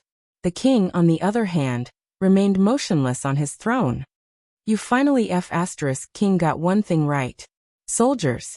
Kirkuk stood up. Although he was a head shorter than Sauter, he did not lose in terms of grandeur. I'm the Chief of Finance. Remember? Last year, it was precisely your military affairs sector that shamelessly boasted here, bragged about the benefits of sending troops to the heavens. You forced the Department of Finance to approve the budget, forced the Department of Agriculture to contribute rations, forced the Department of Foreign Affairs to open up a path for you, forced the Secret Intelligence Department to pave the way for you, and inexplicably sent a large number of regular soldiers, retired, active, reserve, training and new conscripts, to Bladefang's camp. Sent to Western Desert. Sent to the desert. The expressions of the people at the Imperial Conference changed as they recalled the incident with sorrow. Without that unprofitable business of yours, would we need to ask Jade City for money? Would we have been fooled by Covendier like that? Kirkuk glanced at the colleagues around him who agreed with him, and said darkly, "What, do you want to do it again?" "Hey." Sauter clenched his fists. That was to welcome back Prince Thales, the Jadestar bloodline, the heir to the kingdom. "You're absolutely right," Kirkuk retorted angrily. "Then go ask him for money." Sauter was so infuriated by this scoundrel's quibble that he was rendered speechless. "Kirkuk, be careful with your words." Gilbert could not take it anymore. He stopped him sternly. "Sit down, don't be disrespectful in front of the emperor." Kirkuk sat down and even banged his chair to express his displeasure. Sauter snorted angrily and sat down heavily, but had no intention of extinguishing the flames of war. "Stop being so sarcastic, shirking responsibility and pretending to be innocent, moneybag. About sending troops to Western Desert to welcome back the prince. You knew about it and even supported it. You had your own selfish motives and were trying to profit from it." It was Kirkuk's turn to be stunned. "Me? Selfish motives? Profit?" Kirkuk was caught off guard, shocked and angry. "Very well, you coarse country bumpkin who grew up planting grapevines." But Sauter did not hold back. He pointed at Kirkuk's nose. "I only figured it out after the banquet." "But that's right, Kirkuk, it's you." After the Desert War, many nobles in the Central Territory targeted Western Desert, where the situation had changed drastically, and illegally invaded and annexed land for personal gain. Now the deadline for the land assessment order is approaching, and they're trying every means possible to clear their names. Kirkuk's face paled. "Back then, you supported our expedition to the desert, and even privately bribed several frontline officers. All because you wanted the regular army to cause a huge commotion and turmoil in Western Desert. You wanted to catch these greedy nobles and landlords off guard, force them to give themselves away, and turn them into a rolling source of income for the Department of Finance to confiscate and confiscate." The news that the military advisor revealed was no trivial matter. The Imperial Conference was in an uproar, and King Kessel's gaze shifted. Kirkuk was exasperated. "That's slandering nonsense. I have the names of those officers. Why, do you want to confront them? Or have the Secret Intelligence Department investigate?" Your Majesty, Kirkuk was extremely anxious, but he was tongue-tied. Sauter gritted his teeth and pressed on. "For this reason, you even secretly leaked the news of the regular army's expedition to the west. And that unlucky Doyle of Mirror River, who got into trouble at the royal banquet? They're just one of the fat sheep on your list." At the Imperial Conference, the ministers were surprised and could not help but look at Kirkuk in a new light. Viscount Kinney coughed and asked worriedly, "Well, my father-in-law's family also has a few businesses in the Western Desert. You wouldn't." "How could I, Lord Kinney?" Kirkuk smiled obsequiously, but he immediately turned to the king and put on a mournful face. "Your Majesty, I was just that." King Kessel just stared at him with narrowed eyes. "Kirkuk, you're indeed moneybag." Gilbert saw Kirkuk's expression and guessed the truth. He could not help but sigh. "No wonder they say that you can even take money out of your crotch.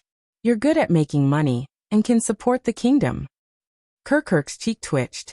"Yes." On the other side, Prime Minister Cullen snorted and added a sentence with an unclear meaning. "Someone else's crotch." Sauter snorted angrily, his attitude self-evident. Under everyone's gaze, Kirkuk swallowed hard and hurriedly raised his hand. "All right, Your Majesty, listen to me." "That's right. We originally had a few extra fines and forfeitures from this expedition, which can be included in the next quarter's budget." "The Doyle family?" Gilbert said in a low voice. Kirkuk froze. Sensing the suspicion in everyone's eyes, his voice immediately weakened. He took a deep breath. "That's right. But the Doyle family deserved it. Over the years, they've crossed the border to occupy land, illegally rented tenancies, smuggled taxes, concealed the population, and violated tradition. All these crimes should have been dealt with long ago. Our Department of Finance is dedicated to the kingdom and does things impartially. Cut the crap. Where's the money?" Sauter ignored his excuses and went straight to the point. "Now, it's been several months since the prince's return, and our mission is complete. Your Department of Finance should be full by now, right?" The military advisor was aggressive. Why did you make all sorts of excuses during the Imperial Conference about being poor? When South Coast Hill forced us into a corner, you still held onto your wallet tightly and obstructed His Majesty's military reform. Kirkuk was both shocked and angry at the same time at this accusation. Uii. He looked around, but none of his colleagues dared to interrupt. Saldus' gaze was sharp and threatening. Kirkuk felt dizzy. He had to take a deep breath and yelled at the top of his lungs, "Prince Thales!" As soon as these words came out, everyone was stunned again. "What?" Sauter asked, puzzled. Kirkuk panted a few times and said angrily, "I'm sorry, I didn't want to say what I'm about to say here, after all." He calmed his breathing and said in resignation, "That's right, Sauter, based on the standard of the regular army, Doyle's case is enough for you to expand the staffing of 800 to 1,000 heavy cavalry, plus their squires, equipment, logistics, and perhaps more." Sauter slammed the table and mouthed, "I knew it." But Kirkuk changed the topic. "But after Prince Thales, the incident at the banquet, Doyle's case was exposed to the public. From a simple case, it became a hot potato that attracted the attention of the entire nation. Even the case files were taken away by the kingdom's secret intelligence department overnight." Someone could not help but turn around. The scar-faced man from the kingdom's secret intelligence department was expressionless, as if he had not heard anything. Sauter frowned. "Western Desert is vast. Your sources of income are definitely not limited to just them." Kirkuk sighed pitifully. "Yes. But don't forget, Prince Thales stood up for the Doyle family last night in the name of His Majesty. Now everyone thinks that Doyle is backed by the Duke of Star Lake, the heir to the kingdom. This has implicated our other cases. Now no one dares to touch anything that involves land annexation or the old and new nobles, let alone handle it." Saldus' expression changed slightly. Kirkuk said angrily, "So when I said ask Prince Thales for money, that's true." Gilbert rebuked him angrily. Kirkuk reacted and waved his hands regretfully. I know. That's why I said sorry. I didn't want to say that either." No one dared to speak rashly when the matter involved the royal family. Many stole glances at the king at the end of the long table. But King Kessel remained unmoved, as if what Kirkuk had just complained about was not his son and heir. The chief of finance regained his composure. Seeing that no one spoke up, he regained some of his confidence. "All right, let's not talk about the prince, so don't always blame it on me, soldier. If you had done a better job in Western Desert, more frugal, more efficient, and more profitable, would we have ended up in this state?" Sauter wanted to retort, but hesitated again and again. "For more than half a year, we mobilized a large force, traveled a long distance, and even fought a war with our own family for no reason. How much money and rations did we waste in total?" Kirkuk spoke more and more smoothly, to the point that he slammed the table fiercely. His voice spread clearly throughout the narrow meeting room. "And what did you bring back?" "A report saying that you were going to expand the army." "We ate up such a large sum of the kingdom's budget, but not only did we not accomplish anything, not to mention the spoils of war, we didn't even earn back the money we spent on horseshoes. What else do you want?" Sauter could not hold it in any longer. He slammed the table and stood up.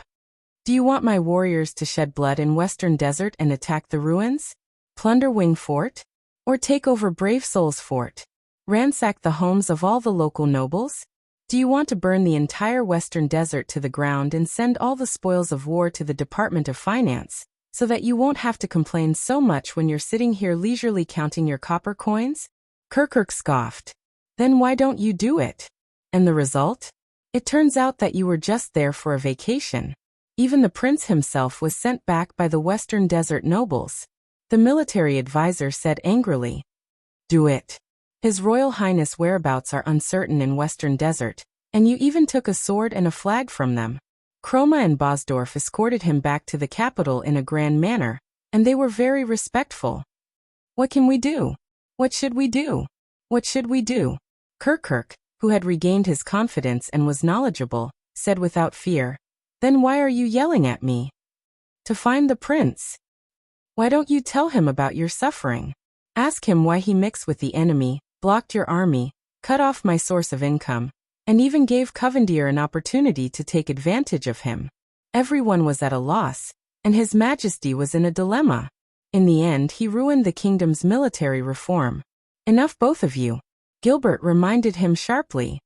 You'll never understand, Moneybag. Sodder was so angry that he laughed. He did not hear the Foreign Affairs Minister's reprimand at all. You'll only see the reflection of copper coins and hear the hum of gold coins. You'll never understand the meaning of us sending troops to Western Desert. You won't understand that for the kingdom. Thud. Thud. Everyone turned in unison to see the Scarface spy from the Secret Intelligence Department standing apologetically. On the ground was a broken teapot. I'm sorry. The Scarface man hurriedly bowed. It's my fault. I was just thirsty. Only then did the officials turn their heads around. Yes, Prime Minister Cullen mumbled with his head lowered, but his eyes lit up. It's indeed your fault. Interrupted, Sodder and Kirkirk snorted and sat back in their seats, turning their heads away from each other. But the Foreign Affairs Minister was furious. Sodder, Kirkirk, watch your language. This has nothing to do with His Highness Thales. Gilbert's words were harsh. His Highness's body is priceless. His safe return to the capital is the greatest contribution to the kingdom. Nothing else. And don't forget, we are here to discuss countermeasures to deal with the predicament brought about by the leak of this letter. This is a kingdom's official business. Don't turn this into a personal grudge. Sodder and Kirkirk's expressions softened a little, but the Prime Minister coughed at that moment. Don't blame them, Count Casso. Sodder and Sir Kirkirk had no choice either. Duke Cullen shook his head. Whether it's the expedition to Western Desert or the royal banquet, it's His Highness's fault for appearing at such a coincidental time. Just like this letter. The Prime Minister shook his head at the king, implying something. He's forced us into a tight spot. There's no other way.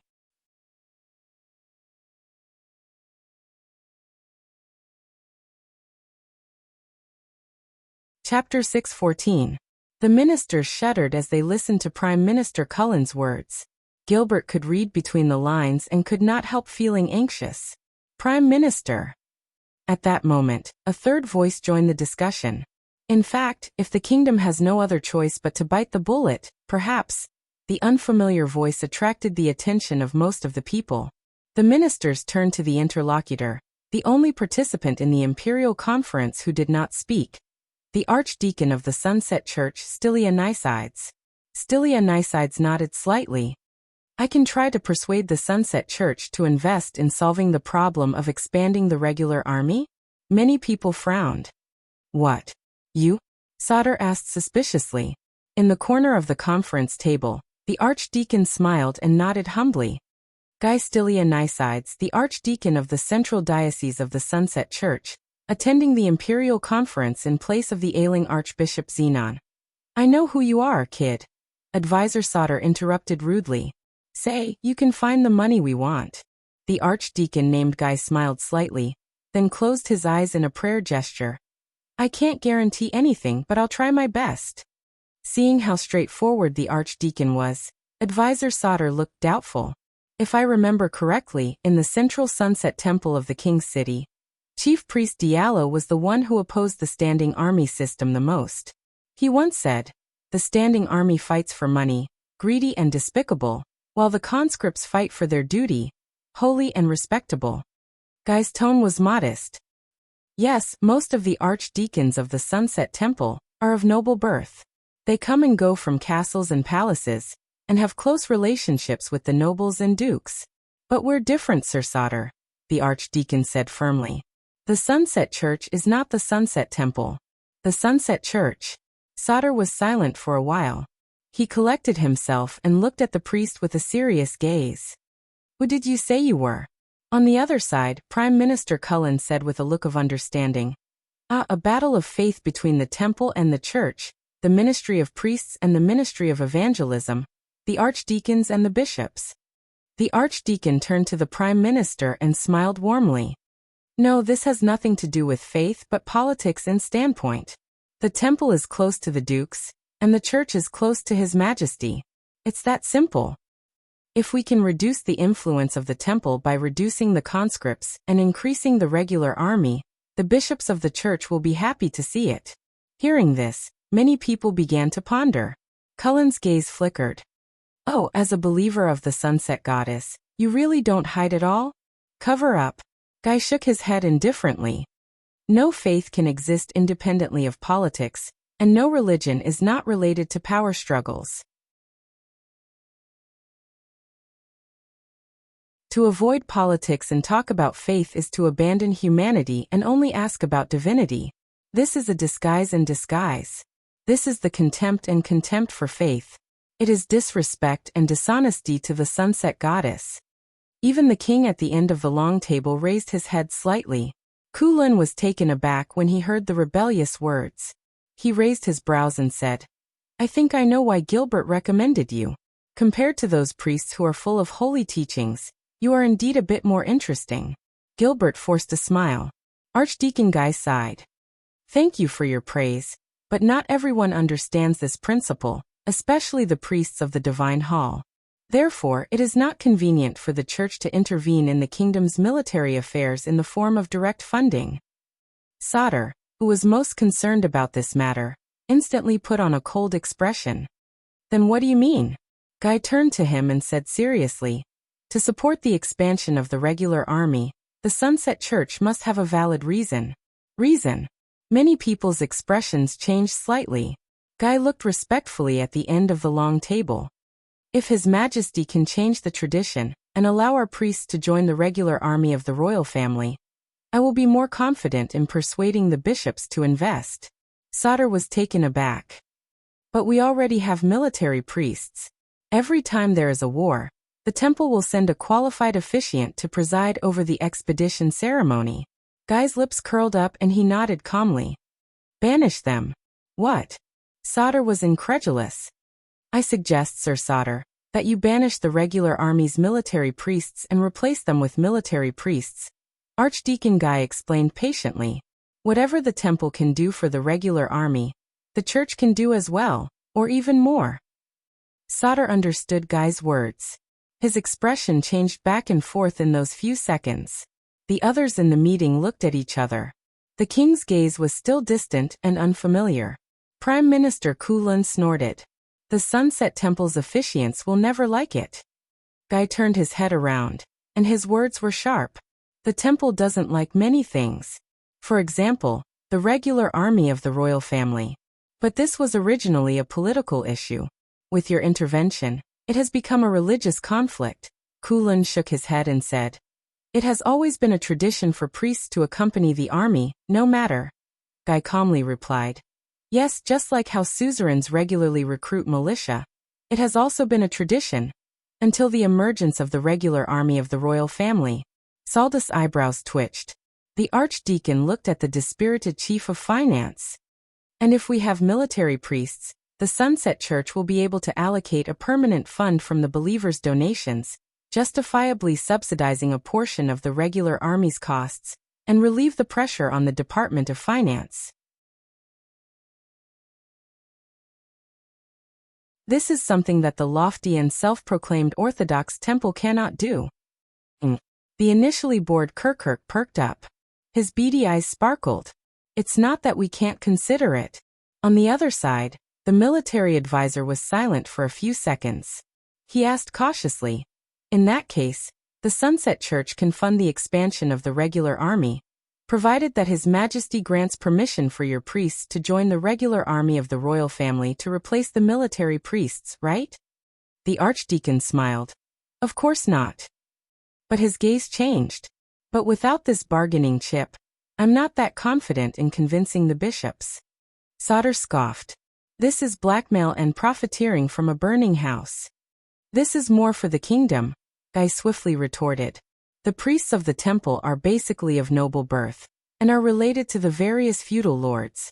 They are naturally at odds with the regular army. Following the army is just a story. And us priests are mostly born poor, and are used to educating the lower classes. We will be more competent, more capable, more passionate, and more suitable for the regular army than the priests. Yes, that's exactly what I'm worried about, Sauter sneered. At this point, King Kessel suddenly snorted. His meaning was unclear and intriguing. I say, Guy, you're a priest who serves the gods. On the other side, Prime Minister Cullen narrowed his eyes. Full of benefits and calculating bargaining chips. Don't you think that's too vulgar? Vulgar? Stylianides smiled. The king of Renaissance's faith teacher and close comrade, Brother Mohatsa the Prophet, famously said, "Theology is the knowledge of men." Gilbert stirred slightly. Divinity exists in human nature, and human nature carries divinity. Only by exhausting every corner of human nature can we hope to find that glimmer of divinity. Guy smiled. Who says the secular world isn't holy? There's a kingdom of heaven in the mortal world. Ah, you're not just a little interesting, Guy. The Prime Minister's tone changed. You're also very scary. The Archdeacon made another prayer gesture, very devoutly. The goddess test always makes the path of truth seem more treacherous and rugged. No. After a few moments of hesitation, Sauter figured it out and firmly rejected the offer. The regular army of the royal family does not require priests to accompany them. He said decisively, the regular army cannot be restricted by forces other than His Majesty, especially in terms of financial resources. As Sauter said this, he glanced at King Kessel. But to his disappointment, the king remained unmoved. Guy was unperturbed and continued the discussion. If it's limited by the form of payment, we can discuss it. For example, the church can donate the money to the Department of Finance, and the Department of Finance can allocate it to the budget of the Ministry of Military Affairs. Sure. The Chief of Finance's eyes lit up. If this succeeds, you'll have saved my life, Guy. Stylianides nodded politely. Thanks to the goddess. I dare not claim credit. But Saldus' attitude remained the same. What's the difference? Constellation spent 500 years, with endless sacrifices and bloodshed, to drive religion and theocracy back to the temple. As long as I'm in charge of the Ministry of Military Affairs, history will not regress. Sauter spoke with certainty and uncompromising. That's not necessarily the case, Kirkuk muttered. Based on your stance just now, you're probably willing to make anyone prime minister if they can help you expand the regular army. Saldus' expression stiffened. Then I'll thank the heavens. Prime Minister Cullen sighed and shifted his large buttocks that covered the entire chair. Please do, Archdeacon Guy. Archdeacon Guy smiled humbly at them. I understand your concerns, Sir Sauter, but what you've said is a lesson learned long ago. The priests of the temple fell into the self-righteous path of the youngest, arrogant, greedy and corrupt, allowing their selfish desires to overshadow the public, condoning lies to obscure the truth, flaunting the might of the gods for worldly gain, fighting for power through faith, and never turning back. Archdeacon Guy nodded, as gentle as ever. And it was precisely because my ancestors, the priests of the missionary department, saw their mistakes that they broke away from the temple and established themselves, upholding the teachings of the goddess, and established the Sunset Church. It's been nearly 4 centuries since then. The head priest and the archbishop are not subordinate to each other. The priest department and the missionary department abide by their boundaries. We do not. Sauter waved his hand impatiently and cut him off. The temple or the church, the priests or the priests, in my opinion, there's no difference, they're all jackals of the same tribe. When we were weak, we asked for help, of course we'd be obedient. When we're strong, we're greedy and bound to take a mile when given an inch. He said warily, times have changed. The days when the Sunset Temple had unlimited authority and hundreds responded to a single call, and even dared to challenge Renaissance Palace and interfere in the succession of the throne are gone forever. These words sent a chill through the entire imperial conference. Guy heaved a long sigh, making no attempt to conceal his disappointment. I understand, Sir Sauter. It looks like the wishes of the priests to serve the country can only be realized in the future. At the end of the long table, the king's cold gaze was once again overshadowed by the setting sun. In that case, in the face of such a dilemma, it's unlikely to force through military reform. Prime Minister Cullen, who presided over the imperial conference, said with a sigh. Hearing this, Sauter glared at Kirkuk again. Don't look at me. If you want money, Guy and the church have it. Kirkuk knew what the other party was thinking and was unconcerned. As for whether you want it or not, it's up to you. It's not just a matter of money. Unexpectedly, Prime Minister Cullen spoke up again, interrupting the dispute over military wealth that was about to erupt once again. This caught the attention of all the officials. In fact, speaking of the prince's banquet, I thought of something else. Duke Cullen's eyes burned. Last night, that minor Western Desert noble made a scene at the royal banquet, but was saved by Duke Thales.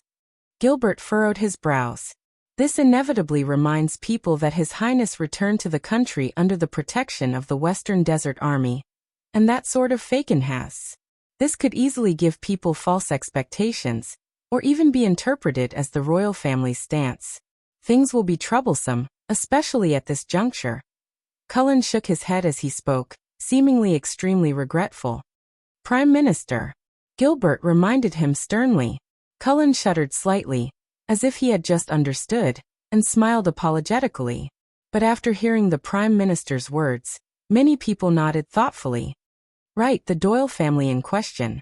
The Minister of Agriculture, Lord Croppen, who had not spoken much all day, spoke up. Their Mirror Lake district has been a major grain-producing region for the past few years, and also an important source of soldiers for the Jadestar Private Army and the Central Regular Army. Moreover, they are part of the 7 Jadestar attendants, which may affect the attitudes of the other families. This will also affect the process of military reform. He looked at everyone cautiously. I think we need to determine the nature of the case as soon as possible, sort out the clues, and make a judgment.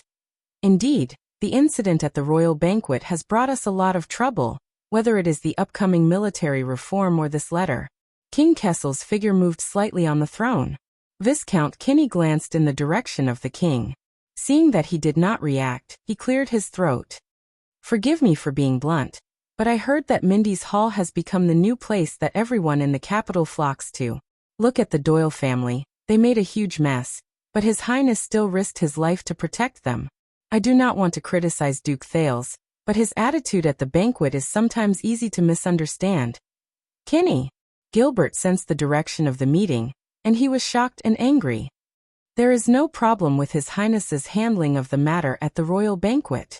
He is merciful, magnanimous, and impartial. Governor Kirkuk shrugged his shoulders. But now looking at this letter, what we need the most is merciful and magnanimous. Viscount Kinney nodded in agreement and added, and impartiality.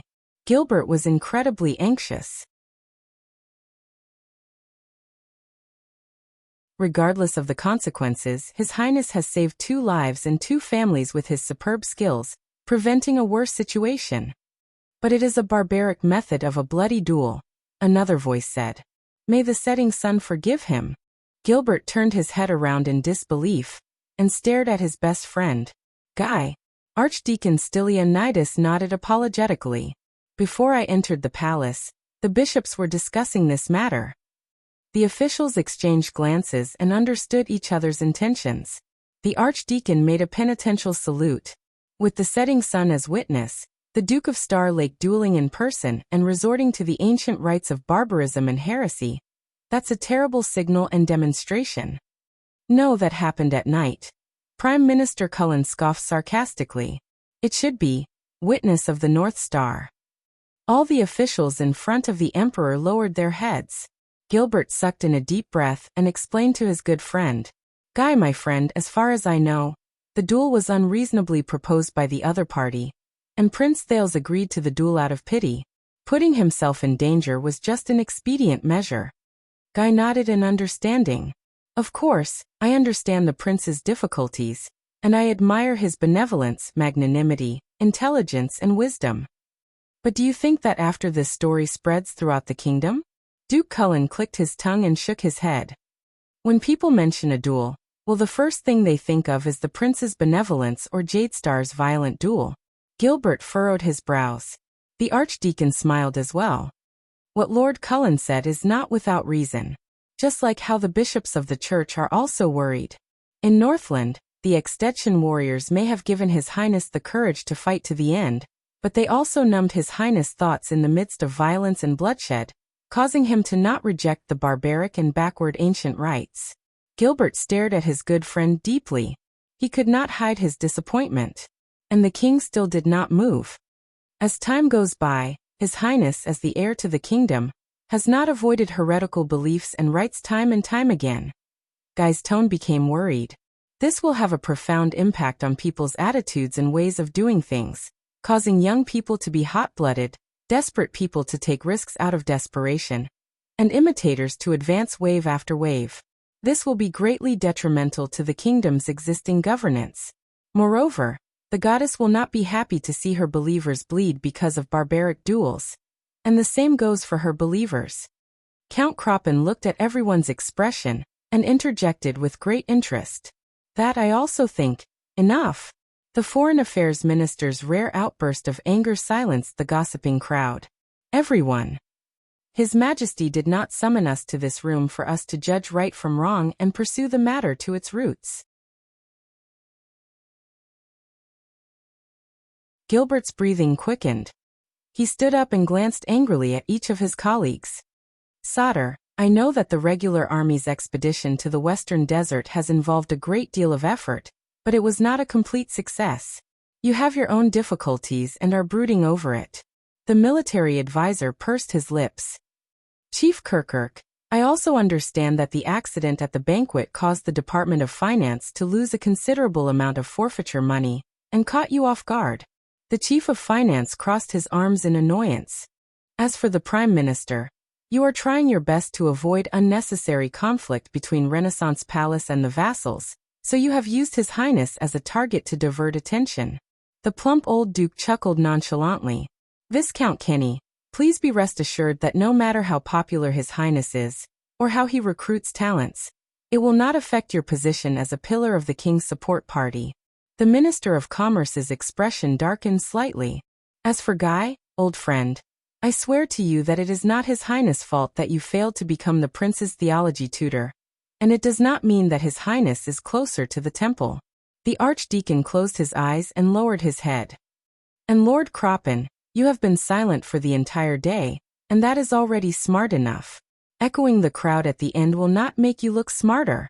The Minister of Agriculture coughed in embarrassment. Gilbert took a deep breath and calmed his emotions after he made all the officials in front of the Emperor shut their mouths. He resisted the urge to look at the figure at the end of the long table. That's right. I can feel it. I know that all of you have your reasons, your thoughts, and your resentment, the Foreign Affairs Minister said solemnly. But all of you, I implore you to put yourselves in the Prince's shoes and understand his situation. Then you will understand that for the kingdom, His Highness has many times no choice, many things he has to do, and many encounters are beyond his expectations. And he has done his best in those tasks that he should have completed. Gilbert slowed down his speech, and unknowingly, there was a hint of regret in his voice. From the National Conference to Dragon Cloud City, from the Great Desert to Mindy's Hall, in the face of the covetous Northland vassals and the turbulent domestic politics, any one of us, even His Majesty, even Prince Midier back then, could not have done better than him. His voice was loud and impassioned and it shook Ballard Room. Not to mention that we all owe him a favor, be it for stopping the Northlanders from moving south, or stabilizing the Jadestar royal family and Constellation's political situation. On the throne, King Kessel leaned against the back of his chair again. His gaze was distant, and no one knew what he was thinking. As for the other unexpected consequences caused by Thale's actions, be it the chaos in the Western Desert, Doyle's case, the duel, the dispute, or this damned letter and the predicament it brought, they are in fact the result of our lack of consideration and planning. This is the dereliction of duty and incompetence of our servants, and it is the responsibility that we should bear. Gilbert exhaled, paused for a moment and looked at everyone. Everyone turned their heads away to avoid eye contact with him. When Gilbert said this, he felt bitter. Shift the blame to His Highness? This will not cover up our incompetence, nor will it solve more problems. And that child should not be responsible for a mistake that he is unaware of. At this moment, Duke Cullen suddenly spoke. Even if he is a Jadestar? Gilbert's expression changed. He turned around abruptly and showed no signs of weakness. It is precisely because he is a Jadestar. Prime Minister Cullen frowned. After pausing for a few seconds, the Prime Minister sighed. I know, Count Casso, you are his teacher. But Gilbert quickly interrupted him. I am not saying this just because he is my student. Gilbert turned around and faced his other colleagues. His tone was resolute and brooked no room for doubt. It is also because of Prince Thales himself. Whether it is his courage and achievements in going north as a hostage, his experience in traveling thousands of miles back to the country, or his courage in saving people at the banquet, all of these prove that he is worthy of being the Jade Star descendant, the Duke of Star Lake, and the bloodline of the kingdom. When he said this, Gilbert's voice trembled slightly. We should all feel honored and proud to have such a prince. We should be the long swords in his hands, not the stones in his boots. We should help him, not obstruct him. When he finished speaking, Gilbert raised his hand and pressed it against his eyes. He took a few deep breaths. The imperial conference was silent. The king's gaze was still like a sharp blade in the snow, emitting a cold glare. Vice Bishop Guy sighed and patted Gilbert's arm, gesturing for him to sit down. Gilbert. Gilbert flung his friend's arm away and took a deep breath. Please forgive me, everyone. He tried hard to adjust his emotions and calm his tone. Just as Your Majesty said, I am tired and old. Ballard Room was silent. At least you are not fat. Prime Minister Cullen took over the conversation. He was a little dispirited and sentimental. I will not be an eyesore to certain people. This sentence had a profound meaning, and no one dared to continue. That was until the King of Constellation tapped her fingers lightly and broke the dull atmosphere. Gilbert. Kessel V's gaze was directed at him. He could not hide the complicated and subtle tone in his voice. Old friend. But Gilbert suddenly raised his head. And you, Your Majesty. The Foreign Affairs Minister's voice suddenly rose. Many people were taken aback by this. Gilbert stared straight into the king's eyes, which were filled with pressure. His chest rose and fell. Forgive me for overstepping my authority, but, Gilbert raised his right arm as if he wanted to point at something, but he gave up halfway. He gritted his teeth. His face was conflicted. But until today, all the unfair scrutiny, accusations, criticism, and difficulties His Highness has received since he returned to Constellation, in Eternal Star City, and even at this table, in the face of King Kessel's sharp gaze, Gilbert made up his mind and spoke through gritted teeth. He said through gritted teeth, "It is all because of your attitude towards him." As soon as he said this, the expressions of all the officials before the king changed. Gilbert. Guy warned sternly. Prime Minister Cullen's face was tense as he sank into deep thought. But the king only stared back at Gilbert quietly, and did not say a word. Only Gilbert gulped, closed his eyes and sighed. To be honest, Your Majesty, I am not very competent as a subject or as a father. I have no right to lecture you. But as a friend. Gilbert opened his eyes.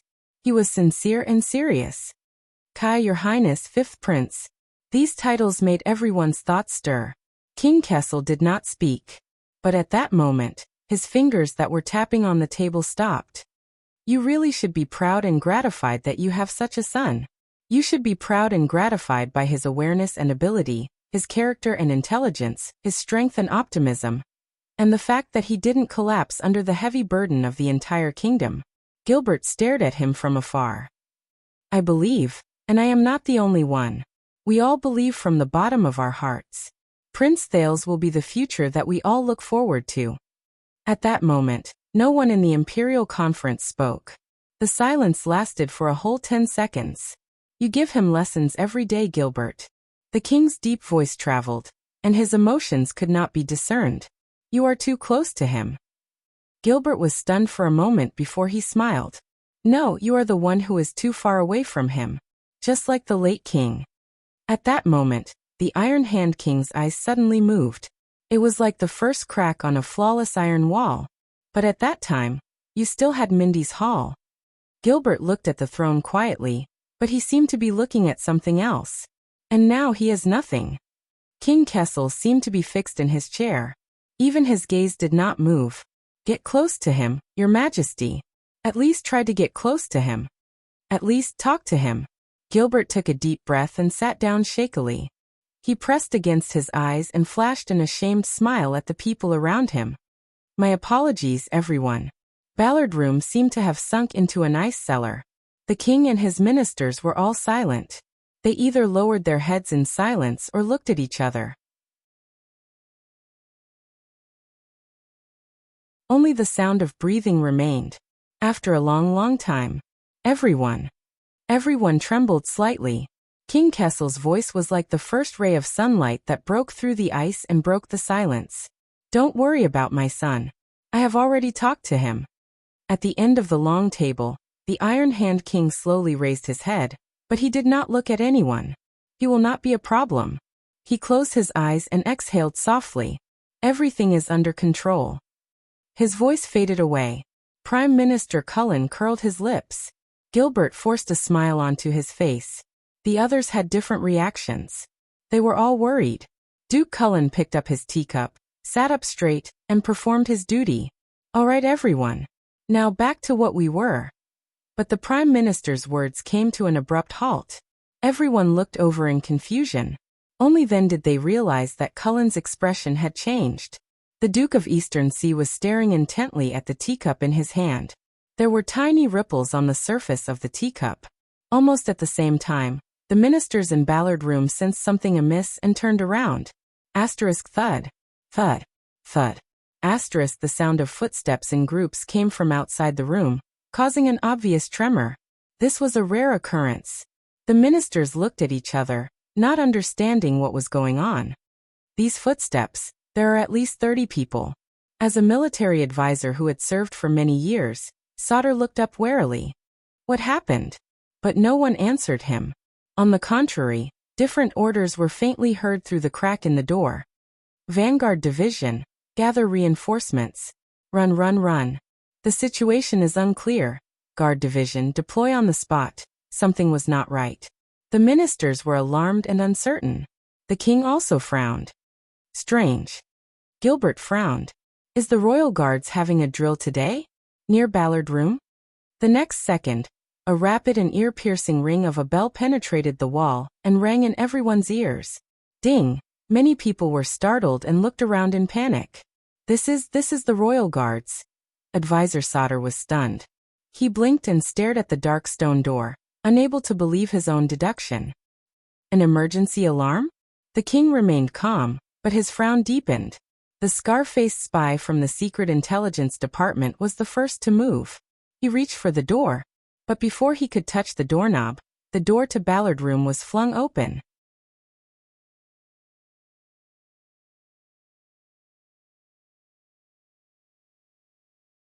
Chapter 6:15. Your Majesty, gentlemen. The head guard of the Royal Guards, Lord Fabio Adrian, carried an everlasting lamp and walked through the door in a dignified manner. A few well-trained Royal Guards followed behind him. Forgive me for interrupting, but it's time for dinner. Although they were acquaintances, the sight of them fully armed and ready for battle still gave everyone a fright. Fabio, you look good. Duke Cullen touched his belt and shifted his but without batting an eyelid, his eyes never leaving the sword at Captain Adrian's waist. Just to call us for dinner? Thank you. Adrian flashed a friendly smile and bowed deeply to King Kessel. Please do not panic. We are just doing a small drill. Now please follow me out of here in an orderly manner. But an impatient voice interrupted him. Fabio, what's going on? Advisor Sauter frowned as he looked at the Royal Guards and the increasing number of guards outside, paying particular attention to their hands on the hilts of their swords. Why are there so many people in this guard formation? Lord Adrian smiled. He first glanced at the king at the end of the long table, then said politely, It's nothing. Sir Sauter, we brought forward the drill this month, that's all. But Sauter did not buy it. That's enough, Fabio. The military advisor snorted coldly. We served in the regular army together, and experienced the bloody year together. You and I both know that this is not some *T routine drill. You are facing the entire Imperial Conference, and everyone here is an elite of the kingdom. What is there that you can't say? This sentence made many of the ministers, who had no military experience, nervous. As they spoke, the commotion outside Ballard did not stop, but grew louder and louder. Shouts and hurried footsteps could be heard from time to time. Captain Adrian looked at Sauter solemnly and sighed deeply. He glanced at the king again, hesitating to speak. At the end of the table, King Kessel was as calm as ever. He crooked his finger and gestured for Adrian to come closer. Lord Adrian. Gilbert could see some clues, and he spoke gently. If there is any inconvenience, of course we can cooperate. We are hungry anyway, aren't we? But just as Adrian approached the table, the footsteps outside the door suddenly grew louder, almost deafening. What followed was the sound of weapons being unsheathed. They're here. Guard division, hold steady. Who the F***CK called the sniper team over? Protect His Majesty. Back off. The shouts of the royal guards rose and fell one after another. They were all different, but it made Lord Adrian's face turn pale. The captain of the royal guards turned around and protected King Kessel behind him. Sauter immediately reacted. He instinctively reached for his waist, only to remember that he had left his weapon at the palace gate. Only then did the officials in the room realize that something was wrong. Duke Cullen sprang up nimbly from his chair and drew a small dagger from his belt. Gilbert grabbed his staff and rushed towards the king. Kirkle disappeared with a whoosh, leaving only his but exposed under the table. Viscount Kenny was the first to rush to the door, but he remembered something and quickly returned to approach the king. Lord Croppen's face was ashen, but he forced himself to remain calm. Archdeacon Guy closed his eyes and muttered something. Enough! Lord Adrian's angry roar shocked everyone. Following his order, the chaos outside the door was the first to stop. In Ballard Room, 3 crisp thuds came from the conference table and drifted away. Thud, thud, thud. Hold steady. King Kessel retracted his fingers and calmly looked at the officials who had different reactions. It's not like I haven't seen it before. He remained seated behind the conference table, seemingly unaffected. The officials who had overreacted finally reacted. They were either embarrassed as they hurriedly tidied themselves up. Gilbert exhaled and sat back in his seat.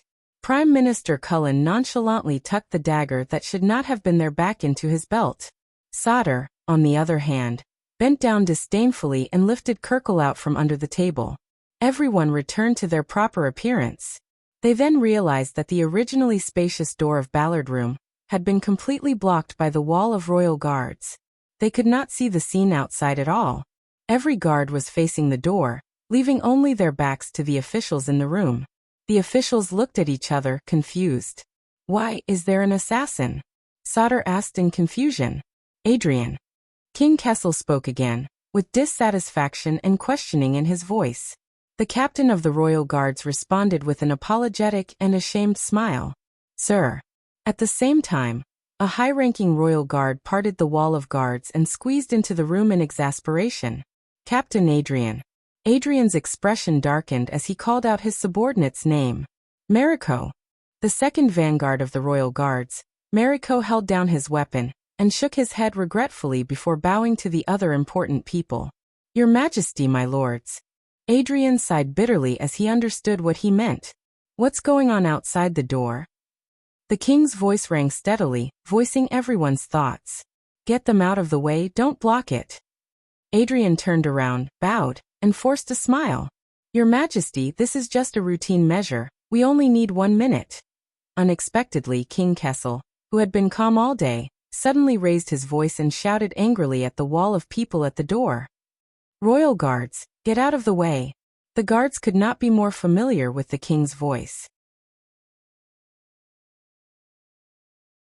The guards guarding the door instinctively retreated to the left and right, revealing the first row of guards, then the next row, then the next row, and the next row, until they revealed the deep corridor outside the door that was dotted with lights. Everyone was stunned the moment they saw the corridor outside the door. Only the king remained calm, and his gaze was cold. Adrian could not stop him in time. He could only sigh. Outside the door, the royal guards were densely packed and ready for battle. With Ballard Room as the center, they filled all the spots in the corridor where people could stand. All the guards had solemn expressions as they faced the depths of the corridor warily and nervously. It was as if the most terrifying enemy was there. The noisy Renaissance palace fell silent at this moment. Asterisk thud. Thud. Thud. Asterisk a strange but clear sound came from the depths of the corridor, from the end of the line of sight. The people in Ballard Room widened their eyes. A tall horse stepped on the stone slabs in Renaissance Palace.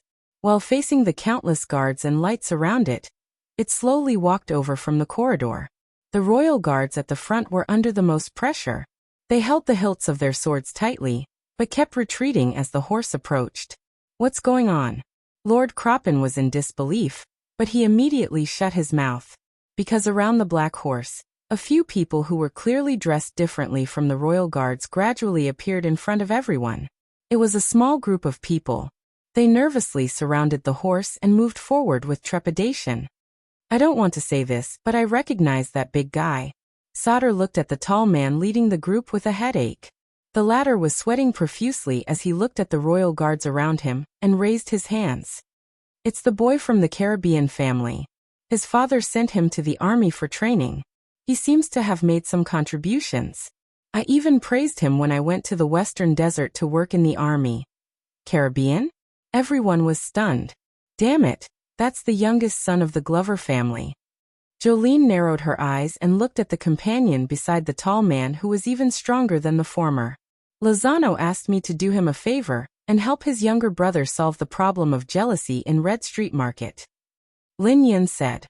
Glover. This surname increased everyone's suspicion. Ah, Duke Cullen's voice rose in a thought-provoking manner. His gaze focused on another person who was panting and limping. That unlucky guy who got into a duel last night, from the Doyle family. What's his name again? I think it's Danny? David? Doyle. Everyone's mood became more and more solemn. The small group of people was getting closer and closer to Ballard Room, but the royal guards in front of them did not stop them. They just kept retreating.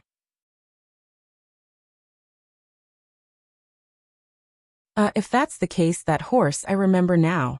Viscount Kinney's gaze was focused on the beast and he said in confusion, when I went to Northland, I brought along a gift and a mount from my country for Prince Thales. Among the ministers, Gilbert did not say a word. He just stared blankly at the young swordsman at the front who was holding a single-edged sword and facing the royal guards with a nervous expression. It was as if he was hit by something. However, these invaders of extraordinary origins were nothing. When their figures dispersed and revealed the person they were escorting, the air completely froze. It was a teenager. Compared to the nervous expressions of the people around him, he strolled forward leisurely, as if he was not worried at all.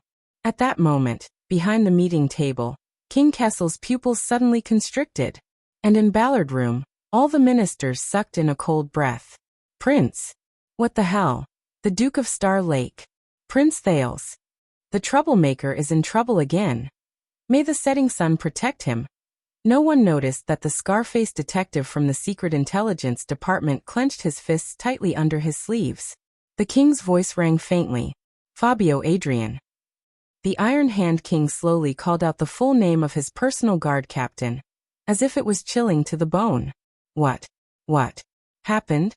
In Ballard Room, the ministers immediately quieted down. Lord Adrian's body stiffened. Then he turned around and responded with a salute. His words were formal. Your Majesty, Prince Thales missed his father dearly and came back carelessly.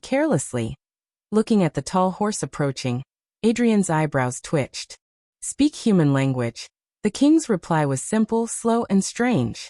Adrian took a deep breath and continued. The prince is still young and accidentally entered the palace gate. Asterisk thud. Asterisk a soft knock cut off Adrian's words. Obviously, the Iron Hand King's voice was very soft, as if he was speaking quietly with his breath, gentle and indifferent. Your commanding officer does not know how to speak human language, Mariko. The second vanguard, Mariko trembled slightly. Adrian closed his eyes and sighed, but this could not stop the king's request. You answer. Within 2 seconds, Mariko's chest rose and fell. He glanced at his commanding officer and gritted his teeth. Your Majesty, from what I saw. Mariko took a step forward and pointed angrily at the corridor. The Duke of Star Lake and his entourage of 8 trespassed the palace grounds with weapons without an appointment or notification. their intentions unknown. Everyone was shocked. Duke Cullen dug his ears desperately, as if suspecting that he had heard wrongly. Gilbert stared at Thales in disbelief, his lips moving. At first, the air in Ballard Room was only stagnant, but after these words it turned cold. At the end of the long table, King Kessel's pupils reflected the slowly approaching Thales. He snorted nonchalantly in response. "And you let him in just like that?" Marico frowned and was about to respond, but Adrian beat him to it.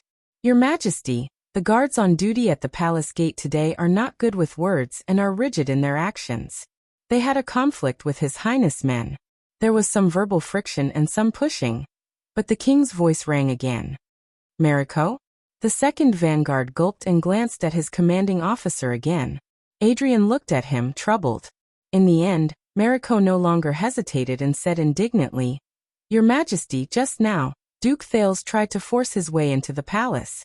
The guards at the gate were loyal to their duties and refused to let him in, so they fought with the Duke's men. There was blood on both sides."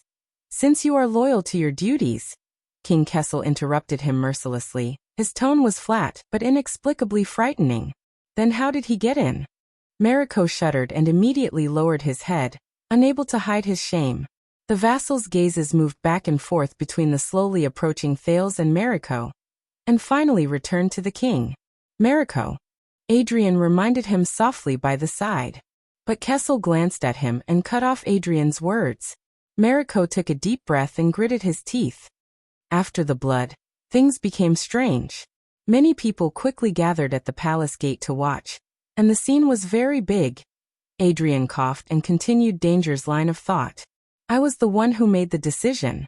We had to let His Highness in and deal with this matter in the palace, or else the entire Eternal Star City would have seen that scene. For the sake of the kingdom, bang. There was a loud sound, but it was the king who slammed his fist on the table. What followed was his extremely cold and angry rebuke. "Is there no one who saw it now?" Once he said this, Adrian and Marico bowed together and knelt down on one knee. The vassals in the room did not even dare to breathe loudly. At that moment, "Father," the unique voice of a young man came from afar. "Why are you angry?" The vassals turned their heads in unison. At some point, Thales had already walked to a distance where they could see his movements clearly. In this tense moment, the prince's voice had a hint of laziness and ease. The strange thing was that the prince was actually carrying a sword on his shoulder.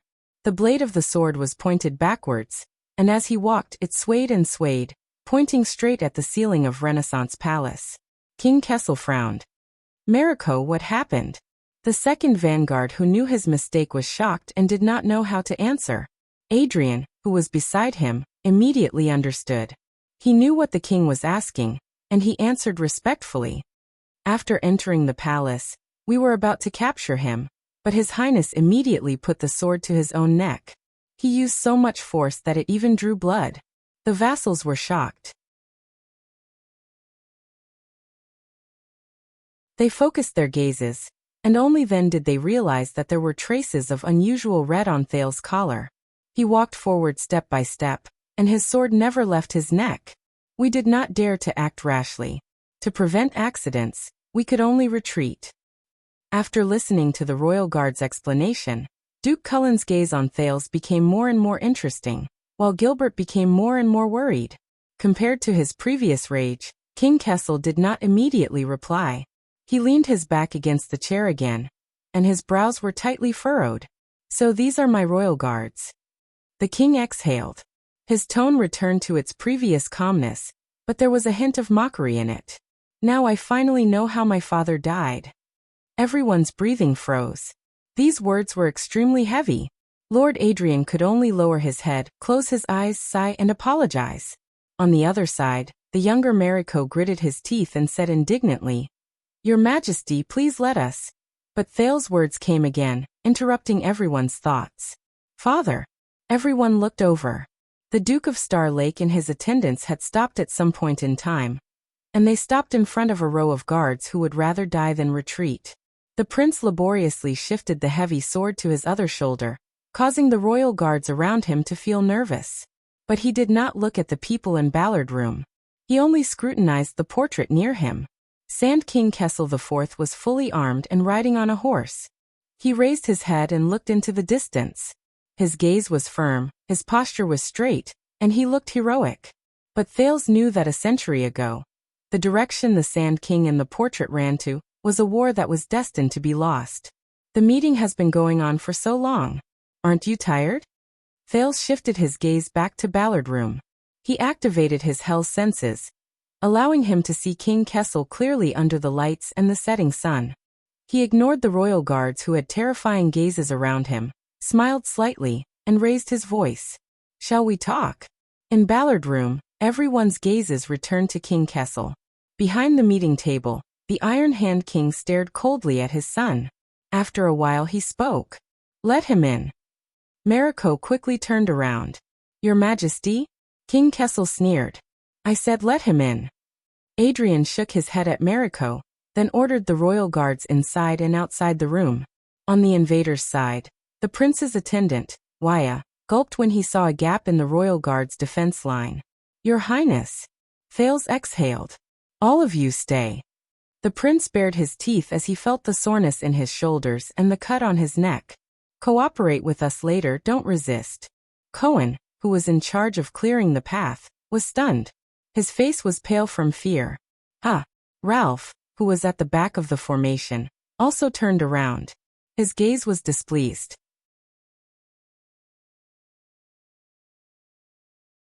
Don't worry, all of you are my subordinates, they probably won't. Thales paused for a moment and swallowed the second half of his sentence. Won't beat them up too harshly? After all, this is a rebellion. Around them, the densely packed royal guards were still nervous, as if they were facing a great enemy. Beside Thales, Jenny, the black horse, felt the terrible atmosphere and neighed uneasily. I know it's too dark here. You don't like it, right? Thales turned around and comforted Jenny quietly. It's okay. Me too. Jenny whimpered and quieted down, feeling wronged. The Duke of Star Lake stopped smiling. He carried the incredibly heavy long sword and strode forward. Just like countless times in the past, he walked forward alone. The prince's sudden approaching figure made the royal guards around him spread out abruptly. Like a whistling arrow shooting into the forest, it startled countless birds. Thales could feel that when he crossed the threshold and brushed past the royal guards.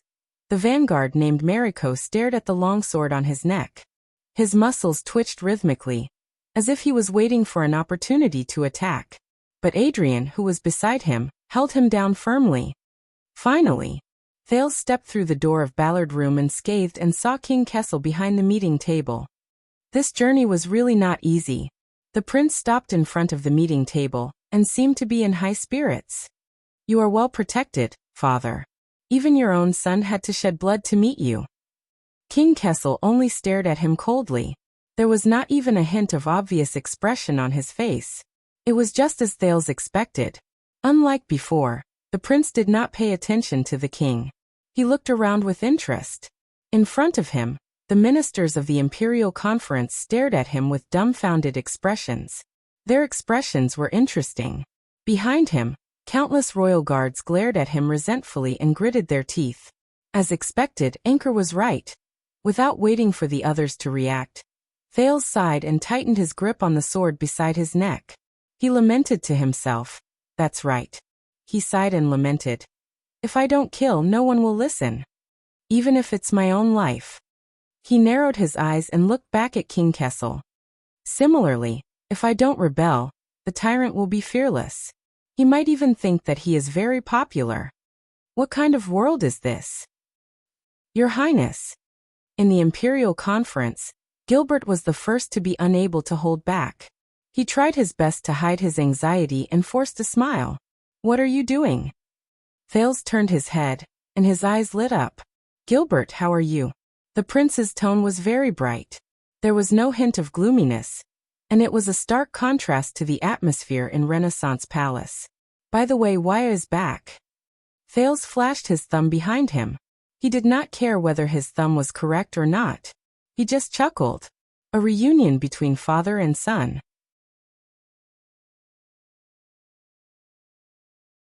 How touching.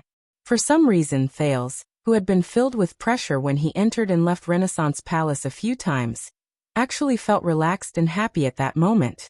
It was as if he had removed all his burdens. But his smile did not last long. Because at that moment, Gilbert's expression was extremely complicated. He stared at Thales' face, then at the sword on his shoulder. He seemed to be smiling bitterly, grieving, sighing and feeling grief. It made Thales stunned for a moment. "I know, Your Highness." Gilbert sucked in a deep breath and lowered his head. When he looked up again, he was beaming with joy. "You are not satisfied with your marriage." Gilbert's smile froze and he suppressed his rapid breathing. "I understand." When he said this, many people were confused. Thales was also stunned. "Marriage? What marriage? But you don't have to be so anxious." Gilbert cut him off fiercely.